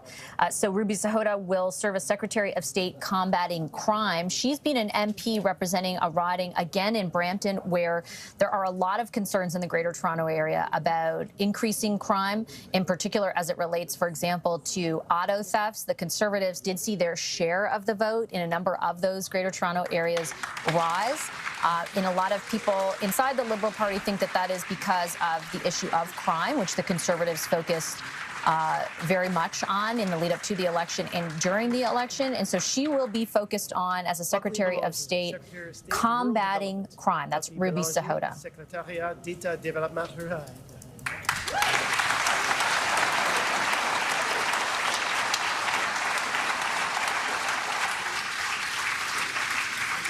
Tanse bakli belanje in sekasun ni ases giwit no segaste giwit sakta waste. I, Buckley Belanger, do swear that I will be faithful and bear true allegiance to His Majesty King Charles III, King of Canada, his heirs and successors. I, Buckley Belanger, do solemnly and sincerely swear that I shall be a true and faithful servant to His Majesty King Charles III as a member of His Majesty's Privy Council for Canada. I will bring in all things to be treated, debated, and resolved in Privy Council faithfully, honestly, and truly declare my mind and my opinion. I shall keep secret all matters committed and revealed to me in this capacity, or that shall be secretly treated of in council. Generally, in all things I shall do as a faithful and true servant ought to do for His Majesty. I, Buckley Belanger, do solemnly and sincerely promise and swear that I will truly and faithfully, and to the best of my skill and knowledge, execute the power and trust reposed into me as Secretary of State, Rural Development.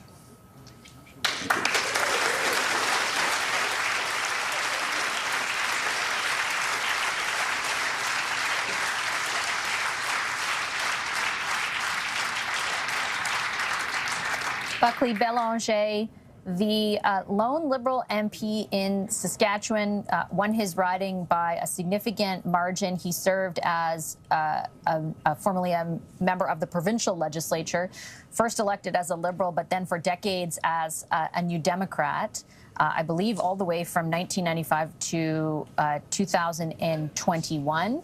He now becomes one of the 10 secretaries of state. He will be focused on the issue of rural development.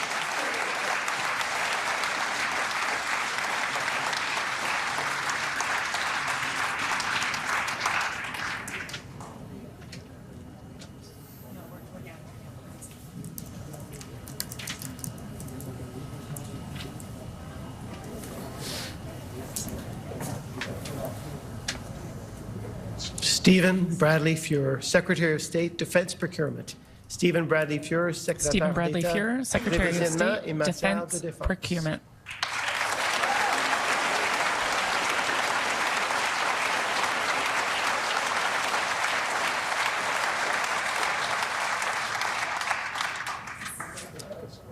I, Stephen Bradley Furr, do swear I will be faithful and bear true allegiance to His Majesty King Charles III, King of Canada, his heirs and successors.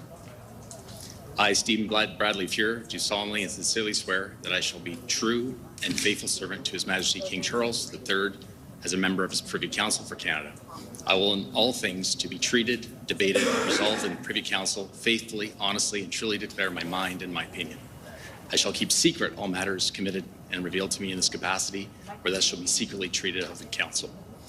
Generally, in all things I shall do as a faithful and true servant ought to do for His Majesty. I, Stephen Bradley Furr, do solemnly and sincerely promise and swear I will truly and faithfully, and to the best of my skill and knowledge, execute the powers and trusts proposed to me as Secretary of State, Defense Procurement. Thank you.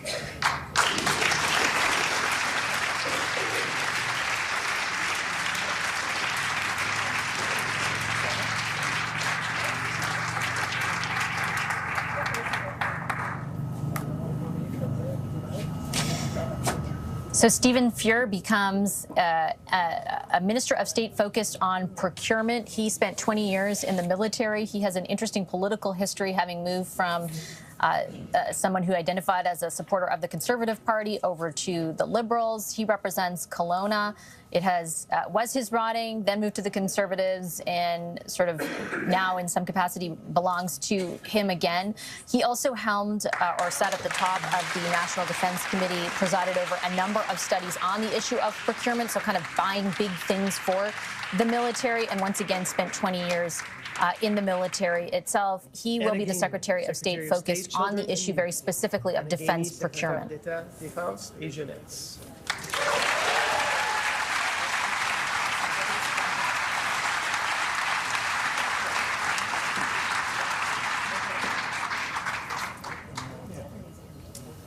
I, Anna Gainey, do declare that I will be faithful and bear true allegiance to His Majesty King Charles III, King of Canada, his heirs and successors.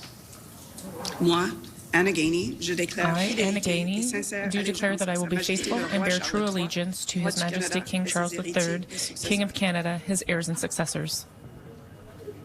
I, Anna Gainey, do solemnly and sincerely declare that I shall be a true and faithful servant to His Majesty King Charles III as a member of His Majesty's Privy Council for Canada. I will, in all things, to be treated, debated, and resolved in Privy Council, faithfully, honestly, and truly declare my mind and my opinion. I shall keep secret all matters committed and revealed to me in this capacity, or that shall be secretly treated of in Council. Generally, in all things, I shall do as a faithful and true servant ought to do for His Majesty. Moi, Anna Gainey, I, Anna Gainey, do solemnly and sincerely declare that I shall be a true and faithful servant to His Majesty King Charles III, as a member of His Majesty's Privy Council for Canada. I will in all things to be treated, debated, and resolved in Privy Council faithfully, honestly, and truly declare my mind and my opinion. I shall keep secret all matters committed and revealed to me in this capacity, or that shall be secretly treated of in council. Generally, in all things I shall do as a faithful and true servant ought to do for His Majesty. I, Anna Gainey, do solemnly and sincerely promise and declare that I will truly and faithfully, and to the best of my skill and knowledge, execute the powers and trusts reposed in me as Secretary of State for Children and Youth. Moi, Anna Gainey, I, Anna Gainey, do solemnly and sincerely promise and declare that I will truly and faithfully, and to the best of my skill and knowledge, execute the powers and trusts reposed in me as Secretary of State for Children and Youth.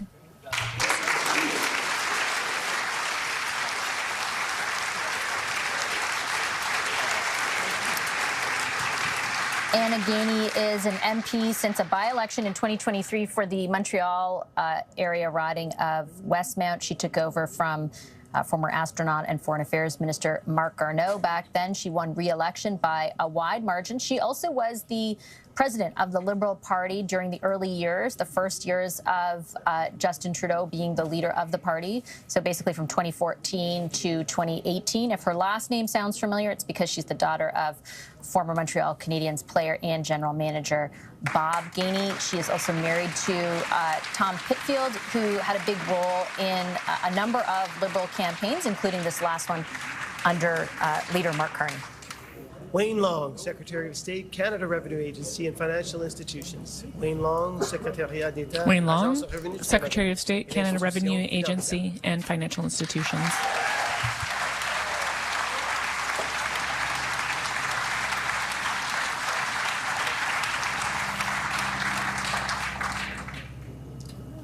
I, Wayne Long, do swear that I will be faithful and bear true allegiance to His Majesty King Charles III, King of Canada, his heirs and successors.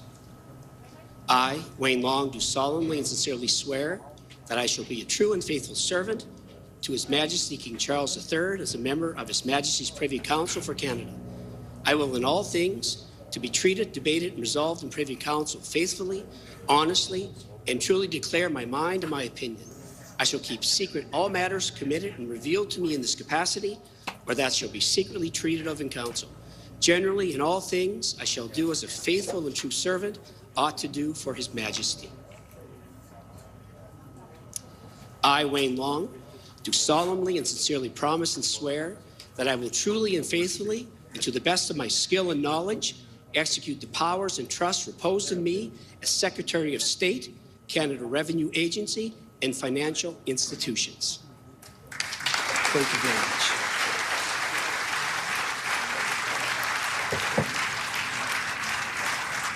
Wayne Long has been the MP for the New Brunswick riding of St. John's Rothesay since 2015. If you're counting, he's the third member of this cabinet now who wasn't going to run under the previous Prime Minister, but changed his mind once Mark Carney became leader of the Liberal Party. He was arguably one of the most publicly outspoken critics of Justin Trudeau's leadership in the final months of it, a number of months of it. At one point, he called Prime Minister Trudeau delusional. He opposed the imposition of the carbon tax in Atlantic Canada and a host of other government-led things, including small business tax changes years ago. He will now, though, serve as a member of Cabinet, a Secretary of State focused on the Canada Revenue Agency and financial institutions. A reminder, these roles are all new, so I don't even know what their specific mandates are, but that's what the title says. Secretariat d'État in.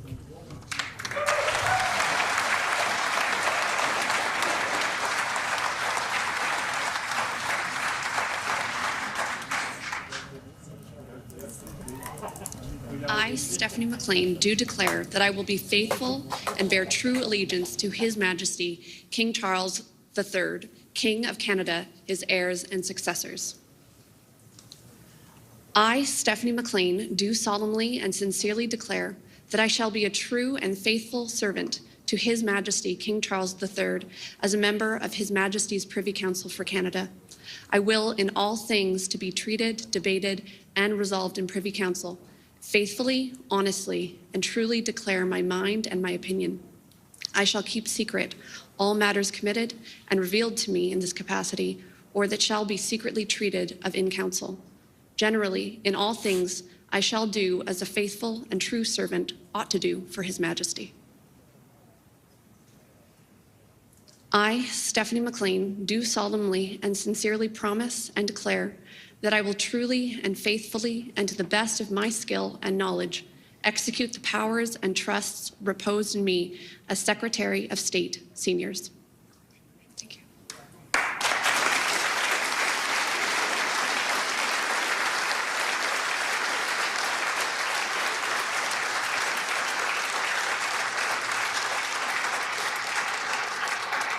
Stephanie McLean represents a riding in Victoria. She is brand new member of Parliament as well as to Cabinet. The Ministry of Seniors becomes something that will instead be at the Secretary of State level. She'll focus on that. She has sort of an interesting political history, having served in the Alberta legislature for a number of years, but as a New Democrat. So with the NDP, she was an MLA with them. She moved back to BC after leaving that position and has run a successful campaign unseating the New Democrats in that riding. That's a riding that was held by Randall Garrison, a well-known NDP MP, for a long time. She will become the Secretary of State focused on seniors.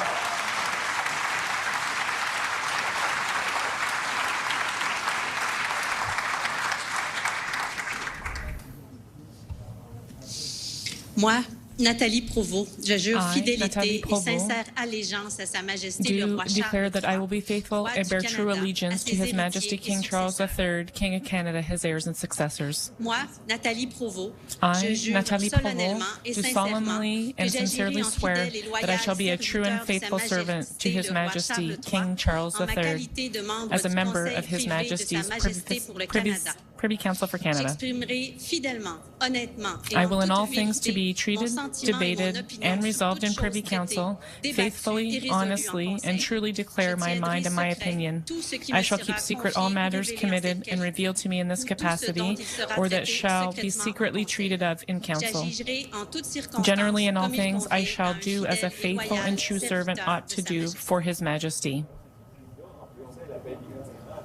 Moi, Nathalie Provost, I, Nathalie Provost, do solemnly and sincerely swear and promise that I will truly and faithfully, and to the best of my skill and knowledge, execute the powers and trusts reposed in me as Secretary of State, Nature.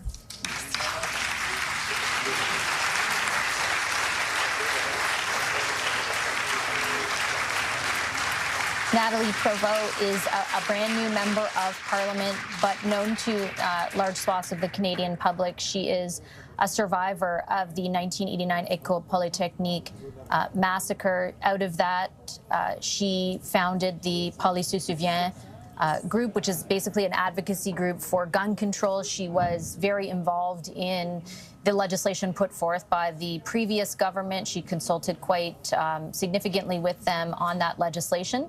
There are certainly critics of that legislation and critics of the lack of speed with which it's being implemented, but she was a big part of that. She becomes a Minister of State focused on nature. One of the Liberals' campaign promises was a sort of nature pass or sort of like a summer pass, where a lot of the federally regulated parks would be free, for example, for Canadians. So I imagine she will be tasked with focusing on that. Secretary of State, International Development.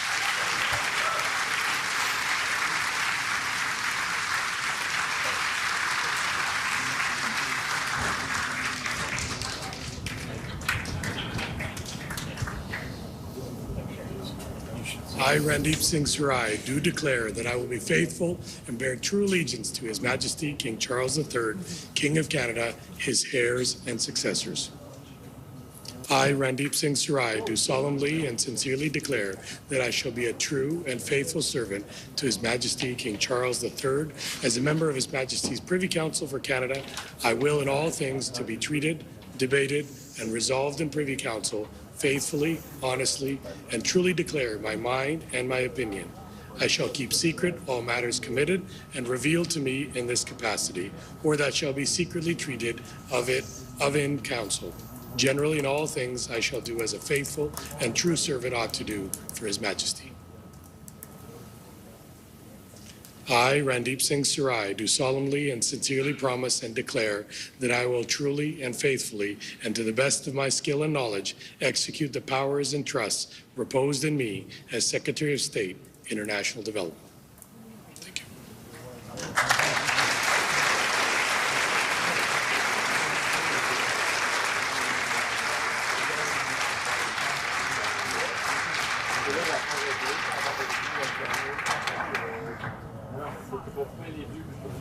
Randeep Sarai has been a member of Parliament representing Surrey since 2015.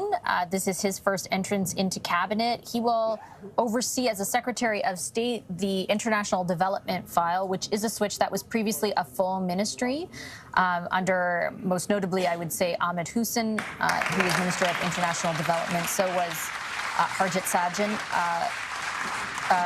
It is an interesting move to sort of relegate this or move it, I guess, to the Secretary of State capacity. We're not really sure exactly what that means for the size of the ministry, but you'd have to assume it would be smaller than when it was at full tilt. The Liberals did promise, though, not to cut international aid in the campaign.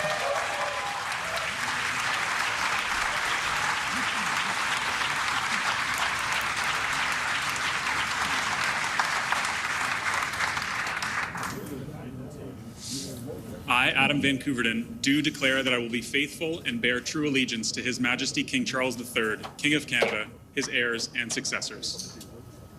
Moi, Adam Van Couverden, je déclare I, Adam Van Couverden, do declare that I will be faithful and bear true allegiance to His Majesty King Charles III, King of Canada, his heirs and successors.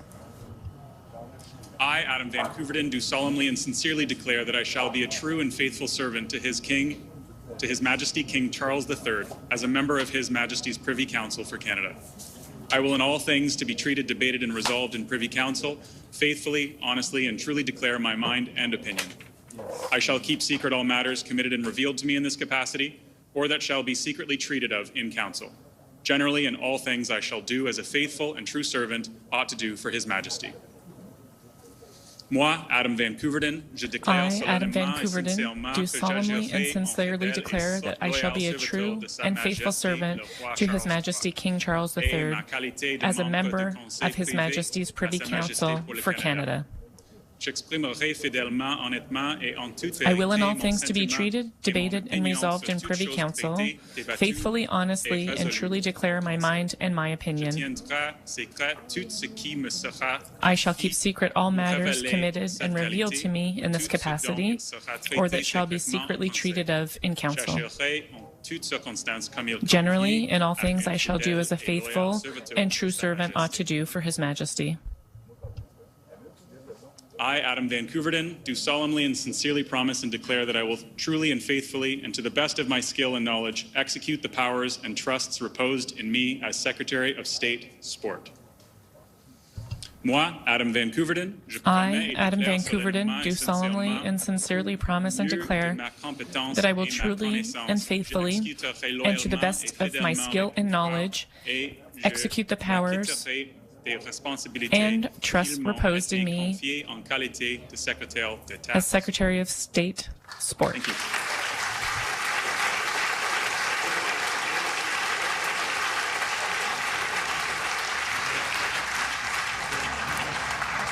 Adam Van Couverden makes his way into cabinet. He's been an MP for the Greater Toronto Area riding of Milton, not really GTA, I guess I should say a little bit further west of there. But he has been the MP since 2019. He is recognizable to many Canadians as a former Olympic gold medalist. He's a kayaker, so it would seem to make sense that he will focus in his capacity as the Secretary of State on the issue of sport, though I don't know what specifically the mandate for that is, but it will be his role.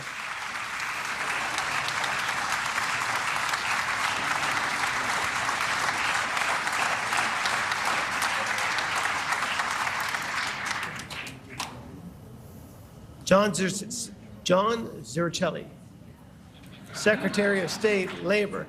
John Zurcelli, Secrétaire d'État, Travail. John Zurcelli, Secretary of State for Labor.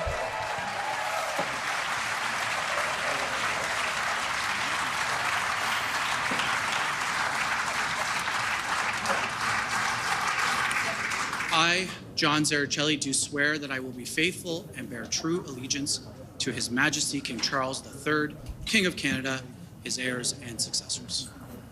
I, John Zurcelli, do solemnly and sincerely swear that I shall be a true and faithful servant to His Majesty King Charles III as a member of His Majesty's Privy Council for Canada.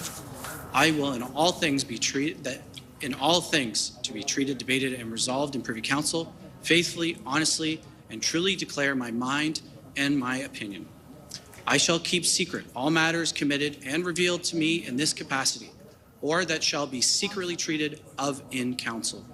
Generally, in all things, I shall do as a faithful and true servant ought do for His Majesty. I, John Zurcelli, do solemnly and sincerely promise and swear that I will truly and faithfully, and to the best of my skill and knowledge, execute the powers and trusts reposed in me as Secretary of State, Labor. Thank you. Nice to see you.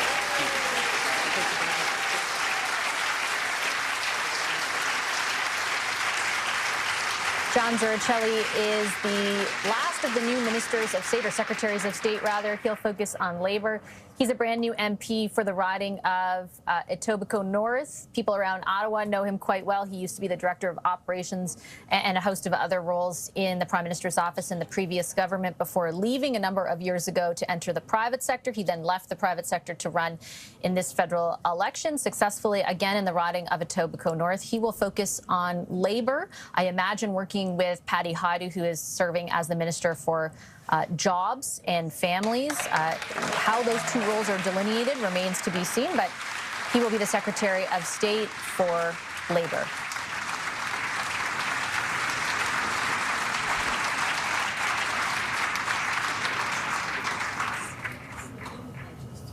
The Governor General, the Prime Minister, and the Clerk of the Privy Council and Secretary to the Cabinet will now sign the oath books to formally witness the swearing in of the ministers and secretaries of state.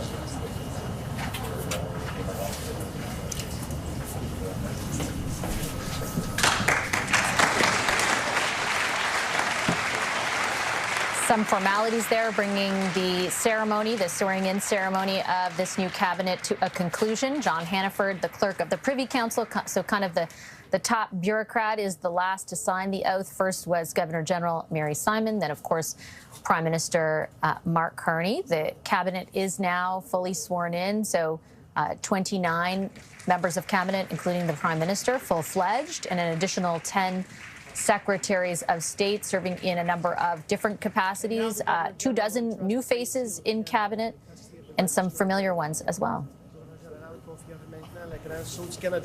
The Governor General will now confirm the Great Seal of Canada.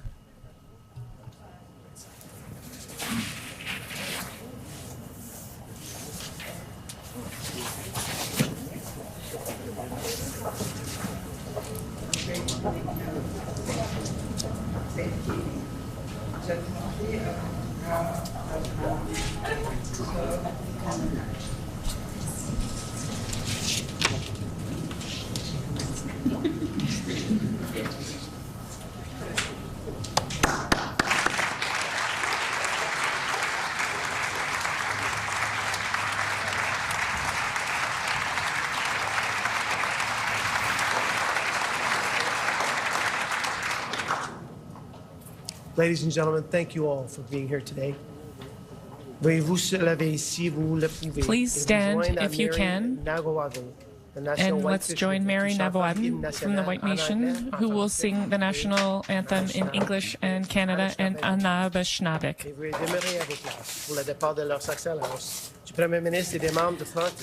Their Excellencies and the Prime Minister, Governor, and Council will depart accompanied by the music of the Cher Blue Band.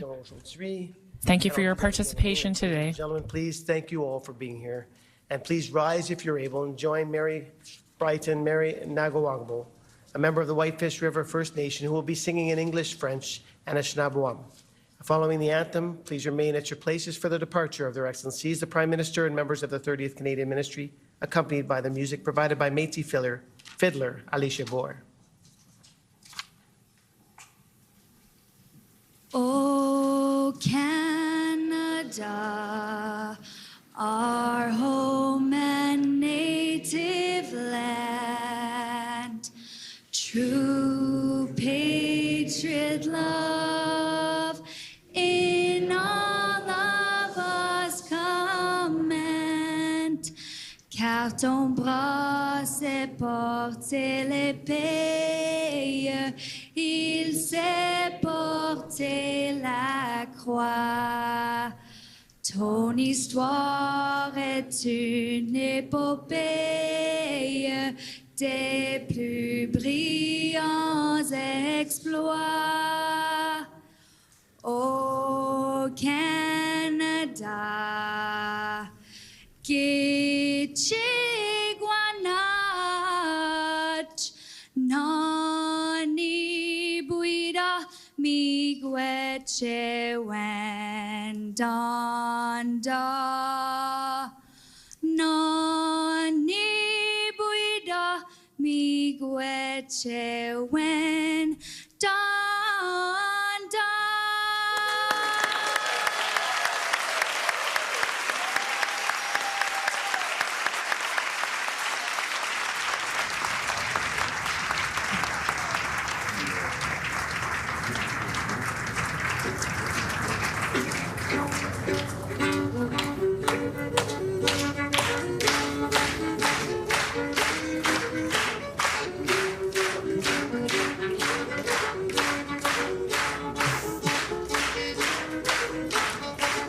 And with the singing of the national anthem, the swearing-in ceremony comes to an end.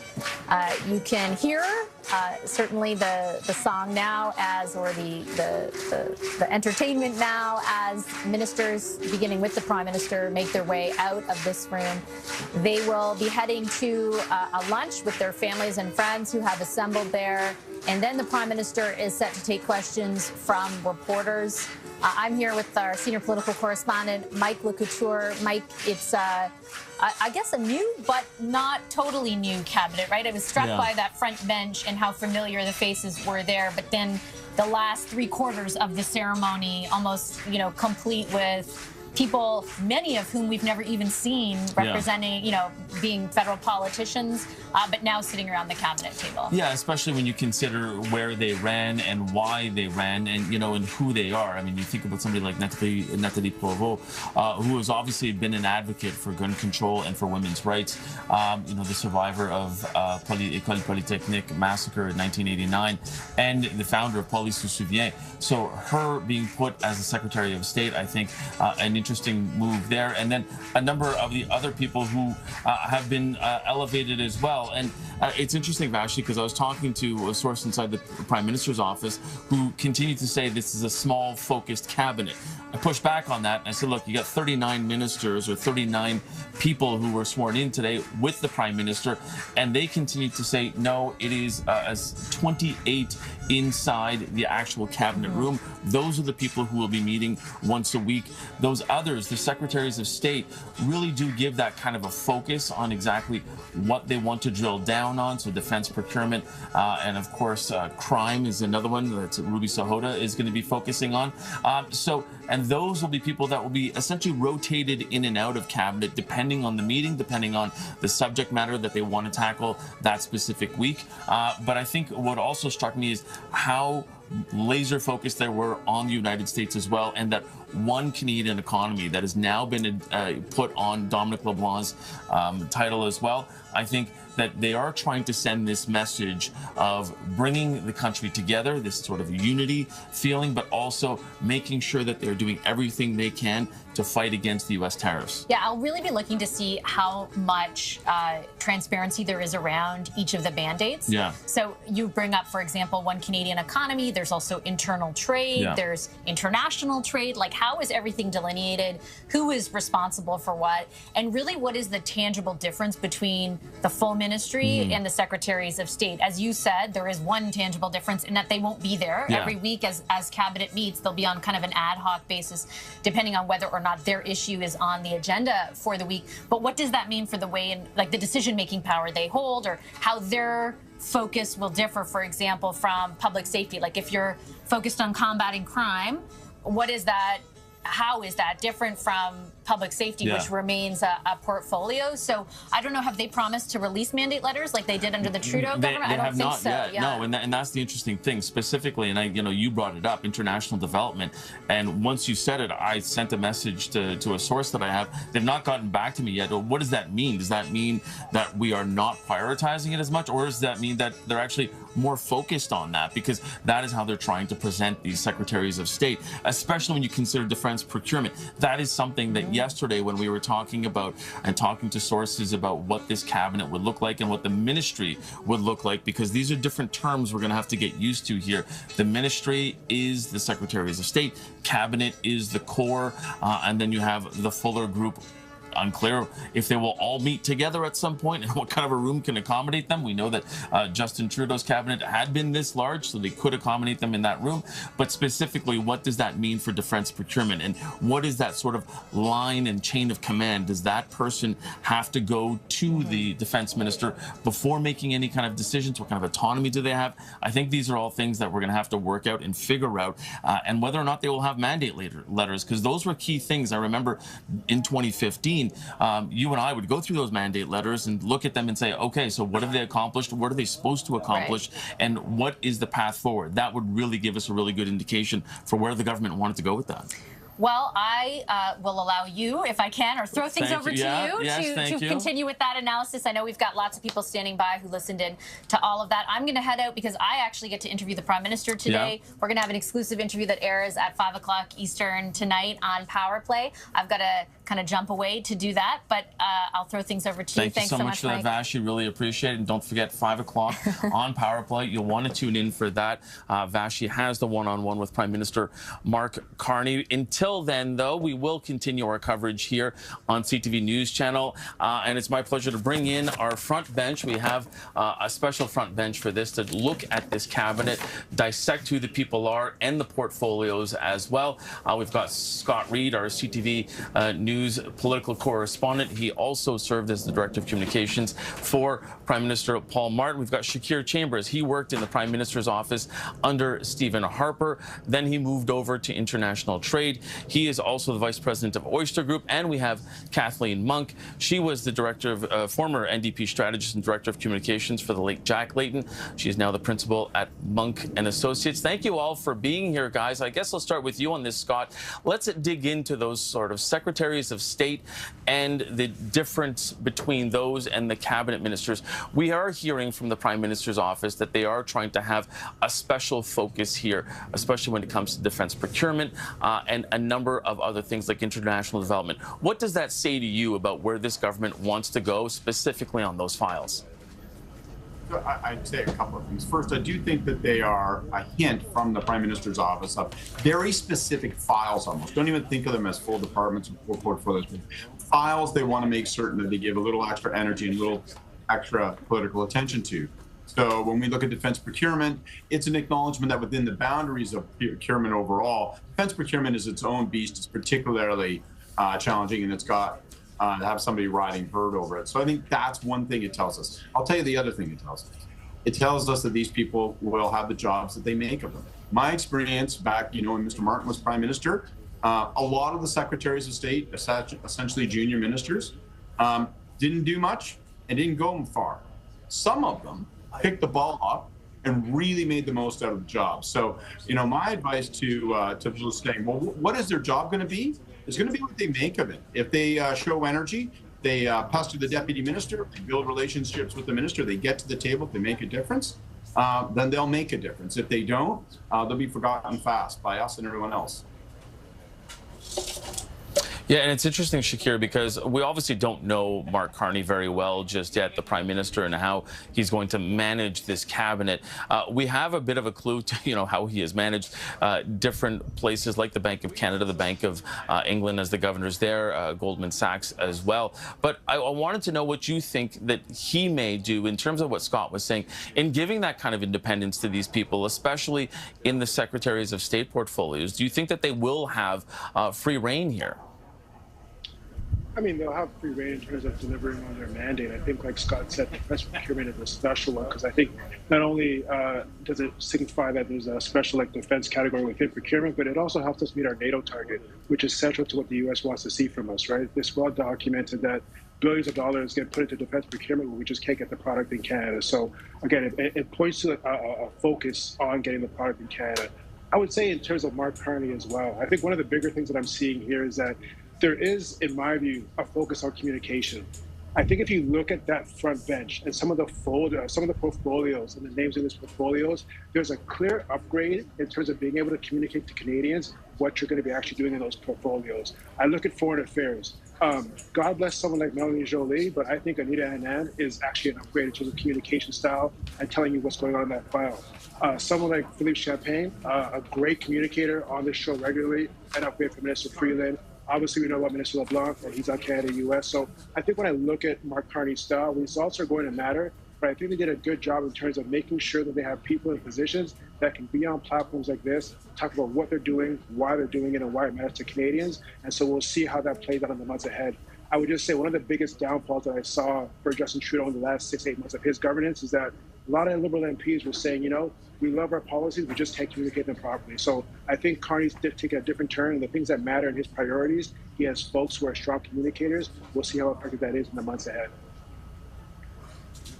Kathleen, how important is that, the policy versus the public communication of it? Because as Shakir said, that is something that the Trudeau government had said was an issue that maybe, you know, was them shooting themselves in the foot. But how important will it be to have some of the people that Shakir sort of underlined in those key portfolios to communicate the policies that they're putting in the window, even if it is something that, you know, maybe a lot of Canadians don't sort of understand or don't sort of grasp? I think it's critical, obviously. Communications is always an important part of politics. And that's why you see some of, frankly, Prime Minister Carney's strongest players in some of the most important portfolios. See people like strong communicators like Dominic LeBlanc, who now have the addition of the One Canadian Economy title to his minister, already doing intergovernmental affairs, already doing U.S. trade, and now he has that additional responsibility. And so obviously the government's going to need to articulate their vision and communicate it clearly.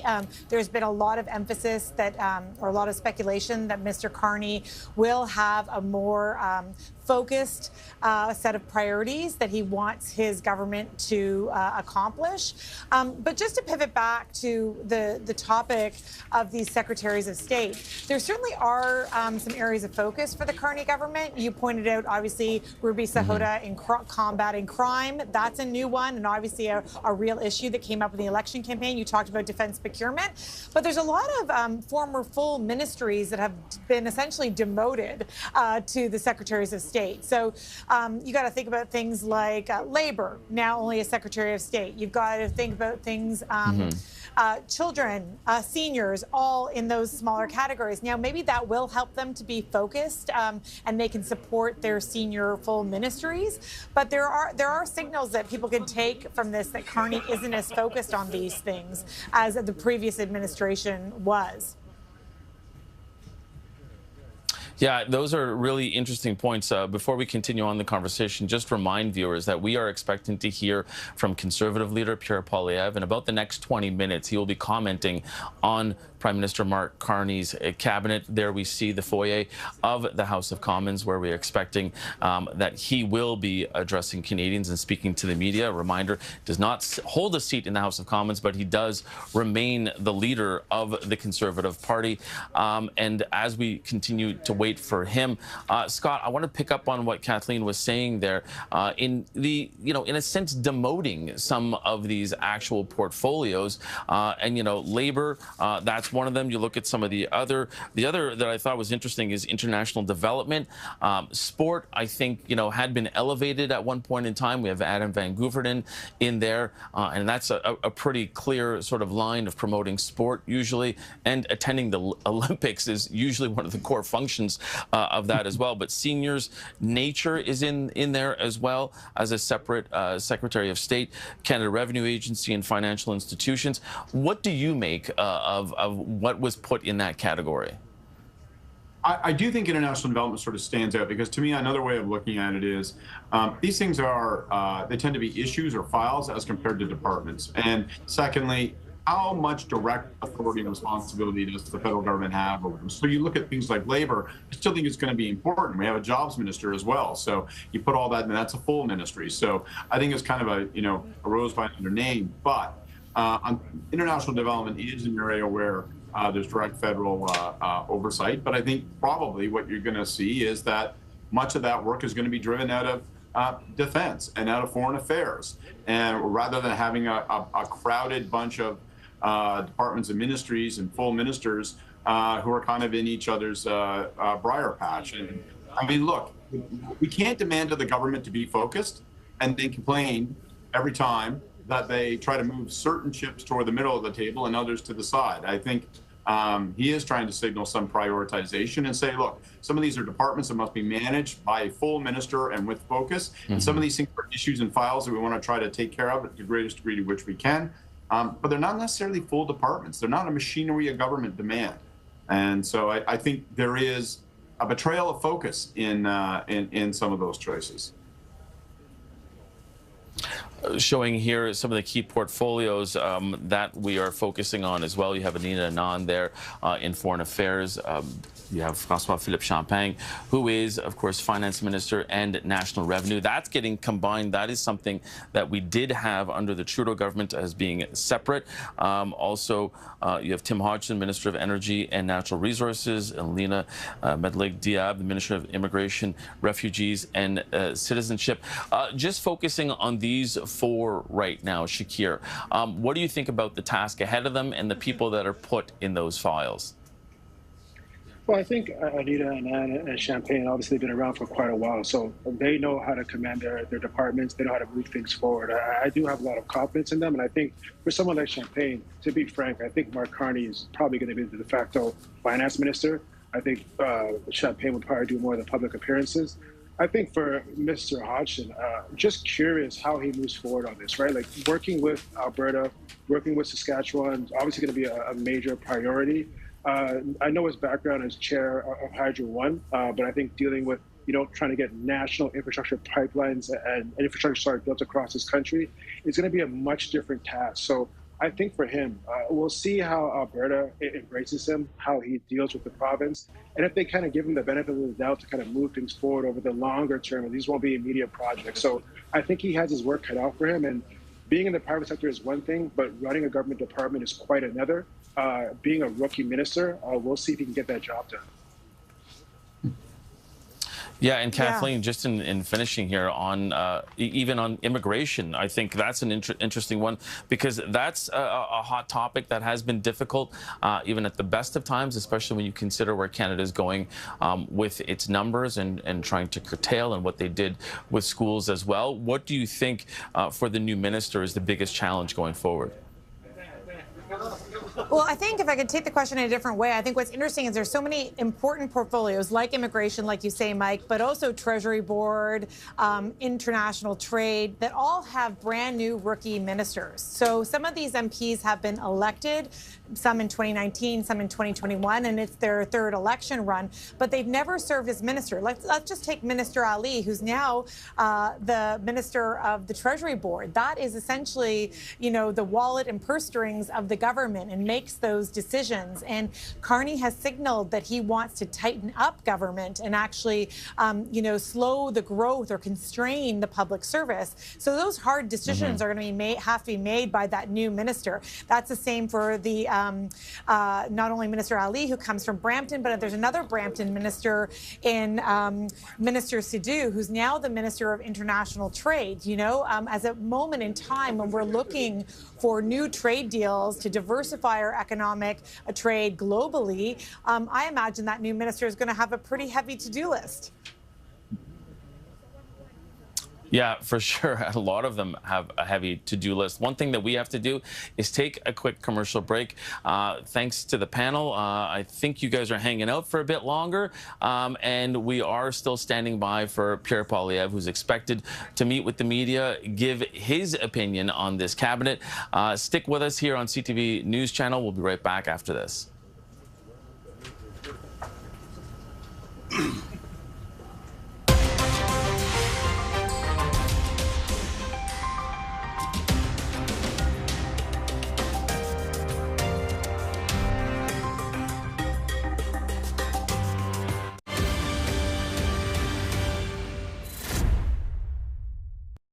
Bright ideas, Mom's got it. Ruining a great song, Mom's got it. Energy to keep up even when she doesn't have time to eat right, Mom's got Ensure Protein Max 30 gram.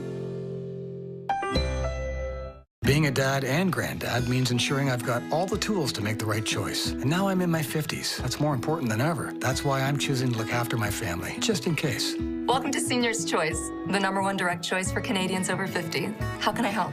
Hi, I'd like a quick quote for Canadian seniors life insurance, please. If you're a Canadian resident aged 50 to 80, you can choose the right amount of coverage for you and your family up to $250,000. That kind of money would help a lot. You can choose to apply over the phone now in just a few minutes with no medicals or blood tests needed, only a few health and lifestyle questions. Okay, great. Depending on the coverage you choose, it could be as little as $17.02 a month. That's just 56 cents a day. That's less than I thought. And that money could help cover my funeral costs, settle debts, or help my wife with retirement planning. I'll do it.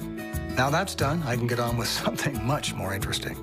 To get a free, no-obligation quote, call one of our trusted insurance advisors today at 1-844-808-7120 or visit seniorschoice.ca.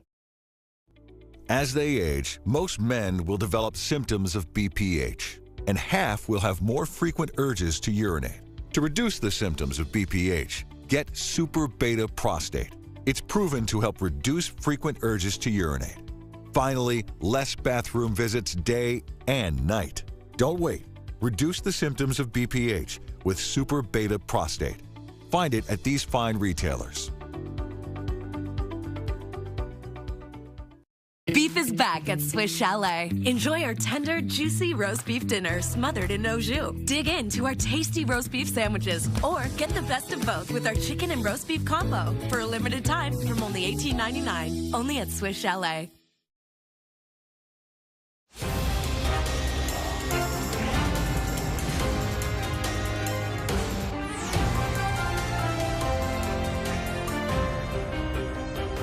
Welcome to CTV News Channel. I'm Akshay Tandon. A big day at Rideau Hall, a lot of new faces and some familiar ones as Prime Minister Carney unveiled his new cabinet. It's aimed at defining a new economic and security relations with the United States, reduce the cost of living and to build a stronger economy. Now, here are some of the key moves today. François-Philippe Champagne stays on as Finance Minister and Dominic LeBlanc will serve as Minister responsible for Canada-US trade, intergovernmental affairs and one Canadian economy. Among the notable changes, Anita Anand moves to the key post of Foreign Affairs. She takes over from Melanie Joly, who is now the Minister of Industry and Minister responsible for Canada Economic Development for Quebec region. Former Deputy Prime Minister, that's Chrystia Freeland, is now Minister of Transport and Internal Trade. Sean Fraser takes the combined portfolio of Justice and Attorney General. And Stephen Guilbeault is now Minister of Canadian Identity and Culture. Now, as for some of the new faces in the inner circle, rookie MP Mandy Gulmasti, the former head of the Grand Council of the Crees, will serve as Minister of Indigenous Services. Former chair of Ontario's Hydro One, that's Tim Hodgson, is now Minister of Energy and Natural Resources. And BC rookie MP Jill McKnight takes over Veterans Affairs. Jill McKnight. And later today, CTV's Vassy Kapelos will have an exclusive interview with Prime Minister Carney. You can watch that interview today on Power Play at 5 p.m. Eastern, right here on CTV News Channel. To some other news we are tracking today, Honda Canada is putting its $15 billion Canadian electric vehicle plans on hold for 2 years due to a slowdown in EV demand. A Honda Canada spokesperson confirming this morning that its plan to build an EV supply chain in Canada announced in April of 2024 on hold for approximately 2 years. Honda Canada says the decision will have no impact on employment levels at the company's manufacturing facility in Alliston. This is the latest sign of the impact Trump's tariffs war is having on automakers. Despite this setback, Premier Doug Ford says Honda has promised him it will keep moving forward. We're going to hold them accountable, each auto manufacturer, anything that we've given them, we're going to make sure that they're held accountable and they continue manufacturing automobiles right here in Ontario. We have the best auto workers anywhere in the world. Every single plant, no matter what brand it is, we outproduce our American counterparts and around the world. So we have the best production lines, the most efficient production lines, the highest quality when it comes to producing vehicles. So I encourage more companies to come here and open up. And that was Premier Ford speaking this morning after an announcement in Ontario that's plans to remove tolls from the public portion of Highway 407. This is another example of putting money back into people's pockets when we got rid of the 412 and 418 tolls. There will never be tolls as long as we're in government and I'm Premier in the province of Ontario. We're going to continue building our capacity of roads and highways and bridges and transit right across this province. Ford says tolls will be removed from the provincially owned portion of the highway starting June 1st between Pickering to Clarington. The majority of the roadway will continue to be operated and tolled by a private company. Ford also announced today Ontario is making its cut to the gas tax permanent, a move that's been in place since 2022. In other developments, as Canadians shy away from trips to the U.S., Air Canada is expanding its schedule to Latin America for the coming winter, adding 30 new routes to 4 new destinations in Latin America. The airline says this is the largest ever expansion to Latin America, with flights to new destinations like Rio de Janeiro, Cartagena, Guatemala City, and Guadalajara coming online for the winter 2025-26 season. U.S. President Donald Trump is in Saudi Arabia, the first stop on a 4-day Middle East, the first major international trip of his second term.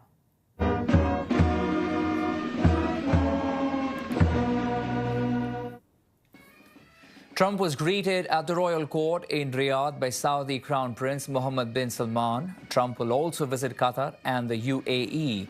The focus of the visit is to discuss U.S. efforts to dismantle Iran's nuclear program, end the war in Gaza, and hold down oil prices.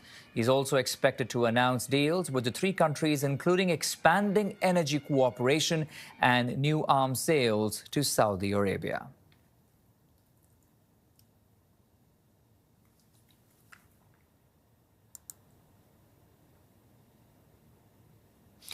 We'll take a short break, but when we come back, Prime Minister Carney has unveiled his new cabinet. We'll be hearing from him in the next hour. Stay with us right here on CTV News Channel.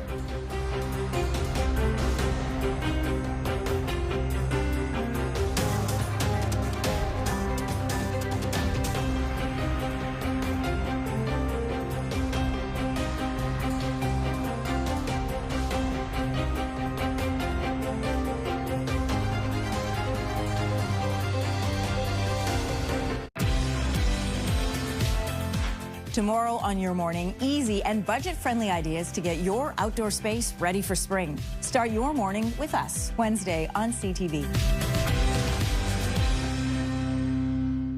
Now I'm in my 50s, I'm all about making the right choices, like eating right and staying healthy. And another thing I can choose is how to look after my family if anything ever happened to me. Welcome to Senior's Choice, the #1 direct choice for Canadians over 50. How can I help? Hi, I'd like a quick quote for Canadian seniors life insurance, please. If you're a Canadian resident, age 50 to 80, you can choose the right amount of coverage for you and your family up to $250,000. That kind of money would help a lot. You can choose to apply over the phone now in just minutes, with no medicals or blood tests. Just a few health and lifestyle questions. Wow, that easy. Depending on the coverage you choose, it could be as little as $14.88 a month. That's just 49 cents a day. That's less than I thought. And that money could help my family cover my funeral costs, support my husband's retirement planning, or even pay off loans. I'll do it. To get a free, no-obligation quote, call one of our trusted insurance advisors today at 1-844-820-8006 or visit seniorschoice.ca.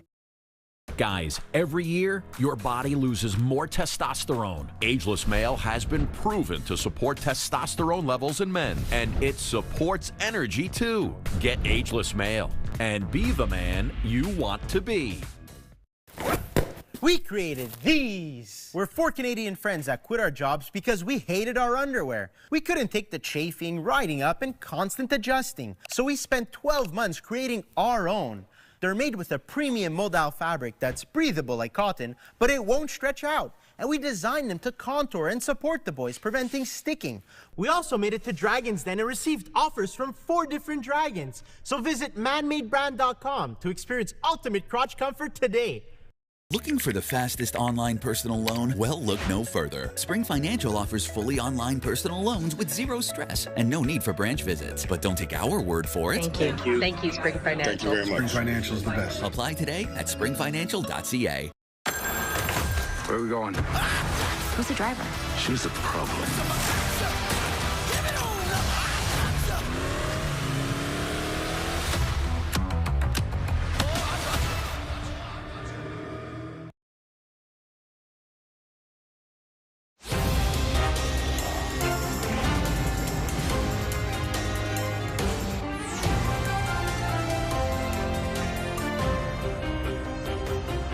I, Dominic LeBlanc.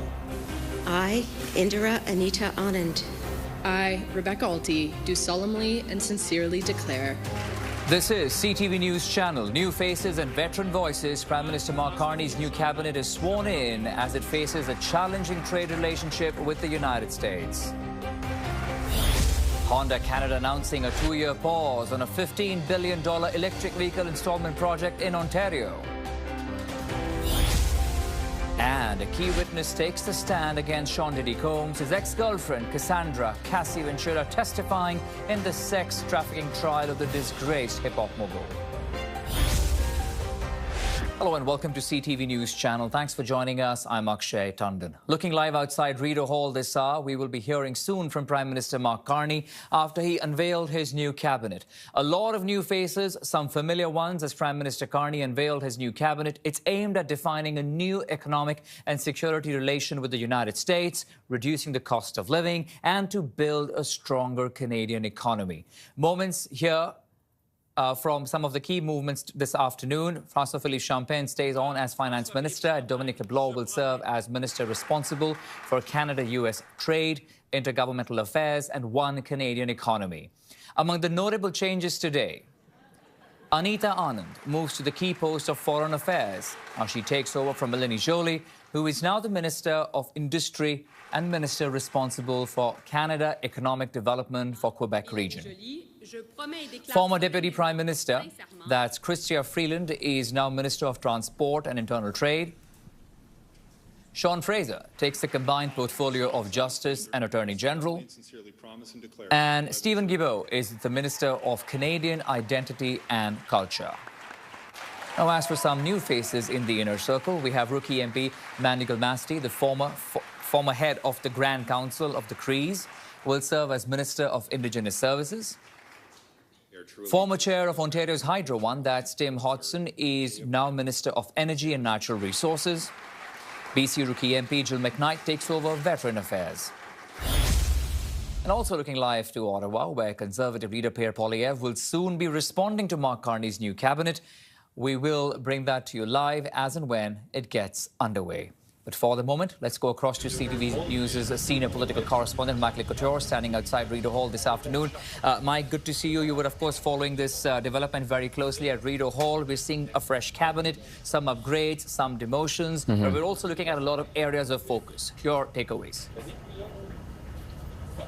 Yeah, I think it's interesting that we have 24 new faces in this cabinet of a number of people. Now, this is separated into two basic tiers, Akshay. You have 28 members of the actual cabinet, and then you have these secretaries of state. In all, there are 24 new faces, so I'm including all of those together. That's more than half of them. Also, the regional representation is on display here as well. They're making sure that they have people from every province, and then of course the north as well, and it is gender balanced in the actual cabinet as well. That is the core of about 20 or so there, and so it shows in terms of the secretaries of state, from a source that I was speaking with, these particular areas that they want to focus on. I'll give you an example of Stephen Fuhrer. He's in defense procurement, so they want to make sure that Canada continues to work towards meeting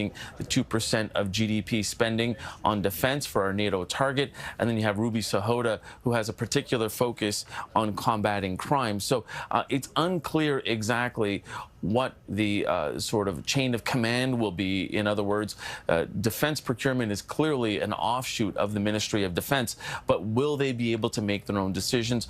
Do they have to make their decisions and then go through the defense minister, and that's how it gets up to the cabinet? That is unclear at this moment. What we are being told is that core cabinet, they will be the ones who are meeting on a regular basis, on a weekly basis. That is the 28 ministers, and in those, as you had sort of talked about already, François-Philippe Champagne, Melanie Joly, Anita Anand, and some of those new faces as well that are some of them new MPs as well, Akshay. So it'll be interesting to see this dynamic as well.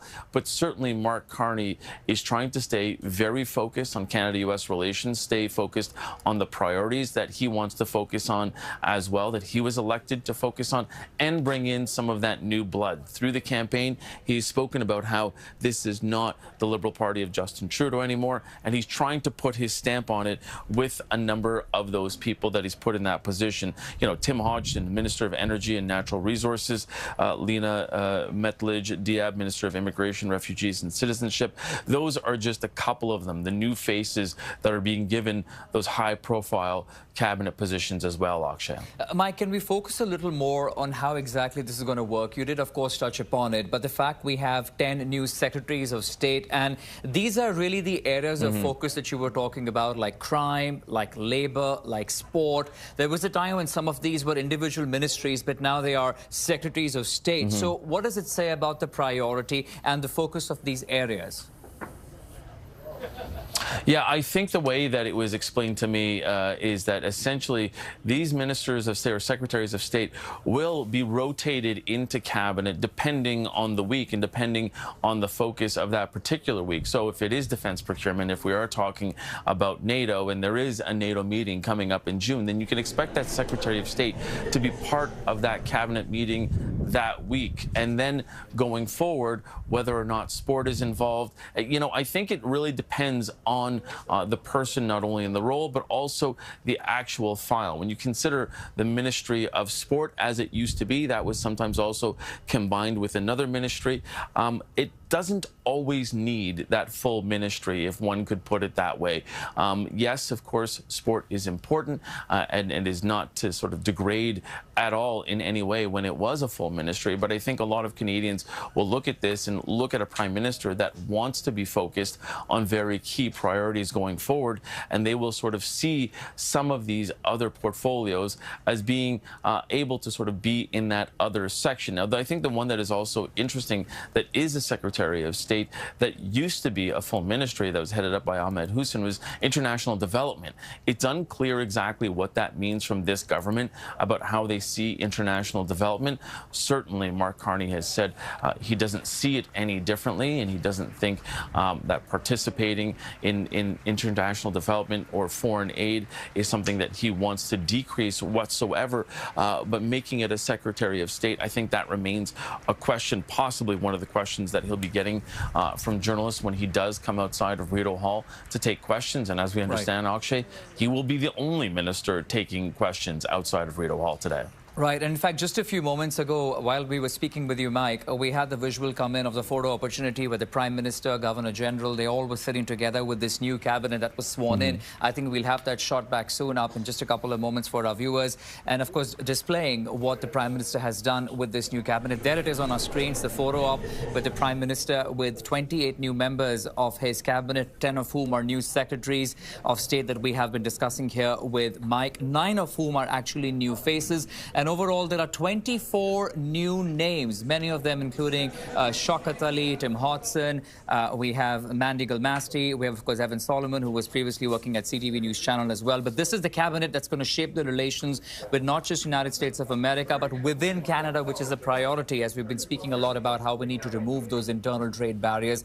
And that's the photo op the Prime Minister has with his cabinet. Coming back to you, Mike, and I want to quickly touch upon one particular ministry, and that is the Ministry of Dominic LeBlanc. In the past, of course, we've heard, Mike, how he was the minister of everything, handling so many crises for the government. But this time we're looking at a new work title sort of sorts, where President of the King's Privy Council and One Canadian Economy. Can you explain that a little more? Yeah, that's an interesting one. And, you know, he was kind of known as the fireman in the Trudeau government. If there was any kind of blaze that had to be put out, you put Dominic LeBlanc on it. He was somebody that was a close confidant of Prime Minister Justin Trudeau and somebody seen to be very effective. You know, you're right to bring that up, Akshay, because you look at that title and Minister of Intergovernmental Affairs and One Canadian Economy, something that we know that Mark Carney had campaigned on. I was at a number of his stump speeches when he was out at campaigns and rallies and talking about how important it is to take this from 13 economies with all the provinces and territories and merge them into one. That is not a small effort. He, you know, would joke about how difficult it was to get all of the premiers not only in the same room but also on the same page and agreeing on something. And I think that's why Dominic LeBlanc has been given this as well. Now, internal trade is also being given to Chrystia Freeland. So it looked to those two to be trying to work together in partnership on this. But certainly Dominic LeBlanc, who has been seen as somebody who has a great relationship with not only Doug Ford, but a number of other premiers, somebody that can bring people together. And that's more than likely why he's been given that. But I think it is interesting to specifically put that in his title. And it's something that we were discussing earlier on with Vassy Kapelos during our coverage of whether or not we will see mandate letters from these ministers or for these ministers. That is something that was made public by the Trudeau government in 2015, and that clearly sketched out what he expected of these ministers and what their mandate would be, and especially what he expected of them. And I think if they continue in that tradition, if Mark Carney, the Prime Minister, does that, then we'll have a better idea of what that looks like. But I think from the title, we can definitely glean that he will be the one who's responsible to get everybody on the same page, to take down all of those trade barriers before July the 1st, as Mark Carney had promised, and really to try and build that Canadian economy, that one Canadian economy that Mark Carney wants to have to go head-to-head with Donald Trump. He believes that if we have one unified economy, that does put Canada in a better position to deal with the U.S. tariffs and to deal with the U.S. president. Yeah, with an ambitious timeline of July 1st to bring down those trade barriers. CTV's senior political correspondent, Mike Licoteur. Appreciate the updates, Mike. Thanks for joining us. And later today, CTV's Vassy Kapelos will have an exclusive interview with Prime Minister Mark Carney. You can watch that interview today, Power Play at 5 p.m. Eastern, right here on CTV News Channel. To other news we are tracking, the Alberta separatism movement front and center in Calgary Monday night, with supporters packing a banquet hall to discuss why they think their province should leave Canada. And CTV's Scott Hurst joins us now with the latest on that development. Scott, good to see you. Could a separation referendum in Alberta actually become a reality? Really looking to take the reins and get the issue of Western alienation, Western separation actually to a referendum vote. Now, this group, the Alberta Prosperity Project, on Monday says it has gathered and collected online support of some 240,000 Albertans for independence. Of course, online support then needs to translate for this group into signatures on a petition in order to get it to a referendum. But this group has also proposed the exact question it wants on a ballot. And it reads, do you agree that the province of Alberta shall become a sovereign country and cease to be a province of Canada? That's what the group says it wants the question to read. Now, the group on its website also has a stated goal of empowering Alberta to pursue prosperity, self-determination, and sovereignty, and going on to say that Alberta risks remaining, quote, perpetually subservient to the interests of Eastern Canada. So this is the group that is looking to take the reins and get this issue of Western alienation and ultimately Western separation, Akshay, to a referendum for the people of Alberta to ultimately decide. How much of this, we've seen a lot of criticism actually, target the Premier herself on the manner in which they are saying she has stoked separatism. So has the Alberta government made it easier to call a provincial referendum?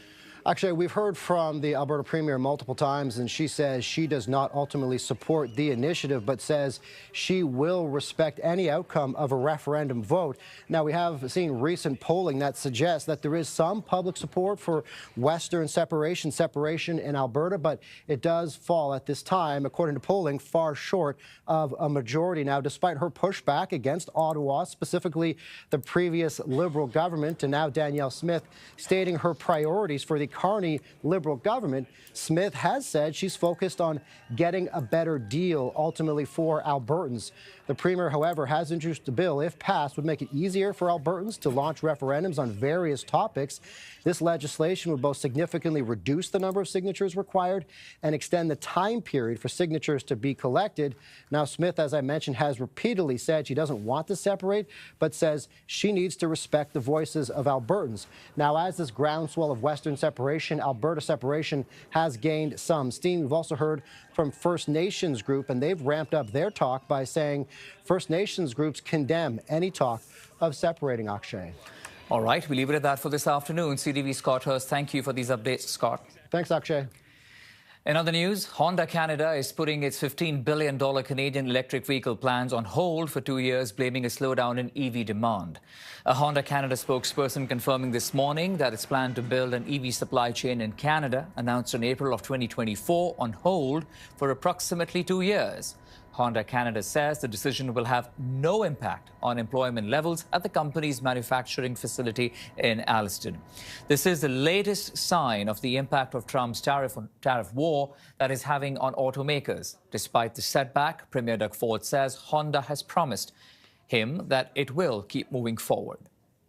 We're going to hold them accountable, each auto manufacturer. Anything that we've given them, we're going to make sure that they're held accountable and they continue manufacturing automobiles right here in Ontario. We have the best auto workers anywhere in the world. Every single plant, no matter what brand it is, we outproduce our American counterparts and around the world. So we have the best production lines, the most efficient production lines, the highest quality when it comes to producing vehicles. So I encourage more companies to come here and open up. Coming up after the break, the former girlfriend of Sean Diddy Combs has now taken the stand in the music moguls' sex trafficking trial. What we're hearing from Cassie Ventura, that's coming up after the break.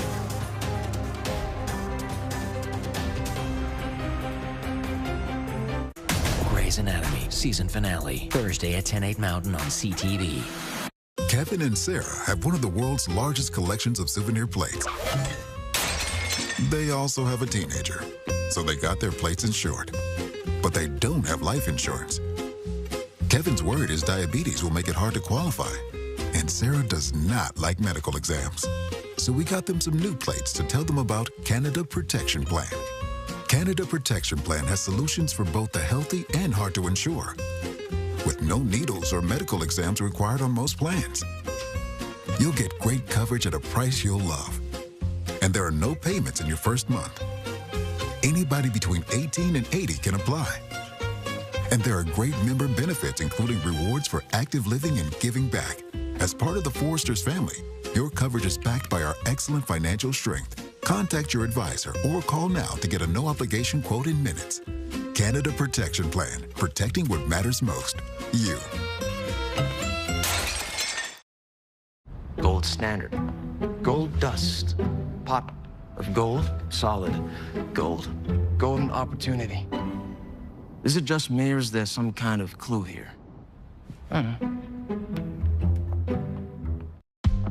A century. 100 years. It's a story written by Canadians. Every worker, every dealership, every family that chose us. From the highways to the back roads, school drop-offs and Saturday skates. You've put your trust in us, and it's because of you we've put millions of vehicles on Canadian roads. So as we mark 100 years, this is a thank you, because you didn't just ride along, you drove us. Imagine this is your retinol. The minute you open it, it starts to degrade. But Elizabeth Arden Retinol plus HPR ceramide capsules are sealed to keep light and air out, so the retinol is always at its freshest, visibly improving the look of lines and wrinkles in 7 days. Elizabeth Arden, the smarter retinol. Welcome back. I'm Akshay Tandon. Cassandra, Cassie Ventura, the ex-girlfriend of Sean Diddy Combs, testifying today in day 2 of the sex trafficking trial against the hip-hop mogul. And a warning that some details in this story will be disturbing. Ventura testifying today that the hip-hop mogul would often beat her, leaving her with black eyes and bruises all over her body. Asked how frequently Combs hit her, she replied, "Too frequently." Combs has pleaded not guilty to 5 charges, including sex trafficking. Prosecutors allege Combs forced women into drug-fueled sex parties and then blackmailed them with videos he recorded. The defense argues the alleged victims, including Ventura, participated willingly. Kim Kardashian is testifying today at a trial of the burglars she accuses of tying her up and robbing her at gunpoint in a Paris hotel room in 2016. The billionaire reality star telling the court today that she absolutely thought she was going to die after she was bound and held at gunpoint. Kardashian says she was robbed of nearly $10 million in cash and jewelry. The 10 defendants, most in their 60s and 70s, are facing charges including armed robbery, kidnapping and conspiracy. 8 have denied involvement, while 2 have admitted to lesser offenses. And a fall from grace for a star of French film, Gerard Depardieu, has been found guilty of sexual assault. A Paris court found Depardieu guilty of sexually assaulting 2 women on a 2021 film set. He's been handed an 18-month suspended prison sentence. Depardieu's lawyer says the decision will be appealed. In his argument to the court, the French actor said some women were, quote, too easily shocked. The lawyer for one of the victims says she hopes the ruling will end impunity for artists in the industry.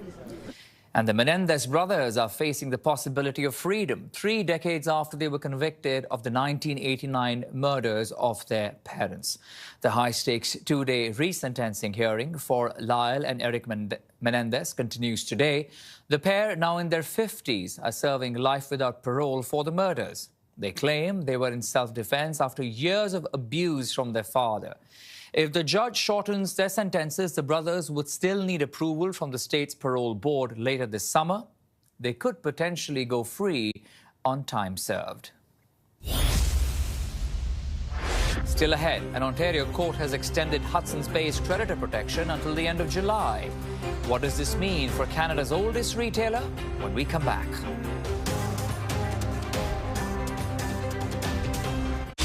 All-new Amazing Race, Wednesday, 9:37 Mountain on CTV.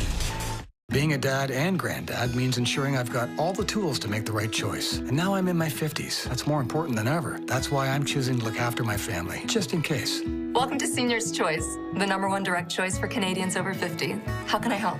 Hi, I'd like a quick quote for Canadian seniors life insurance, please. If you're a Canadian resident aged 50 to 80, you can choose the right amount of coverage for you and your family up to $250,000. That kind of money would help a lot. You can choose to apply over the phone now in just a few minutes with no medicals or blood tests needed, only a few health and lifestyle questions. Okay, great. Depending on the coverage you choose, it could be as little as $17.02 a month. That's just 56 cents a day. That's less than I thought. And that money could help cover my funeral costs. Settle debts or help my wife with retirement planning. I'll do it. Now that's done, I can get on with something much more interesting. To get a free, no-obligation quote, call one of our trusted insurance advisors today at 1-844-808-7120 or visit seniorschoice.ca.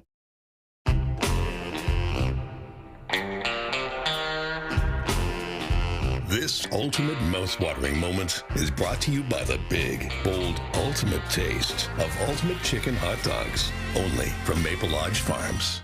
We all have coping mechanisms, but when the problem you're hiding is toenail fungus, you can't ignore it forever. It's a contagious infection that won't go away on its own. Talk to your doctor about prescription treatments that can be applied to the nail.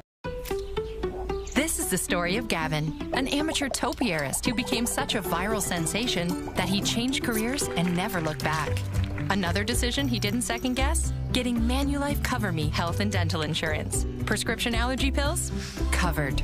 Physiotherapy after a tough day of shrubbery? Covered. With comprehensive coverage from Manulife Cover Me, you can get on with whatever life looks like. Call 1-877-COVER-ME or visit coverme.com to get a quote today. Welcome back. I'm Akshay Tandon. An Ontario court has extended Hudson's Bay's creditor protection until the end of July.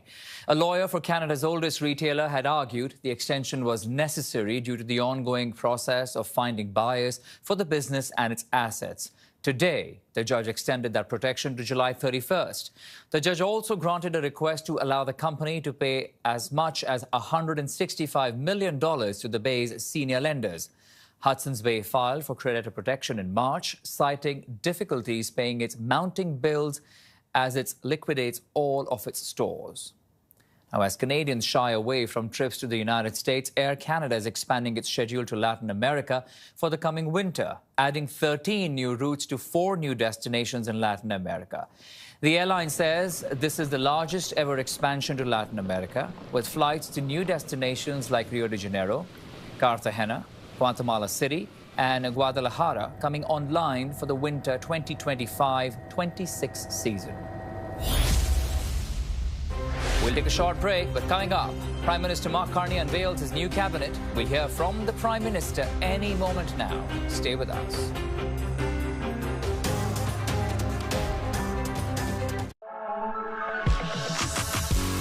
The Hyundai Kona Electric is the all-electric SUV for you. With stylish design, innovative features, and convenient technology. And with up to 420 kilometers of all-electric range, the Hyundai Kona Electric SUV has the power to take you anywhere and keep you going. Well, you're in the big leagues now.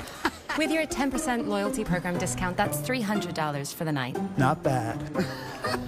$220 for the night. Hold up. How? It's easy when you know where to look. Trivago compares hotel prices from hundreds of sites, so you can save up to 35%. And Trivago members can always get the best price with our best price guarantee. Trivago is my secret tactic. Hotel Trivago. Do you want to hear something nuts? Yesterday, I sprained my wrist opening a jar of pickles. Oh, come on, that's nothing. I sneezed too hard and threw my back out. I'm on so many meds. I need a pill organizer. This is a pill organizer. I've been exiled to the couch till I get a CPAP machine. I'm at the dentist so often, I have my own parking space. Well, my therapist said my dreams should be a podcast. Well, I usually have to use the washroom every 90 minutes, but now it's every 60 minutes. Excuse me. When you gotta go, Jimmy. Aging doesn't have to be rough. With Green Shield, you get health coverage and care. That means you can connect with registered health professionals or check your health coverage all in one place. Prescriptions can be delivered right to your door. And with far less paperwork, reimbursements are quick and hassle-free. So call 1-833-377-7077 or go to getgreenshield.ca for health coverage and care that puts you first. I love Parliament Hill. I love the drama. The stakes are so high. And Question Period is the landmark. Want to know what's truly going on in our country? Here's where you'll find out. A lot of Canadians are saying, what's this government's vision for the future? This is a place where real change can happen. Major players, tough conversations, everything off the cuff with real pressure to give honest answers. These are big, big issues. These are the people who make news. What they say drives what everyone in Canada is talking about. And right now, that's more important than ever.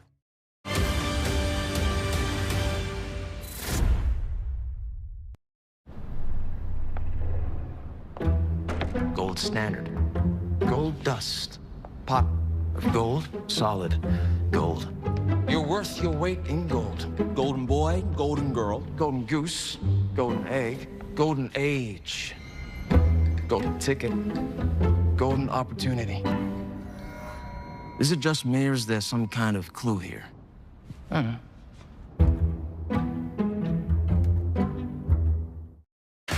It's time to grow your business. Create a website. How? GoDaddy. Coding? Nah. But all that writing? Nope. AI. Done. Built. Let's get to work. Create a beautiful website in minutes with GoDaddy.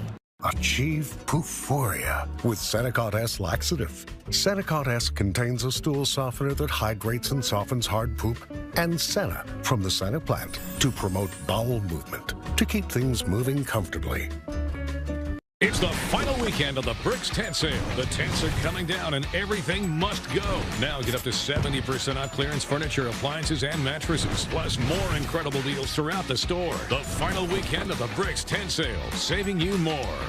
Beef is back at Swiss Chalet. Enjoy our tender, juicy roast beef dinner smothered in au jus. Dig into our tasty roast beef sandwiches or get the best of both with our chicken and roast beef combo for a limited time from only $18.99. Only at Swiss Chalet. After her partner's health scare, Sam needed to make some changes. So she got North Cover Life Insurance. Their licensed advisors help choose coverage to suit her exact needs and budget. Now Sam's so well covered, it's like she's wearing a parka. Her family will be looked after with a cash payout of up to $1.5 million. Or she could receive 100% of the benefit up front if diagnosed with a terminal illness. North Cover. Comfort in being protected. Get a quote today. Call 1-844-657-1010 now or visit northcover.ca.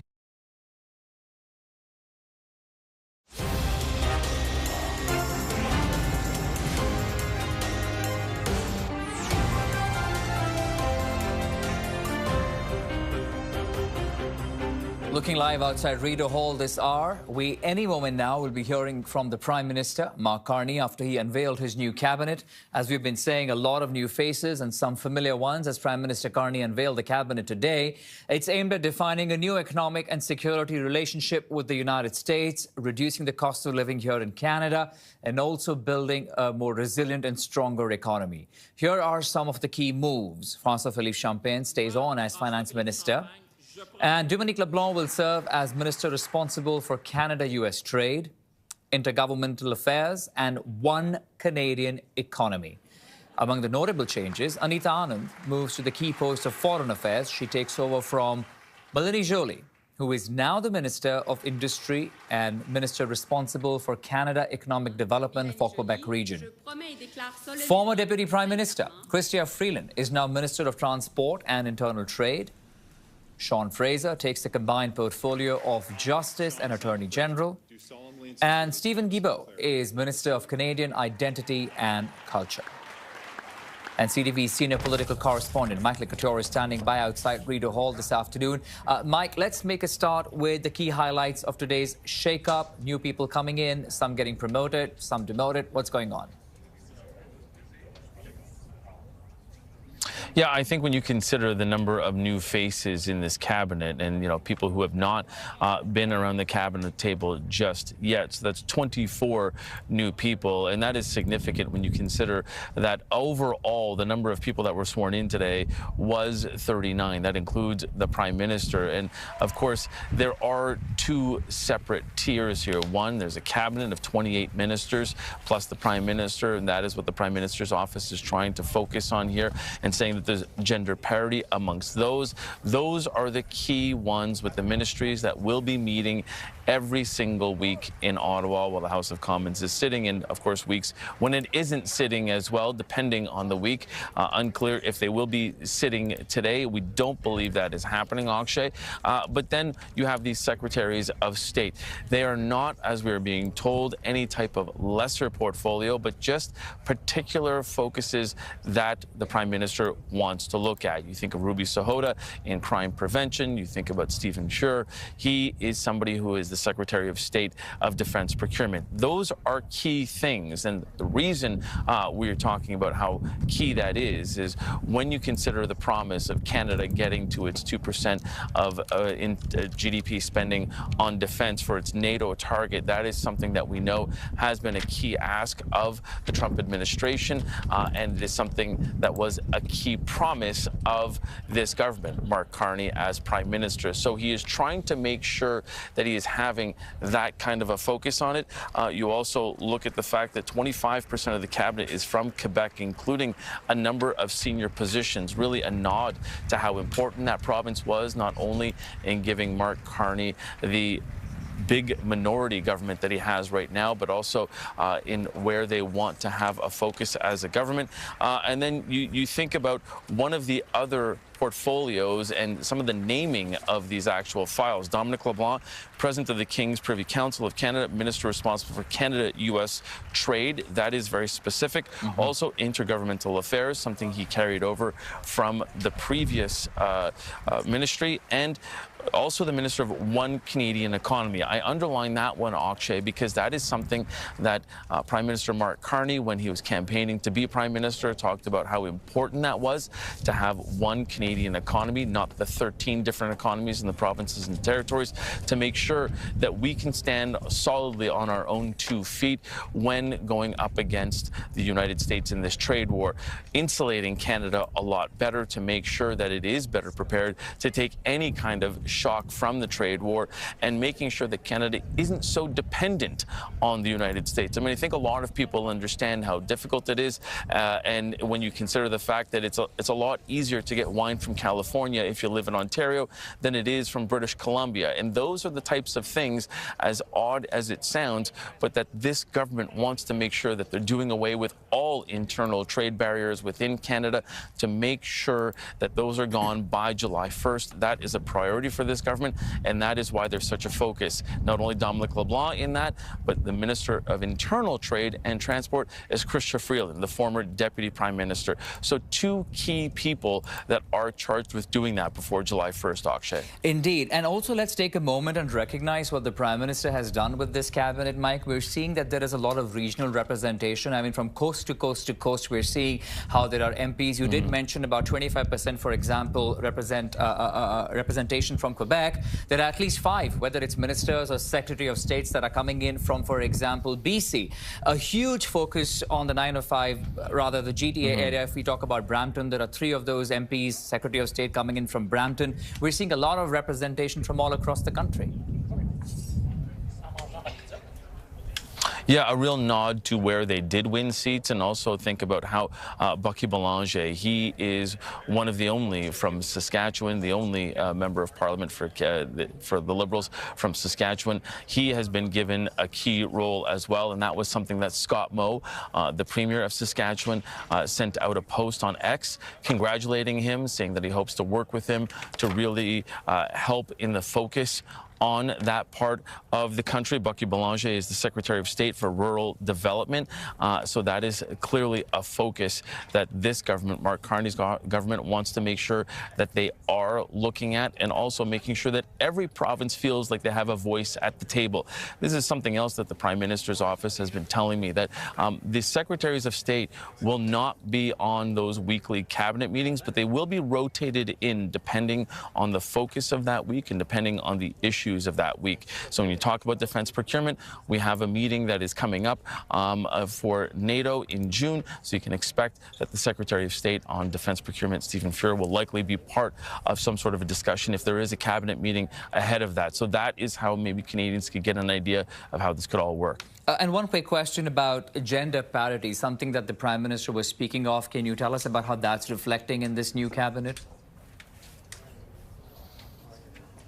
Yeah, so in the cabinet per se, it is gender balanced, and we have the breakdown for you right here. When you consider that in that cabinet, it's 14 men, 14 women. If you break it down along the secretaries of state, there's 6 men, 4 women. So it is not fully balanced on that side of it, but there is a gender balance within the core cabinet, and that is something that Prime Minister Carney had spoken about. And you talk to some analysts who say that, look, part of the problem is that sometimes you may not have the people that can fill that role, and you want to make sure to have the right person in the right role. And of course, there are a number of talented women, but again, the focus from the Prime Minister's office, as has been relayed to me, is that that core cabinet is gender balanced, and that is something that they were aiming to do. Okay, we'll just remind our viewers once again, we're keeping a close eye. We are expected to hear from the Prime Minister any moment now. What we're seeing, of course, on our screens is from about 20 minutes ago when the Prime Minister was having the photo op with his new cabinet. As we've been reporting on CTV News channel, there are a total of 28 new members, 10 new secretaries of state also that were sworn in today, and some new portfolios that have been designed by the Prime Minister on keeping a focus on relations between Canada and the United States. Also, of course, the cost of living within the country, reducing all of that, addressing public safety, some of the areas of concern. And like we said, we're keeping a close eye. Any moment now, the Prime Minister is expected to speak, and we will bring that to our viewers live. For the moment, CTV's Michael Couture right outside the Rideau Hall. Mike, thank you for all the updates this afternoon. Appreciate it. And later today, CTV's Vassy Kapelos will have an exclusive interview with Prime Minister Mark Carney. You can watch that interview today on Power Play at 5 p.m. Eastern, right here on CTV News channel. Also, something that we're looking at very closely from Ottawa, where Conservative leader Pierre Poilievre will be speaking soon. He will be reacting to Mark Carney's new cabinet. We will bring that to you also live as soon as that presser gets underway. For now, moving on to some other news, where Ontario's financial forecast will be revealed when the budget is tabled on Thursday. The budget is set to address some concerning news impacting the auto industry. CTV's Queen's Park Bureau Chief Siobhan Morris has more. Right, over here first. Thursday's budget will include a break for drivers first promised during the spring election campaign. Our government will be making our temporary cuts to gas and fuel tax rates permanent. Those moves shave more than 5 cents off a liter of gas. That's not an extra discount. The cut has been in place since the summer of 2022, but it's been on a 6-month basis. Another campaign trail pledge aimed at drivers is also on the way. Starting June the 1st, 2025, tolls from Brock Road to Highway 35, 115 are coming off the 407. Doug Ford has framed these changes as protecting Ontario in uncertain times. That uncertainty is being felt acutely today as Honda Canada says it's postponing a $15 billion investment in electric vehicle manufacturing in Alliston. The delay, 2 years because of a slowdown in demand for EVs.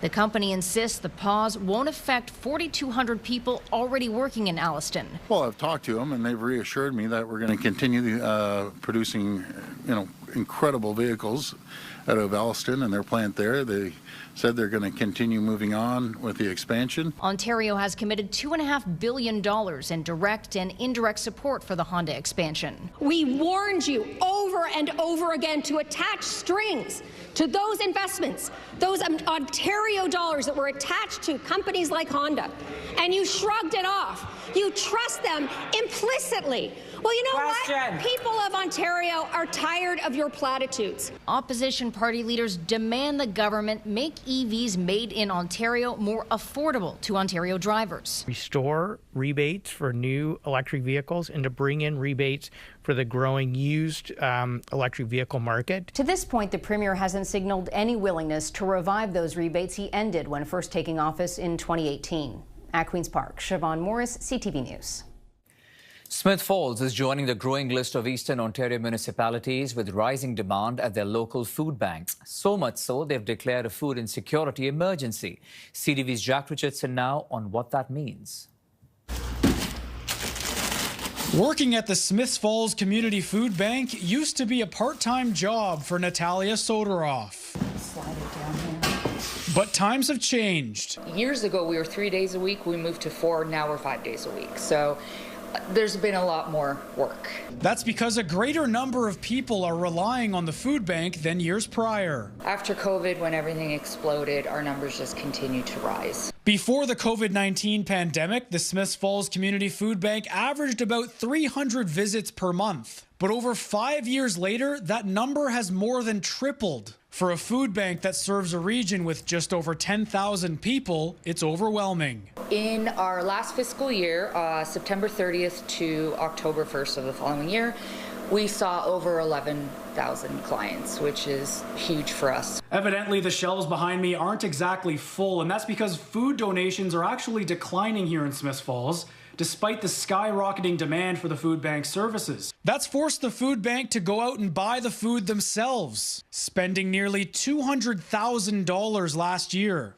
The organizations that are trying to fight food insecurity and enhance food security can't continue to do it on their own based solely on donations. A food insecurity emergency has now been declared by the town, following the example of the city of Kingston and the Ottawa Food Bank. But there's only so much the declaration can accomplish. I think we need for an emergency task force at the federal government level to dive deeply into the issue of food insecurity. For the time being, the best Smiths Falls can hope for is to raise awareness. It's kind of getting the word out there that, yes, we're in need. The town is in need. All the programs are in need. Jack Richardson, CTV News, Smiths Falls.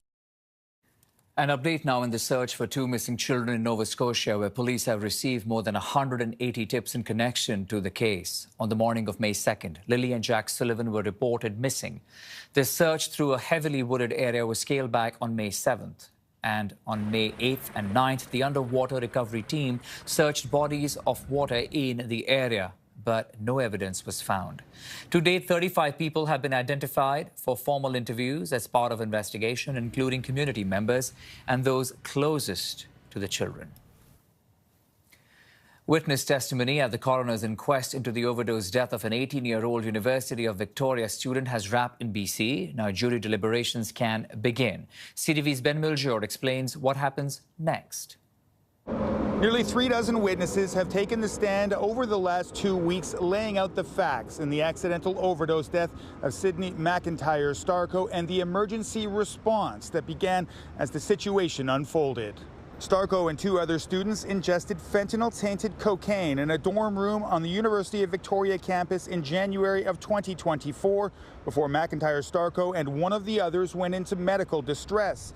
Other students called campus security and 911, but didn't immediately tell them drugs were involved. As a result, the 911 dispatcher began working through protocols for medical possibilities that did not include an overdose. Eventually, security administered the overdose-reversing drug naloxone to the students. One survived, but McIntyre Starco did not. The inquest has heard there was a 15-minute delay from the time she collapsed until security gave her the naloxone. An American medical doctor who helped design the medical priority dispatch system used in BC testified the 911 call in this case was one of the 5 or 6 most complex he has heard in his career. The jury will now begin deliberations to come up with recommendations that could possibly prevent similar deaths from happening in the future. The 3 women and 2 men cannot find anyone or institution at fault. Ben Miljour, CTV News, Burnaby. All right, we're keeping a close eye on. As soon as the Prime Minister appears on that small box on your screens, you will go there to live as he starts speaking with his cabinet there right behind him. Meantime, measles cases in Alberta jumped by nearly 12% over the weekend to 365. Alberta Health is reporting 39 new cases since Friday. Nearly 300 of Alberta's total cases have been in youth under 18, with 114 cases reported in children under 5. The province says earlier this month, 19 people were hospitalized, with at least 3 children needing intensive care. Alberta's Medical Association has said cases are likely much higher than what's been reported and expected cases to continue to rise.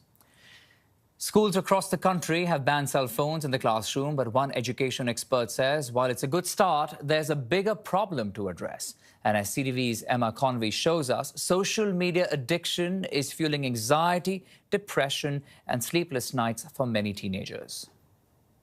Okay, we'll get that report to you later. For now, shifting our focus back to Rideau Hall, where Prime Minister Carney is speaking after swearing in his cabinet. Bonjour tout le monde. Good afternoon, everyone. It is with great honor and greater humility that I have accepted the Governor General's request to form a new government. And I share this responsibility with the members of Canada's new federal cabinet. I'm going to applaud them. I'm going to applaud them. Canadians elected this new government with a strong mandate to define a new economic and security relationship with the United States and to build a stronger economy for all Canadians. Canadians also sent a clear message that their cost of living must come down and that our communities must be safe. The swearing in of this cabinet is amongst the fastest following an election, and the beginning of the new parliament will be one of the most rapid following an election in Canadian history. We are starting as we aim to go on. Our government will deliver its mandate for change with urgency and determination. We're going to deliver that mandate with a new team, purpose-built for this hinge moment in Canada's history. This cabinet is smaller and more focused than those of previous governments. It will operate with a commitment to true cabinet government, with everyone expected and empowered to show leadership, to bring new ideas, to have a clear focus, and to take decisive actions to accomplish their work. In a return to more traditional cabinet government, our cabinet will be supported by 10 secretaries of state who will lead on key priorities within their ministers' portfolios. Nous allons gouverner en tant qu'équipe. We will govern as a team. We will work within the Council of Ministers and the caucus and work in a constructive fashion together with all parties in Parliament. The decisions made by this new Parliament, which starts on the 26th of May, will be critical to Canada's future. Our new government's core priorities will be outlined on the 27th of May by His Majesty King Charles III in the speech from the throne. Nous allons travailler avec l'ensemble de nos partenaires. We will work with all our partners to achieve our objectives and to make the change that Canadians want. Le Canada est plus qu'une nation. Canada is more than a nation. It is a confederation founded on the union of the French, English, and Indigenous people. Our government's approach will reflect that reality. We will govern as a cabinet constructively and collaboratively, working with caucus and across parties in Parliament to deliver the change that Canadians want and desire. Our new government will be a strong and reliable partner to the provinces, the territories, and to Indigenous peoples. We will reinforce bridges across labor, business, and civil society.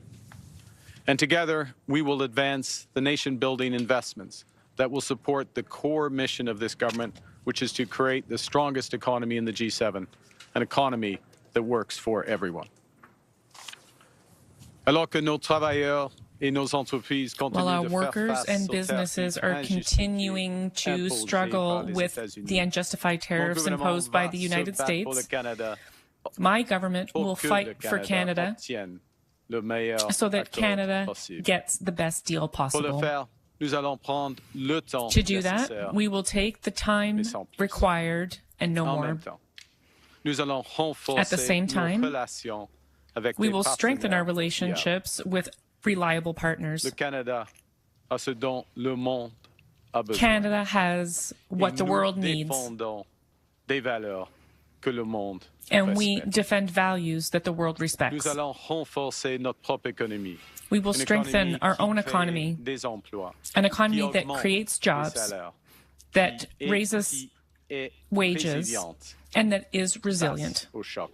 It is resilient to shock. To get there, we will build a single Canadian economy instead of 13. By Canada Day, my government will have done its part to obtain that goal. We're working already closely with the provinces, territories, and Indigenous peoples to identify and catalyze projects of national significance. Projects that will connect Canada, deepen our ties with the world, and grow our economy for generations. That work will be the primary focus of the First Ministers' meeting that's due to take place on the 2nd of June in Saskatoon. My government will also take immediate action with immediate legislation to fast-track these nation-building investments and to eliminate all remaining federal barriers to internal trade as our contribution to building one Canadian economy out of 13. In everything, we will be guided by our conviction that our economy is only strong when it serves everyone. That means bringing down costs for all Canadians. It means making life more affordable and helping everyone to get ahead. To those end, my last government's first act was to cancel the consumer carbon tax. In this new Parliament, our new government will put more money in Canadians' pockets with a middle-class tax cut that will take effect by Canada Day, saving two-income families up to $825 a year. We will also cut the GST on homes under $1 million for first-time home buyers and lower the GST on homes between $1 million and $1.5 million, helping to promote the goal of affordable home ownership. But that goal can only truly be achieved by doubling the rate of home building in this country. So we will build homes faster at lower costs with a smaller environmental footprint in construction and greater efficiency once families move in. And in that process, we will create an entirely new Canadian housing industry in modular and prefab housing using Canadian technology, Canadian skilled workers, and Canadian lumber. My government will work relentlessly to keep Canada secure as a sovereign nation and to keep Canadians safe in their communities. We will build a stronger Canadian Armed Forces to defend every inch of our territory through unprecedented investments in land, air, sea, and cyberspace. We will strengthen Canadian law enforcement and border security, including with 1,000 new RCMP personnel and 1,000 new border security officers. And we will toughen the criminal code for those threatening the safety of Canadians, including making bail harder to get for those charged with stealing cars, with home invasion, or with human trafficking. Nous allons bâtir la confiance en notre système de justice. We will build confidence in our justice system, and we will do the same with our immigration system. We will bring immigration back to reasonable levels by putting a cap on the number of foreign temporary workers and international students. In all our actions, we will be guided, and we will be guided by a new fiscal discipline. The government will spend less so that Canadians can invest more. This work has already begun. Our new government will redouble its efforts as of tomorrow at the first Council of Ministers meeting. Canadians gave us the mandate to make big changes quickly and to build. I will work tirelessly to be worthy of their trust. In this past election, more than 1,900 people put their names on a ballot, and more than 19 million Canadians marked those ballots with their choice. And every vote counted. So whether you voted for this government or not, we are in your service, in the service of building a stronger, more united Canada. We will build and we will govern for all Canadians. Build big, build bold, build now. Thank you very much. Merci beaucoup. I'll be happy to take your questions.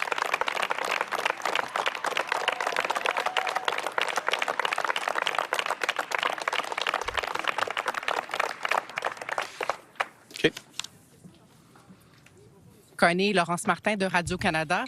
Good morning from Radio-Canada. Pourquoi est-ce que Mélanie Joly n'était plus la bonne Why was interlocutrice avec la Mélanie Maison Joly Blanche? no longer the proper spokesperson with the White House? Madame, Madame Joly a beaucoup de talent. Ms. Joly has many talents. She's very talented when it comes to foreign affairs, and that includes relations with the White House and the Americans. So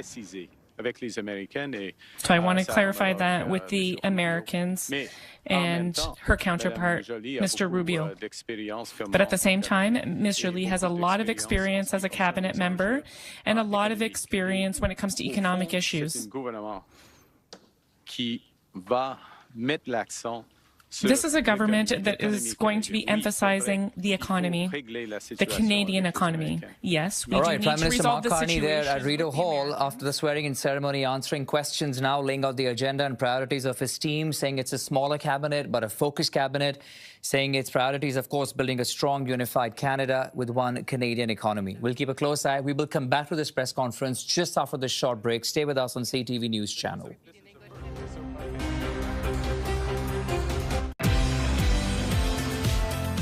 Tomorrow on Your Morning, easy and budget-friendly ideas to get your outdoor space ready for spring. Start your morning with us, Wednesday on CTV. Hi, I'm Patty Levitt-Reid. And if you're a Canadian homeowner looking for retirement income solutions, consider reversing your thinking on reverse mortgages. I've spent most of my career educating people on how they can make their money work for them.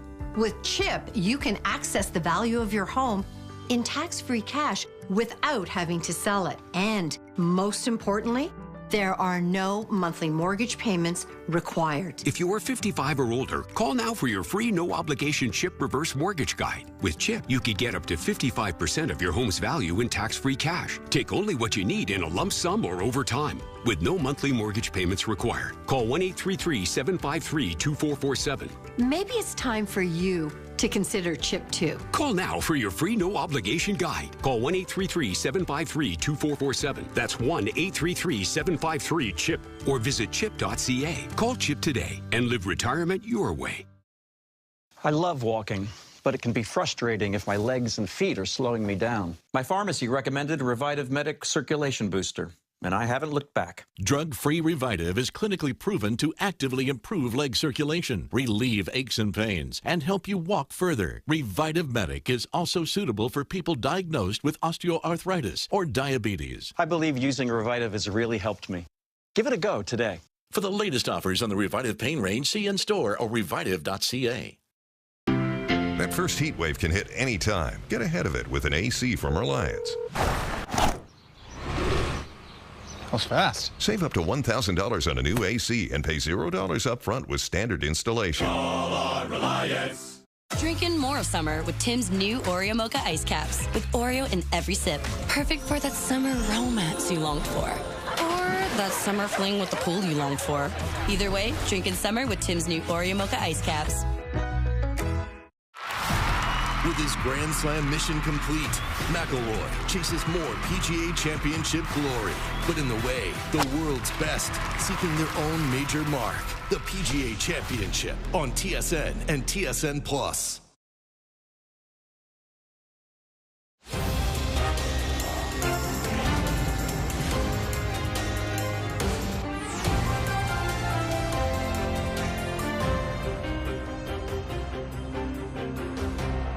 Channel, taking you live back now to Rideau Hall, where the Prime Minister is speaking after his swearing-in ceremony of the Cabinet. Priorities. You'll hear more of those translations in the speech from the throne, but you will be able to guess what they are, having followed the campaign and what Canadians voted for. I'll remind, not you, you'll know this, but those watching, we receive more votes than anyone else in any election.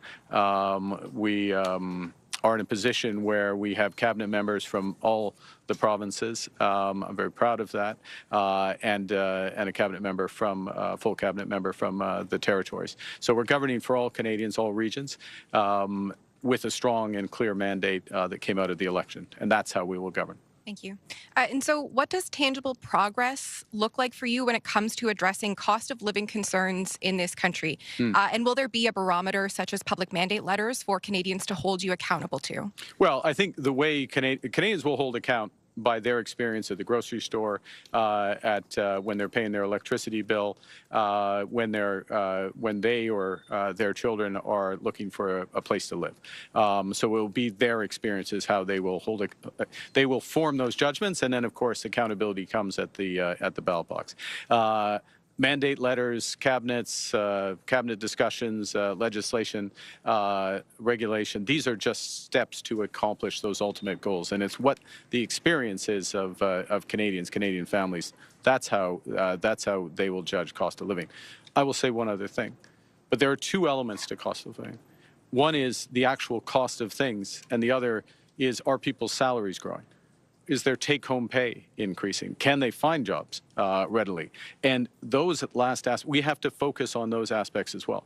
We can act most quickly, most immediately with the middle-class tax cut, which is, as I said in my remarks, we will act by Canada Day. Parliament has to approve it. We'll have to find 2 extra votes in order to get that. But we clearly campaigned on that, and we'll put that forth. But more broadly, what we need to do is build this economy, create great jobs for Canadians. At the same time, costs are held under control. But it's really about jobs and growth in incomes that will help all Canadians get ahead. Next question, Push and Kisser. Sarah Ritchie with the Canadian Press. Given what you just said about trying to find 2 extra votes in Parliament, what efforts are you and your team making to sort of more permanently find those 2 extra votes from other caucuses? Yeah, maybe I didn't say this quite as explicitly, but I will now, which is that we campaigned hard, we campaigned clearly, we had more than 100 events, we answered media questions at all our events, and gave a very clear platform. So we have a strong mandate. We're going to focus on the issues that are at the core of that mandate. Of course, we'll work with parliamentarians and we'll work with the provinces to move things forward. But we've been elected to do a job. We intend to do it quickly and forcefully. In other words, we have to address this crisis with the Americans, and we have to address the very real challenges in our economy, and we will do that. Follow-up. Who will be your key members of your team that help you lead that Canada-U.S. relations file? I obviously in my role, I take ultimate responsibility for it. But the Minister of Foreign Affairs will play a role. The Minister of Finance, the Minister, Monsieur Leblanc, in his role specifically designated with respect to Canada-U.S. trade, as will the Minister of Defense and the Minister of Public Safety, because there are aspects, and I will say, without going into great detail, that it was a week ago, I guess, when I met with a number of us met with President Trump and his team, and in the broader discussions outside of the Oval Office in the Roosevelt Room, we touched on all those issues: public safety, defense, as well as all aspects of economics and trade. And so it is a real team effort, and I'm remiss in that I hadn't mentioned, and I will now, obviously our ambassador in Washington, who plays a very important role, Ms. Hill. Next question.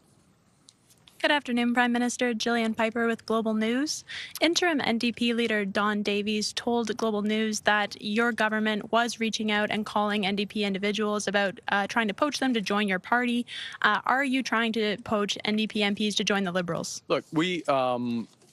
As I said a moment ago, we have a clear mandate. We'll work towards that clear mandate. We're always interested in working with parliamentarians from any of the opposition parties to support that mandate. Obviously, those discussions will intensify as Parliament returns in the course of the next, well, it's less than 2 weeks. So clear mandate, focus on those. Speech from the throne will be quite clear in terms of our priorities. We'll work with Parliament. Thank you. And as a follow-up, when Gregor Robertson was Vancouver mayor, the price of buying a house increased by 179% in one of the most expensive markets in Canada. Why do you think someone with this track record should oversee the housing file? Is this a signal from you that you don't think housing prices should go down? You would be very hard-pressed to make that conclusion from everything I've said and what our priorities are. We have a strong view on housing, a very clear policy, a policy developed with a number of members of the team, including with Mr. Robertson, and I'm thrilled that he is in the new role because he brings the type of experience that we need to tackle some aspects of this problem. One of them is how the federal government can help get municipal costs and municipal regulation costs down and regulation out of the way so that more houses can be built. Ultimately, the housing crisis, and it is a crisis, is ultimately solved by supply. We can do things to help with affordability at the start, which is why we have the GST cut, but ultimately it's a question of supply. And as I think you know, Julie, we have very aggressive objectives on supply, the doubling of the building of supply across Canada. We're going to have to change how we build. And a lot of that expertise, it's not exclusively, but a lot of it is actually been developed in British Columbia. Minister Robertson is very familiar with it. We're going to incorporate that, but in a pan-Canadian strategy to really drive this. Thank you. Next question. You'll hear a lot more about it over time. Monsieur. Prochaine question. Bonjour, Raymond Fillon de TVA. Monsieur Carney, plusieurs s'attendaient à voir Carlos Leitão dans votre équipe ministérielle, l'ancien ministre. Expected to see Carlos Leitão in your cabinet as Minister of Finance for Quebec. Why did you not include him? I know Mr. Leitão quite well, and he's very capable and has a lot of experience. I'm very happy that he is a Liberal MP. It's hard putting together a focused cabinet and a small cabinet so that we can govern efficiently and quickly. So choices have to be made, and I made choices. Clearly, Mr. Leitão is not a member of cabinet right now, but he is a member of the Liberal team, and we'll work in close collaboration with him. What about the election in Terrebonne riding, which you won by just one vote, according to the last recount? Could there have been irregularities, it seems? And do you think that the election should be rerun? Well, first of all, it's better to win by one vote than lose by one vote. So that's my first observation.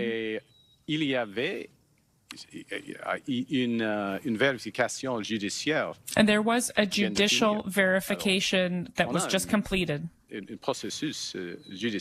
We do have a judicial process. It's not up to me to judge a formal process such as that. So no re-election? That's not up to me, that's up to Elections Canada. Let's be clear. We can't have any situation where the Prime Minister of Canada would decide when we have another election. No.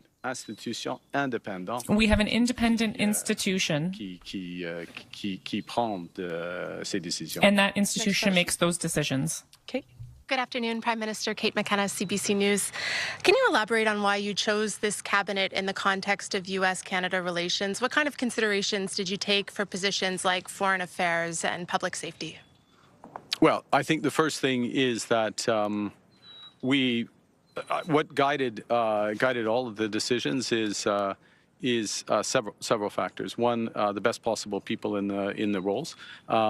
We want a cabinet that reflects Canada in all its diversity and grandeur and experience. I don't want a cabinet that just looks like me. That's not a cabinet that supports. That's not a cabinet that you can delegate authorities to. So that's what we're doing. So that's the first. That you bring the cabinet together like that.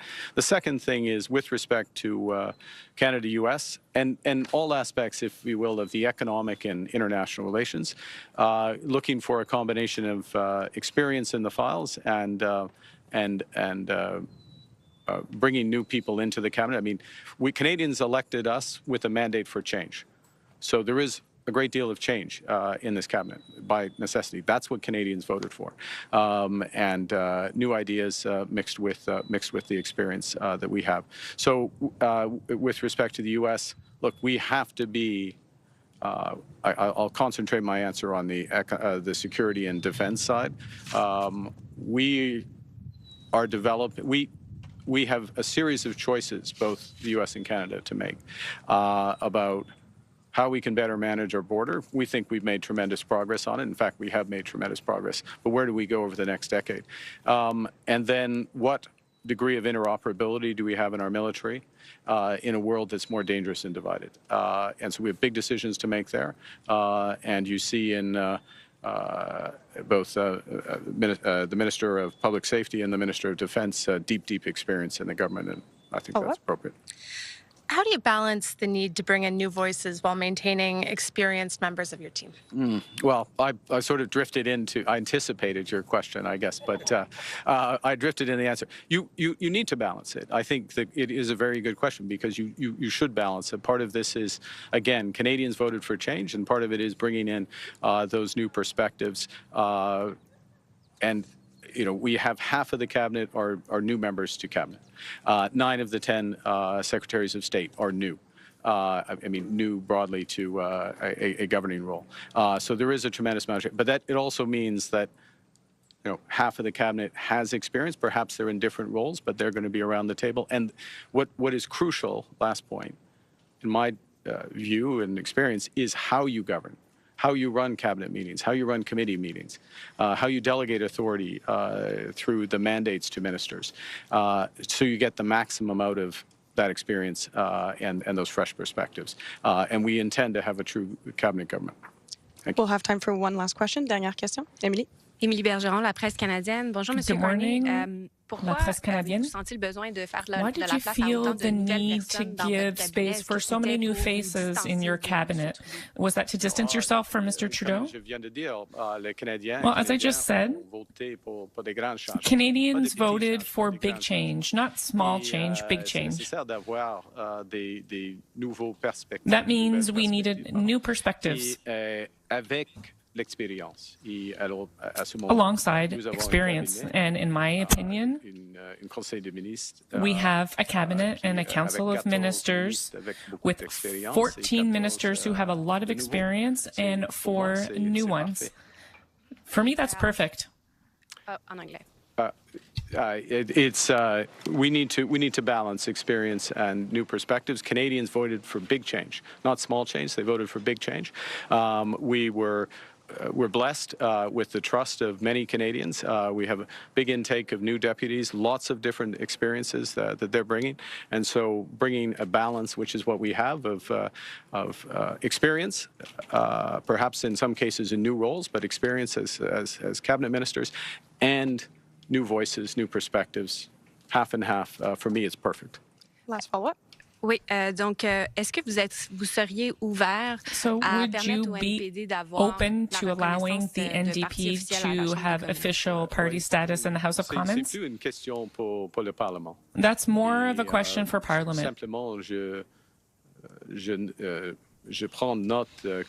I simply take note that Canadians made their decision. There are not many members from the NDP, and that's the Canadians' decision, not my decision. This puts an end to our press conference. Thank you. Merci beaucoup. All right, we were listening to Prime Minister Mark Carney there speaking at Rideau Hall after the swearing-in ceremony. There you can see his entire cabinet right behind him, greeting him after this question-answer with the media, laying out the agenda and priorities of his team, saying that it's a smaller cabinet but a focused one, 28 cabinet ministers, 10 new secretaries of state with focus areas, saying building a stronger country, stronger Canada, unified Canada, one Canadian economy, and staying with the strong mandate saying that revamping Canada-US relationship is going to be the priority of this government. Let's now bring in CTV News' senior political correspondent, Michael Couture, who's standing by outside the Rideau Hall, listening into what the Prime Minister was saying. Your takeaways from what the Prime Minister said about this cabinet, the decisions that he has made so far, and what do they plan to do in the next few coming weeks and months, especially in the month of May and June? Yeah, I think first off, Akshay, the fact that they are going to have a cabinet meeting tomorrow, that I thought was interesting. They're going to get right to work. But he was asked a number of times about that sort of mix of old and new faces, and talking about how he does have some of that experience around the cabinet table, albeit in some different roles as well. But he also talked about how having those new ideas come in, specifically on the Canada-US file, that is something that he's highlighted, talked about how 9 out of the 10 secretaries of state are new to those types of scenarios, to that type of cabinet, knowing that they are not part of the full cabinet, but they will be sort of rotated in, as we've been talking about this afternoon, and how they will have these portfolios that are really more specific and sort of drilling down. And he talked about on the Canada-US file, he wanted some experience, but also some of those new faces.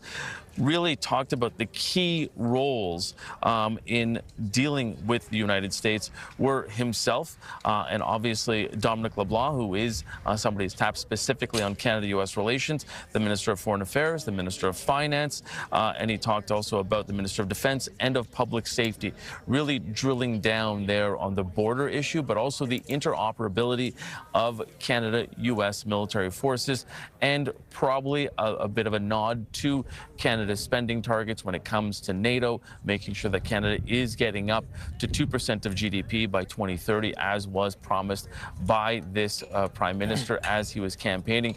So interesting to talk about and to see exactly what his focus was. He talks about affordability as well, pointed to the middle class tax income cut, or the income tax cut for the middle class, something that he wants to get done as soon as possible when Parliament returns. We know that is May the 26th. Then on May the 27th, we have the throne speech. They'll be read by King Charles. So really key priorities that he's trying to sketch out and trying to give that sort of business feel to this cabinet, and saying they need to get to work right away, Akshay. Indeed. We'll leave it at that for now. CTV senior political correspondent Mike Licoteo right outside the Rideau Hall. Mike, thank you for all these updates. And reactions are coming in already. Just hours after being sworn in, Canada's new Environment and Climate Change Minister is facing criticism from Alberta. We're learning Alberta Premier Daniel Smith's Chief of Staff is blasting the new minister, Julie Dabrusin. Rob Anderson is suggesting Dabrusin's appointment is shocking. He points to the minister's website, which touts her support for putting a price on carbon pollution and her strong stance against oil sands expansion. Premier Daniel Smith has said she wants to reset Alberta's combative relationship with Ottawa, and her government has demanded major changes on the environment file. That includes unfettered access to build oil and gas pipelines to the coasts. And we're also expecting more reactions to come in, especially from Ottawa, where Conservative leader Pierre Poilievre will soon be responding to Mark Carney's new cabinet. We will bring you back here live as soon as that gets underway. And later today, CTV's Vassy Kapelos will have an exclusive interview with Prime Minister Mark Carney. You can watch that interview today on Power Play at 5 p.m. Eastern, right here on CTV News Channel. With that, we'll take a short break. We'll be right back.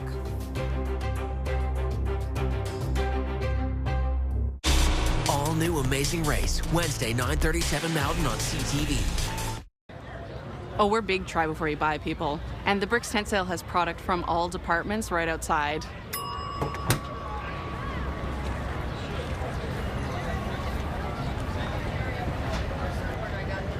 He's doing what? The tents are coming down. It's the final weekend of the Bricks tent sale. Genuine leather power reclining sofa, only $14.99. This dining table just $2.79. Mix and match chairs, only $1.19 each. The Brick, saving you more. Allergy symptoms. You feel terrible. You look terrible. Your nose drips like a faucet. You can't stop itching and clawing at your eyes. Everyone around you thinks you're contagious, so you're constantly explaining they're just allergies. Thankfully, there's Reactin. It acts fast and lasts 24 hours. Reactin. Serious about allergies. Kevin and Sarah have one of the world's largest collections of souvenir plates. They also have a teenager, so they got their plates insured. But they don't have life insurance. Kevin's worried his diabetes will make it hard to qualify, and Sarah does not like medical exams. So we got them some new plates to tell them about Canada Protection Plan. Canada Protection Plan has solutions for both the healthy and hard to insure, with no needles or medical exams required on most plans. You'll get great coverage at a price you'll love. And there are no payments in your first month. Anybody between 18 and 80 can apply. And there are great member benefits, including rewards for active living and giving back. As part of the Foresters family, your coverage is backed by our excellent financial strength. Contact your advisor or call now to get a no-obligation quote in minutes. Canada Protection Plan, protecting what matters most, you. It's time to grow your business. Create a website. How? GoDaddy. Coding? Nah. But all that writing? Nope. AI. Done. Built. Let's get to work. Create a beautiful website in minutes with GoDaddy. Welcome back to CTV News Channel. Cassandra, that's Cassie Ventura, the ex-girlfriend of Sean Diddy Combs, testifying today in day 2 of the sex trafficking trial against the hip-hop mogul. And a warning that some details in the story will be disturbing. Ventura testifying today that the hip-hop mogul would often beat her, leaving her with black eyes and bruises all over her body. Asked how frequently Combs hit her, she replied, too frequently. Combs has pleaded not guilty to 5 charges, including sex trafficking. Prosecutors allege Combs forced women into drug-fueled sex parties and then blackmailed them with videos he recorded. The defense argues the alleged victims, including Ventura, participated willingly. And Kim Kardashian is testifying today at the trial of the burglars she accuses of tying her up and robbing her at gunpoint in a Paris hotel room in 2016. The billionaire reality star telling the court today that she, quote, absolutely thought she was going to die. On that note, we'll take you live to Ottawa, where Conservative leader Pierre Poilievre is speaking, reacting to the cabinet. Regardless of their political stripe, we have to acknowledge that's an accomplishment to be named. The Conservatives will take very seriously the role of holding the government to account by asking questions and by opposing decisions that are bad for Canadians. But that does not mean that we will instinctively oppose whatever the government does, especially concerning foreign affairs and negotiations with the United States. We will defend workers, industry, and Canada's identity. And we will do so by working together with the government. When the government acts in our country's interest, we will support that. We will review what they are doing, and when they're right, we will support them. But when they're wrong, we will oppose them. We want our country to succeed. We want the best for Canada. We hope that the government will make the right decisions.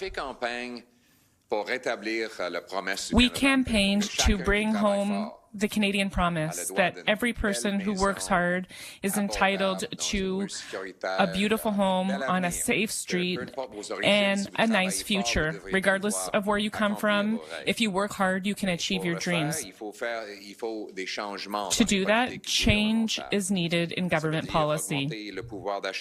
That means increasing buying power of workers and seniors by reducing expenses and waste and the deficit.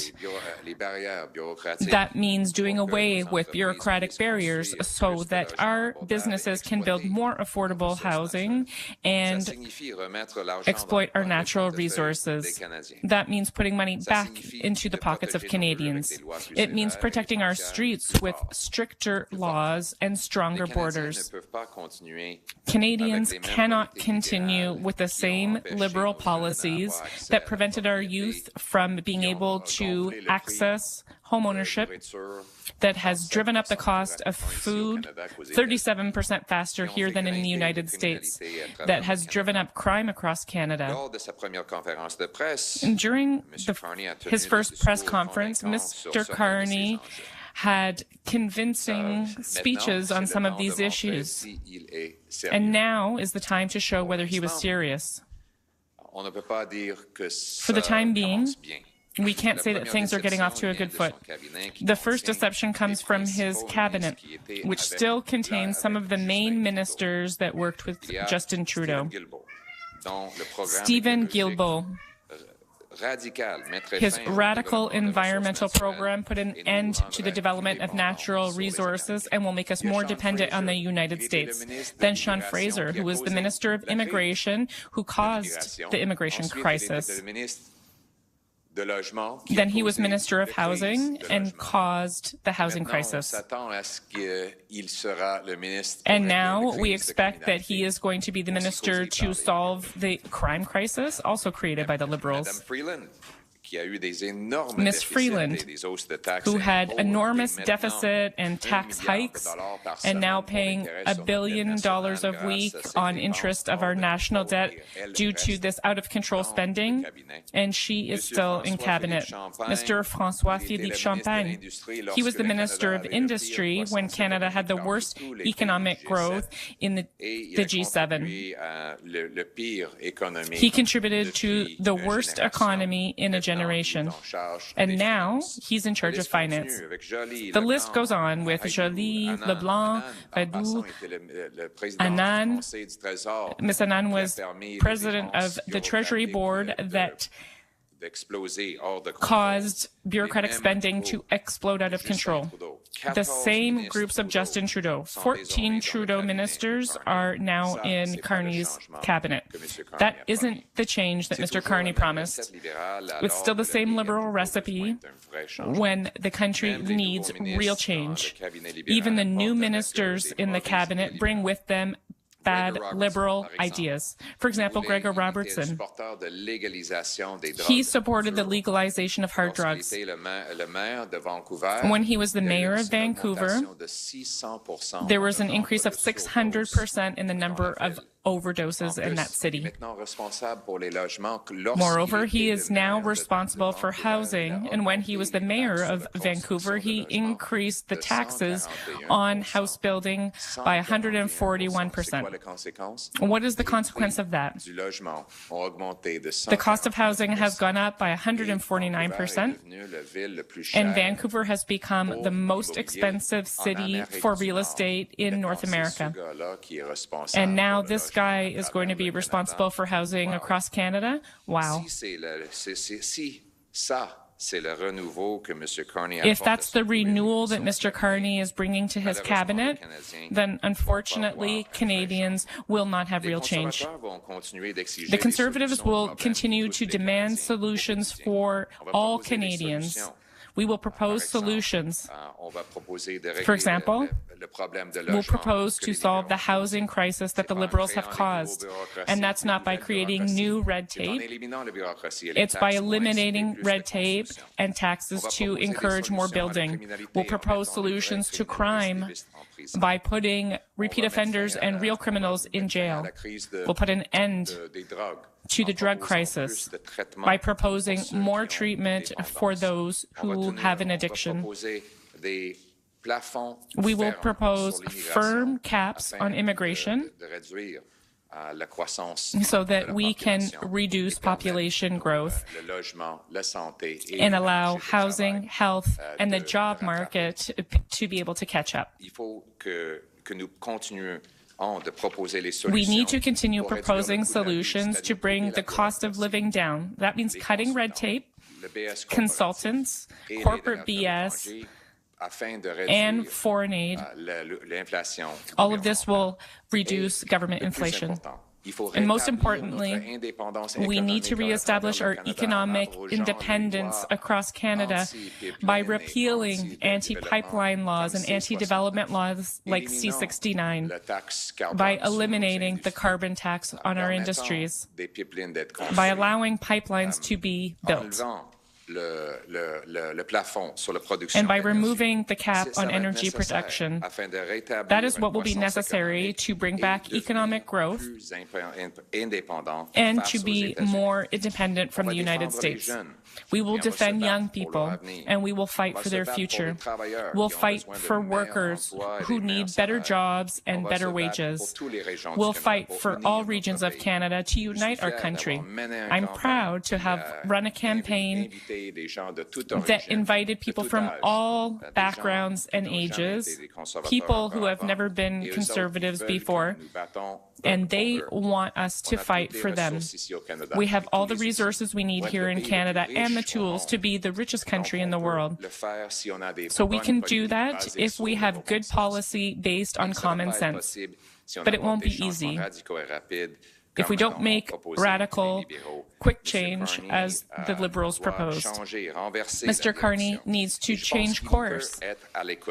And I think that he can be open to listening. I proposed many ideas in the last 3 years, and many of them were stolen. But that doesn't make me bitter. In fact, today I would say to Mr. Carney, steal my ideas. I want you to steal my ideas. I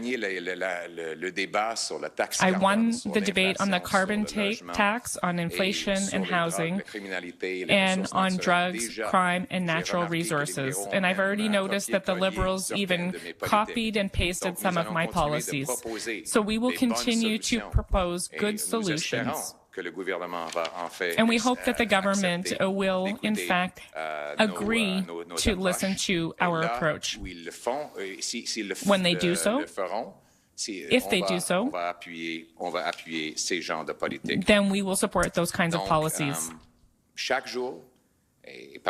Every day, by any means, we will fight for our people, for our country, in order to give people back control over their lives with higher salaries, affordable, abundant housing, accessing home ownership, lower taxes, safer streets, and a stronger armed forces.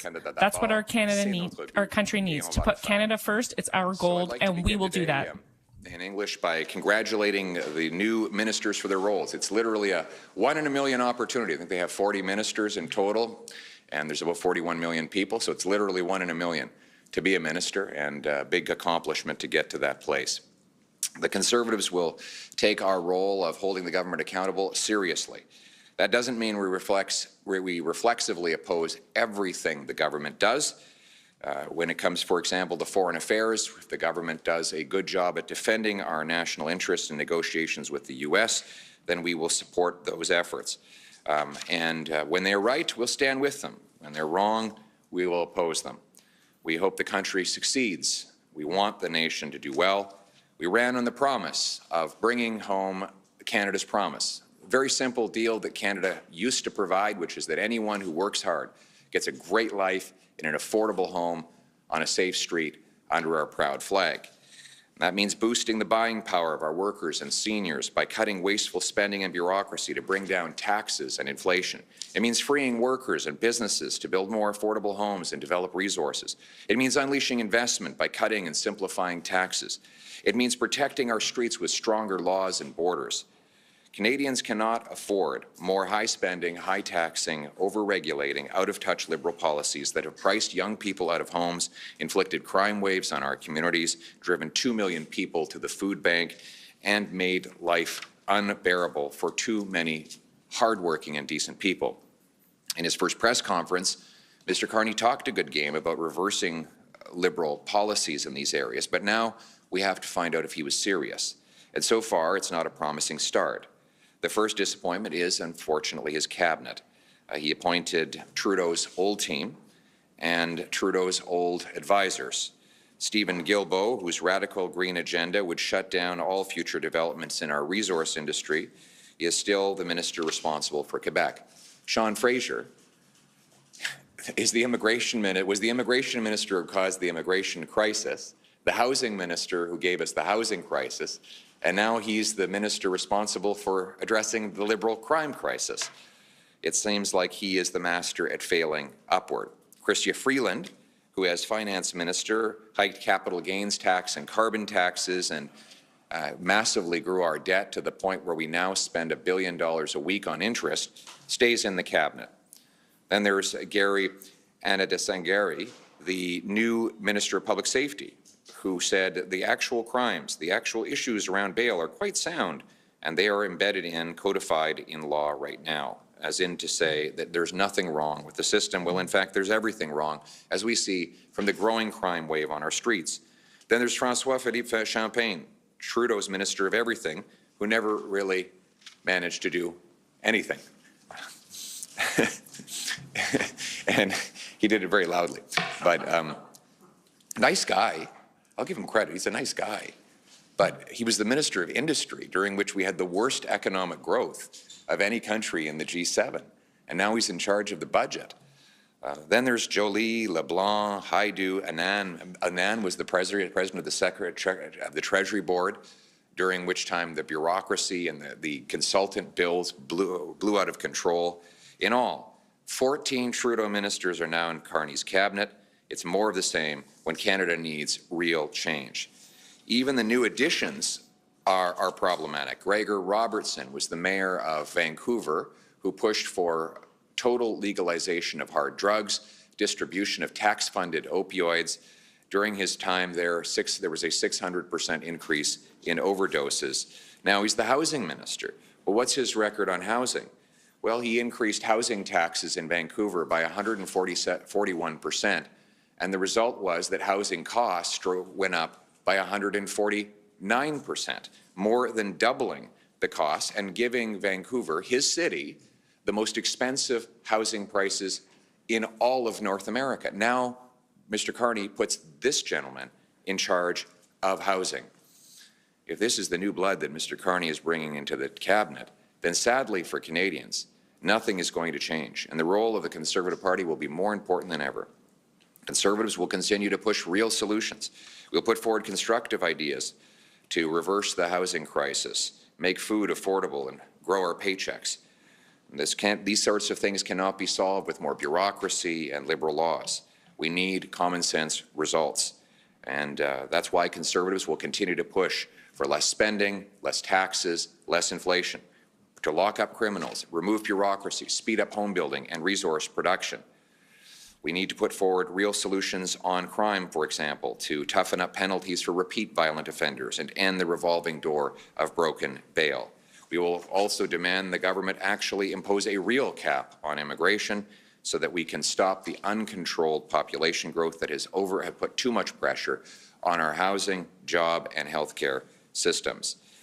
Finally, and most importantly, the only way we get out of this deep economic trouble the Liberals have got us into is by unleashing economic growth. And that means repealing anti-development laws, C-69, the energy cap, the industrial carbon tax, the offshore shipping ban. All of these things need to be reversed so that we can unleash the incredible power of our resources.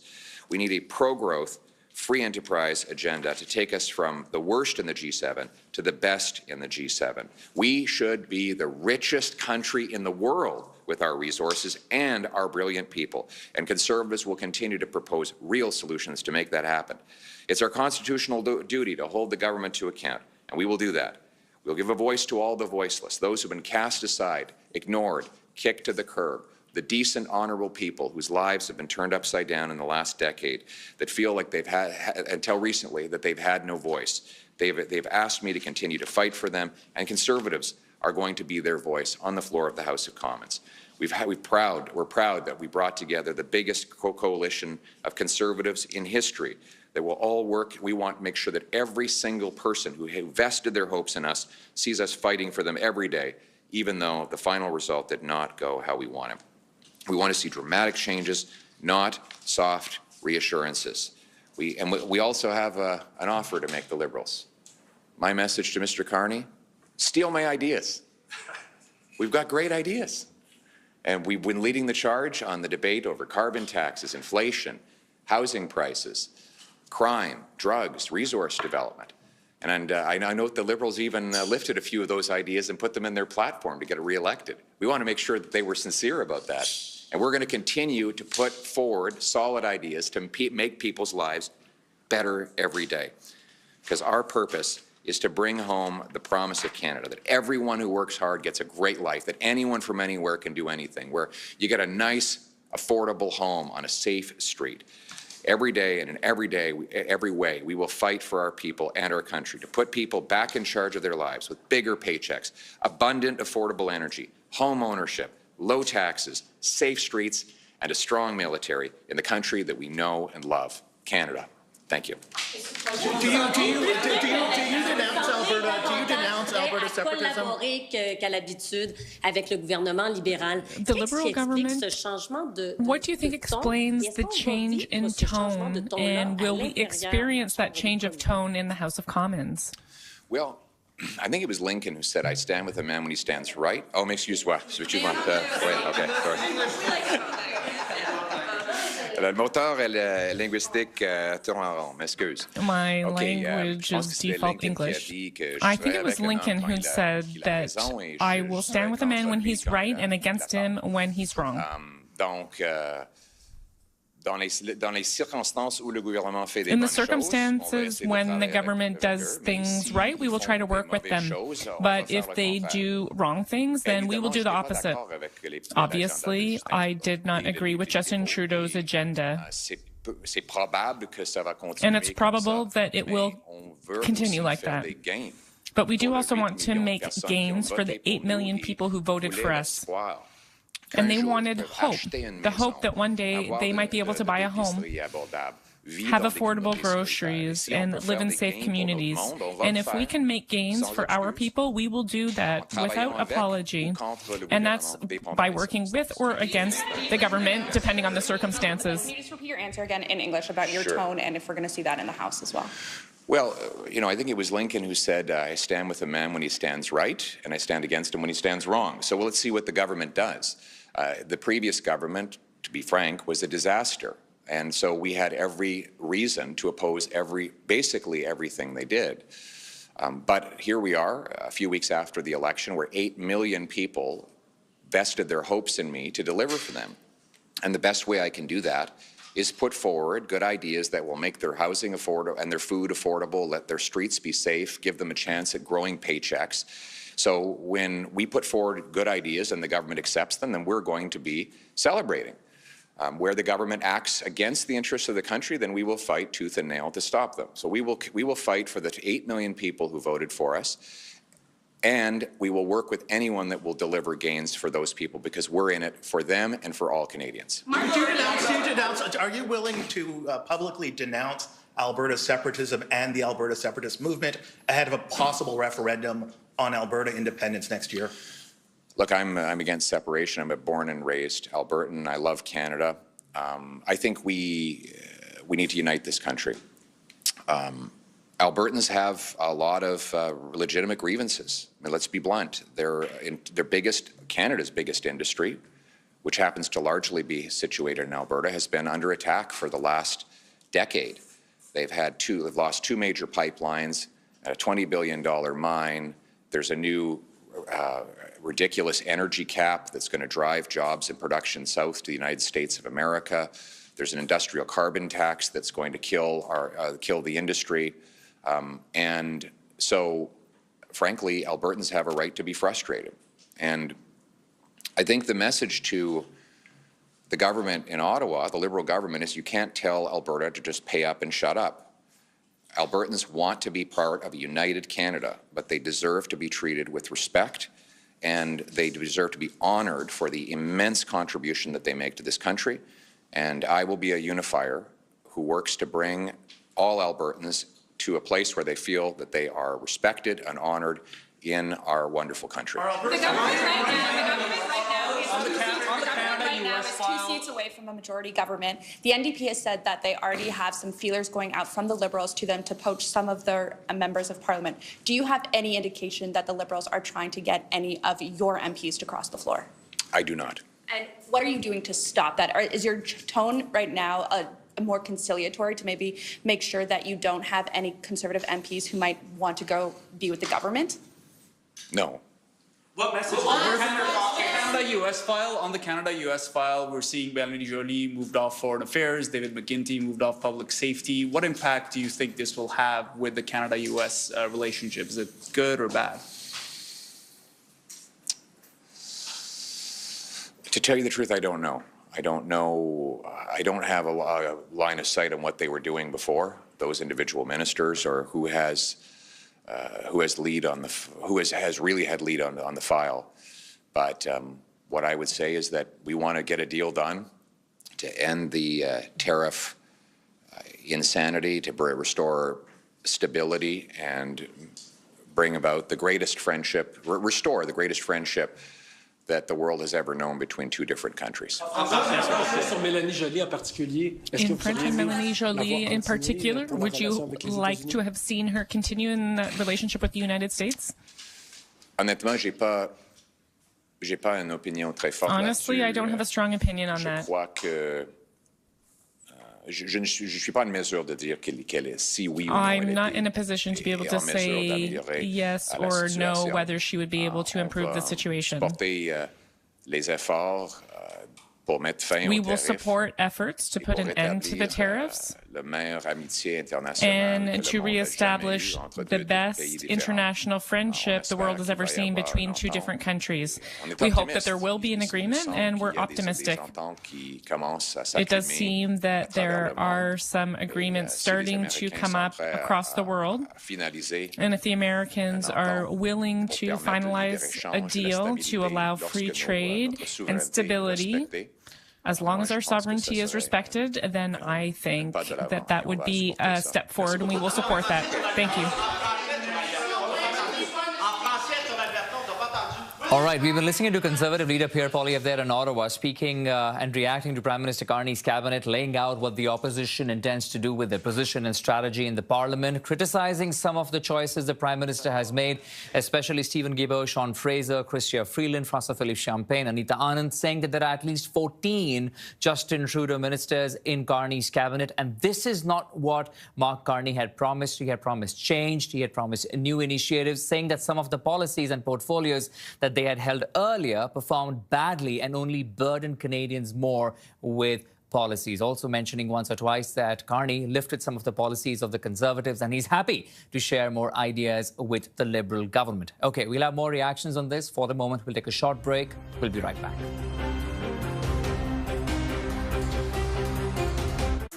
Grey's Anatomy season finale, Thursday at 10/8 Mountain on CTV. Beef is back at Swiss Chalet. Enjoy our tender, juicy roast beef dinner smothered in au jus. Dig into our tasty roast beef sandwiches or get the best of both with our chicken and roast beef combo for a limited time from only $18.99. Only at Swiss Chalet. After her partner's health scare, Sam needed to make some changes. So she got Northcover Life Insurance. Their licensed advisors helped choose coverage to suit her exact needs and budget. Now Sam's so well covered, it's like she's wearing a parka.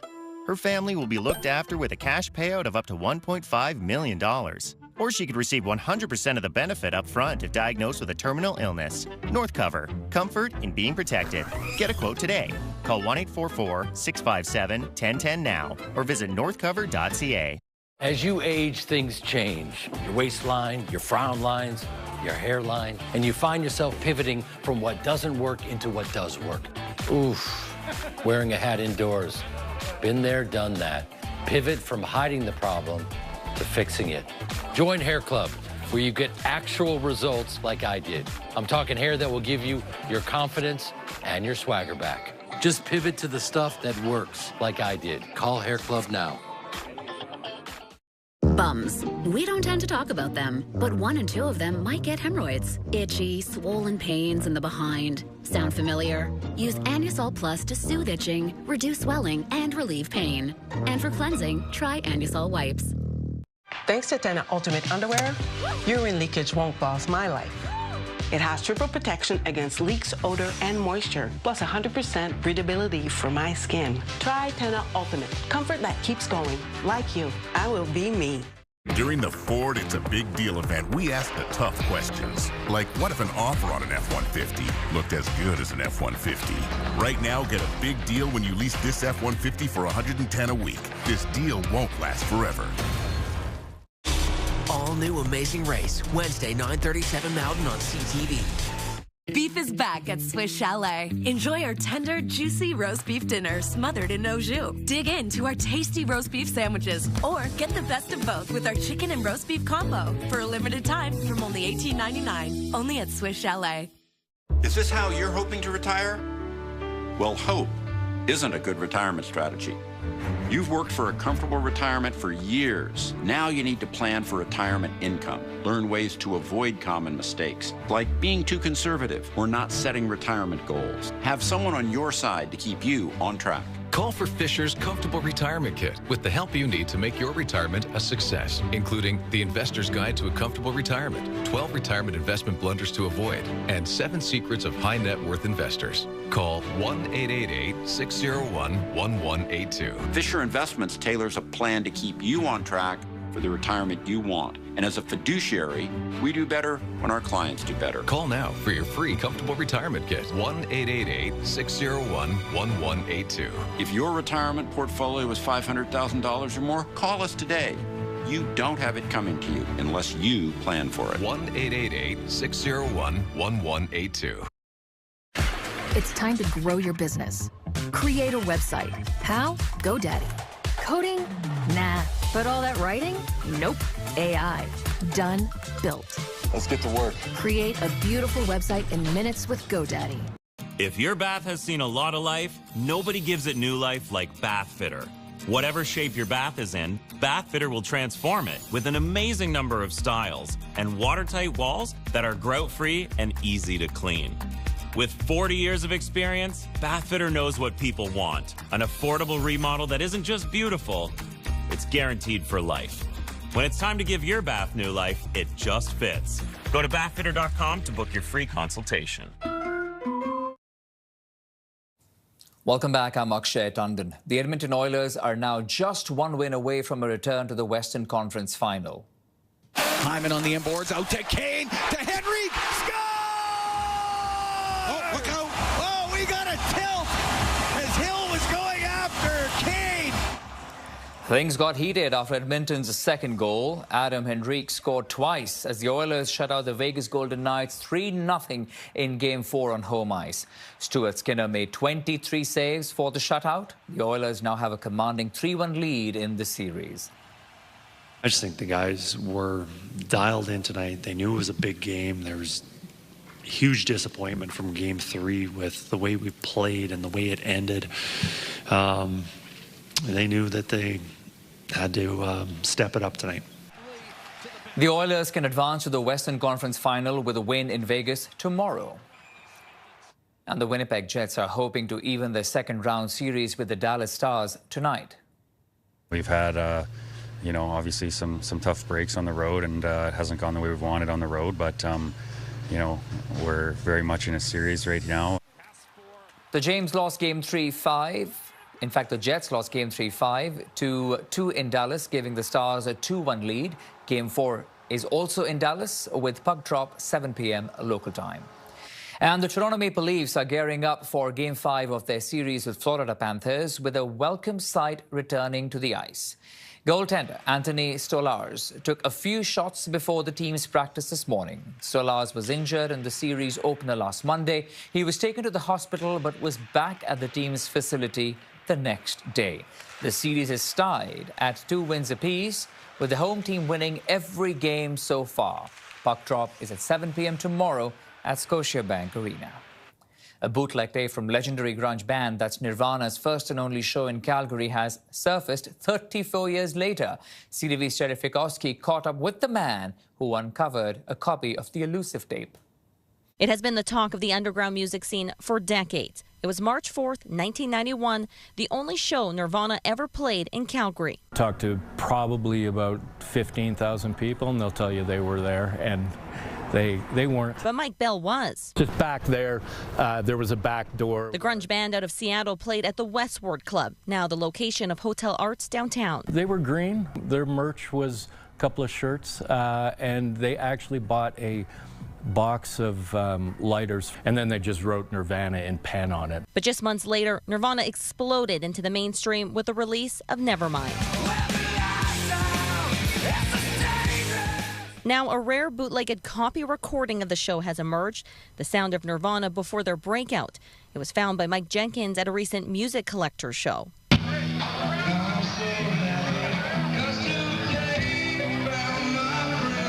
Tape was was gifted to him by the family of a man who used to own a local record store. It came with a letter detailing its history.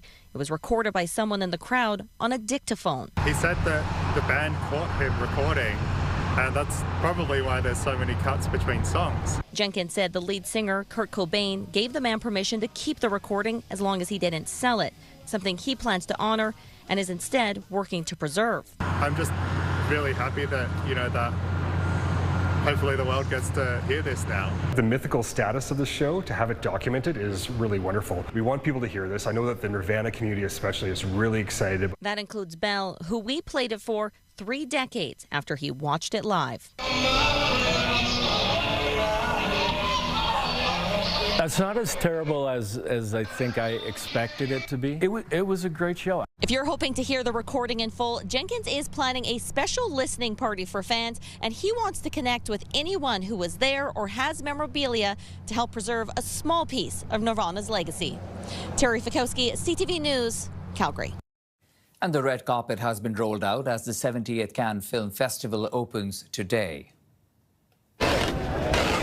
Over the next 12 days, the French city will be in the spotlight, playing host to high-profile premieres from filmmakers such as Spike Lee, Wes Anderson and Lynn Ramsey. Kristen Stewart and Scarlett Johansson will both be making directorial debuts, while Robert De Niro is set to receive an honorary award. And a reminder, later today, CTV's Vassy Kapelos will have an exclusive interview with Prime Minister Carney. You can watch that interview today on Power Play at 5 p.m. Eastern, right here on CTV News Channel. All right, that's it from me. I'm Akshay Tandon. But when we come back, more on Prime Minister Carney's new cabinet. Who's in and who's out? And what new portfolios have been added with Scott Hurst after this break. Stay with us.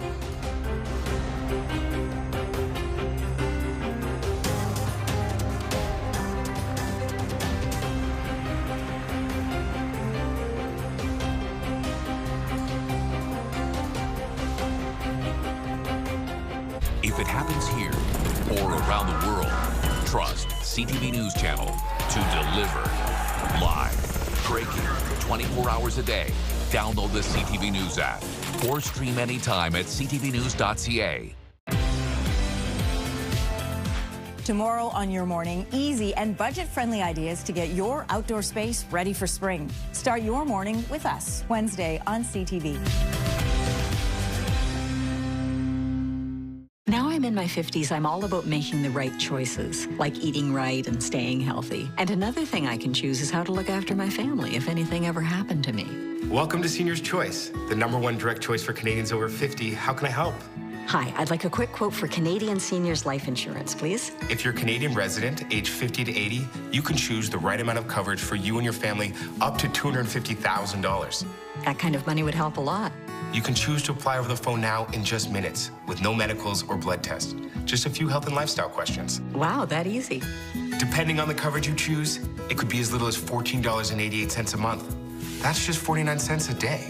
That's less than I thought. And that money could help my family cover my funeral costs, support my husband's retirement planning, or even pay off loans. I'll do it. To get a free, no-obligation quote, call one of our trusted insurance advisors today at 1-844-820-8006 or visit seniorschoice.ca. Well, you're in the big leagues now. How was your vacation, sir? Oh, I needed one. With your 10% loyalty program discount, that's $300 for the night. Not bad. $220 for the night. Hold up. How? It's easy when you know where to look. Trivago compares hotel prices from hundreds of sites, so you can save up to 35%. Trivago is my secret tactic. Hotel Trivago.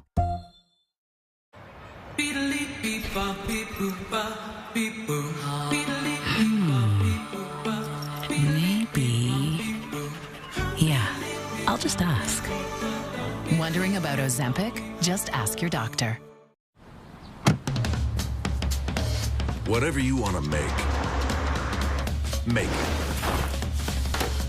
With the standard hybrid new 2025 Ford Maverick. Blackmail on day one? Not good. What's up,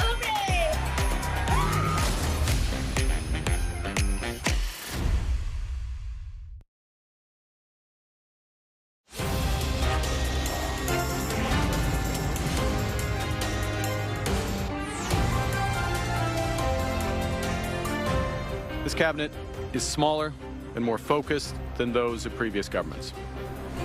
Mark Carney shakes up cabinet with several new faces and Trudeau-era ministers taking on new roles. We'll have all the details. Honda Canada is announcing a 2-year pause on a $15 billion electric vehicle investment project in Ontario due to a slowdown in the EV market. A key witness takes the stand against Sean Diddy Combs, his ex-girlfriend Cassie Ventura, testifying in the sex trafficking trial of the disgraced hip-hop mogul. Good afternoon. Thanks for joining us. I'm Scott Hurst. A lot of new faces and some familiar ones as Prime Minister Mark Carney unveils his new cabinet. According to the Prime Minister, it's aimed at defining new economic and security relations with the United States, reducing the cost of living, and building a stronger economy. Here are some of the key moves. François-Philippe Champagne stays on as Finance Minister, and Dominic LeBlanc will serve as the Minister responsible for Canada-U.S. trade, intergovernmental affairs, and a so-called One Canadian economy. Among notable changes, Anita Anand moves to a key post of Foreign Affairs. She takes over from Melanie Joly, who's now the Minister of Industry and the Minister responsible for Canada Economic Development for the Quebec region. Former Deputy Prime Minister Chrystia Freeland is Minister of Transport and Internal Trade. Sean Fraser takes the combined portfolio of Justice and Attorney General, and Stephen Guilbeault is Minister of Canadian Identity and Culture.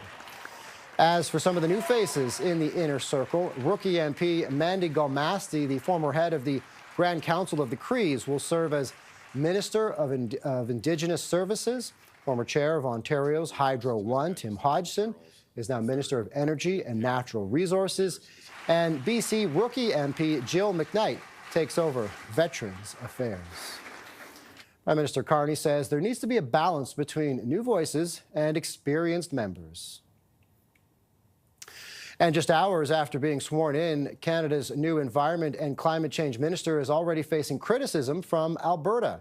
Alberta Premier Danielle Smith's Chief of Staff is blasting the new minister, Julie DeBruzen. Rob Anderson is suggesting DeBruzen's appointment is shocking. He points to the minister's website, which touts her support for putting a price on carbon pollution and her strong stance against oil sands expansion. Premier Smith has said she wants to reset Alberta's combative relationship with Ottawa, and her government has demanded major changes on the environment file. That includes unfettered access to build oil and gas pipelines to the coasts. And later today, CTV's Vassy Kapelos will have an exclusive interview with Prime Minister Mark Carney. You can watch that interview today on Power Play at 5 p.m. Eastern on CTV News Channel. Ontario's financial forecast will be revealed when the budget is tabled on Thursday. The budget is set to address some concerning news impacting the auto industry. CTV's Queen's Park Bureau Chief Siobhan Morris has more. All right, over here first. Thursday's budget will include a break for drivers first promised during the spring election campaign. Our government will be making our temporary cuts to gas and fuel tax rates permanent. Those moves shave more than 5 cents off a liter of gas. That's not an extra discount. The cut has been in place since the summer of 2022, but it's been on a 6-month basis. Another campaign trail pledge aimed at drivers is also on the way. Starting June the 1st, 2025, tolls from Brock Road to Highway 35, 115 are coming off the 407. Doug Ford has framed these changes as protecting Ontario in uncertain times. That uncertainty is being felt acutely today as Honda Canada says it's postponing a $15 billion investment in electric vehicle manufacturing in Alliston. The delay, 2 years, because of a slowdown in demand for EVs.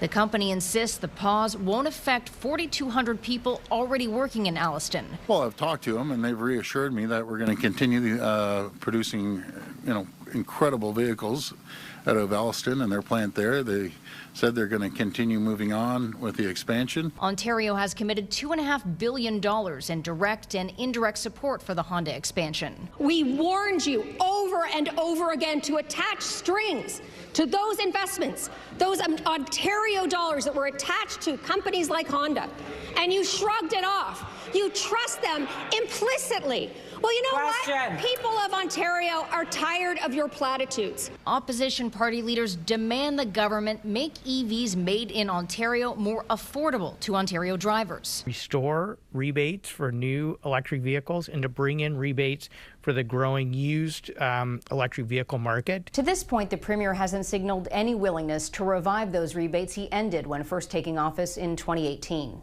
At Queen's Park, Siobhan Morris, CTV News. Cracks may be starting to show in Alberta Premier Danielle Smith's majority government. Two of her UCP MLAs sit as independents. A provincial sovereignty movement is gaining traction.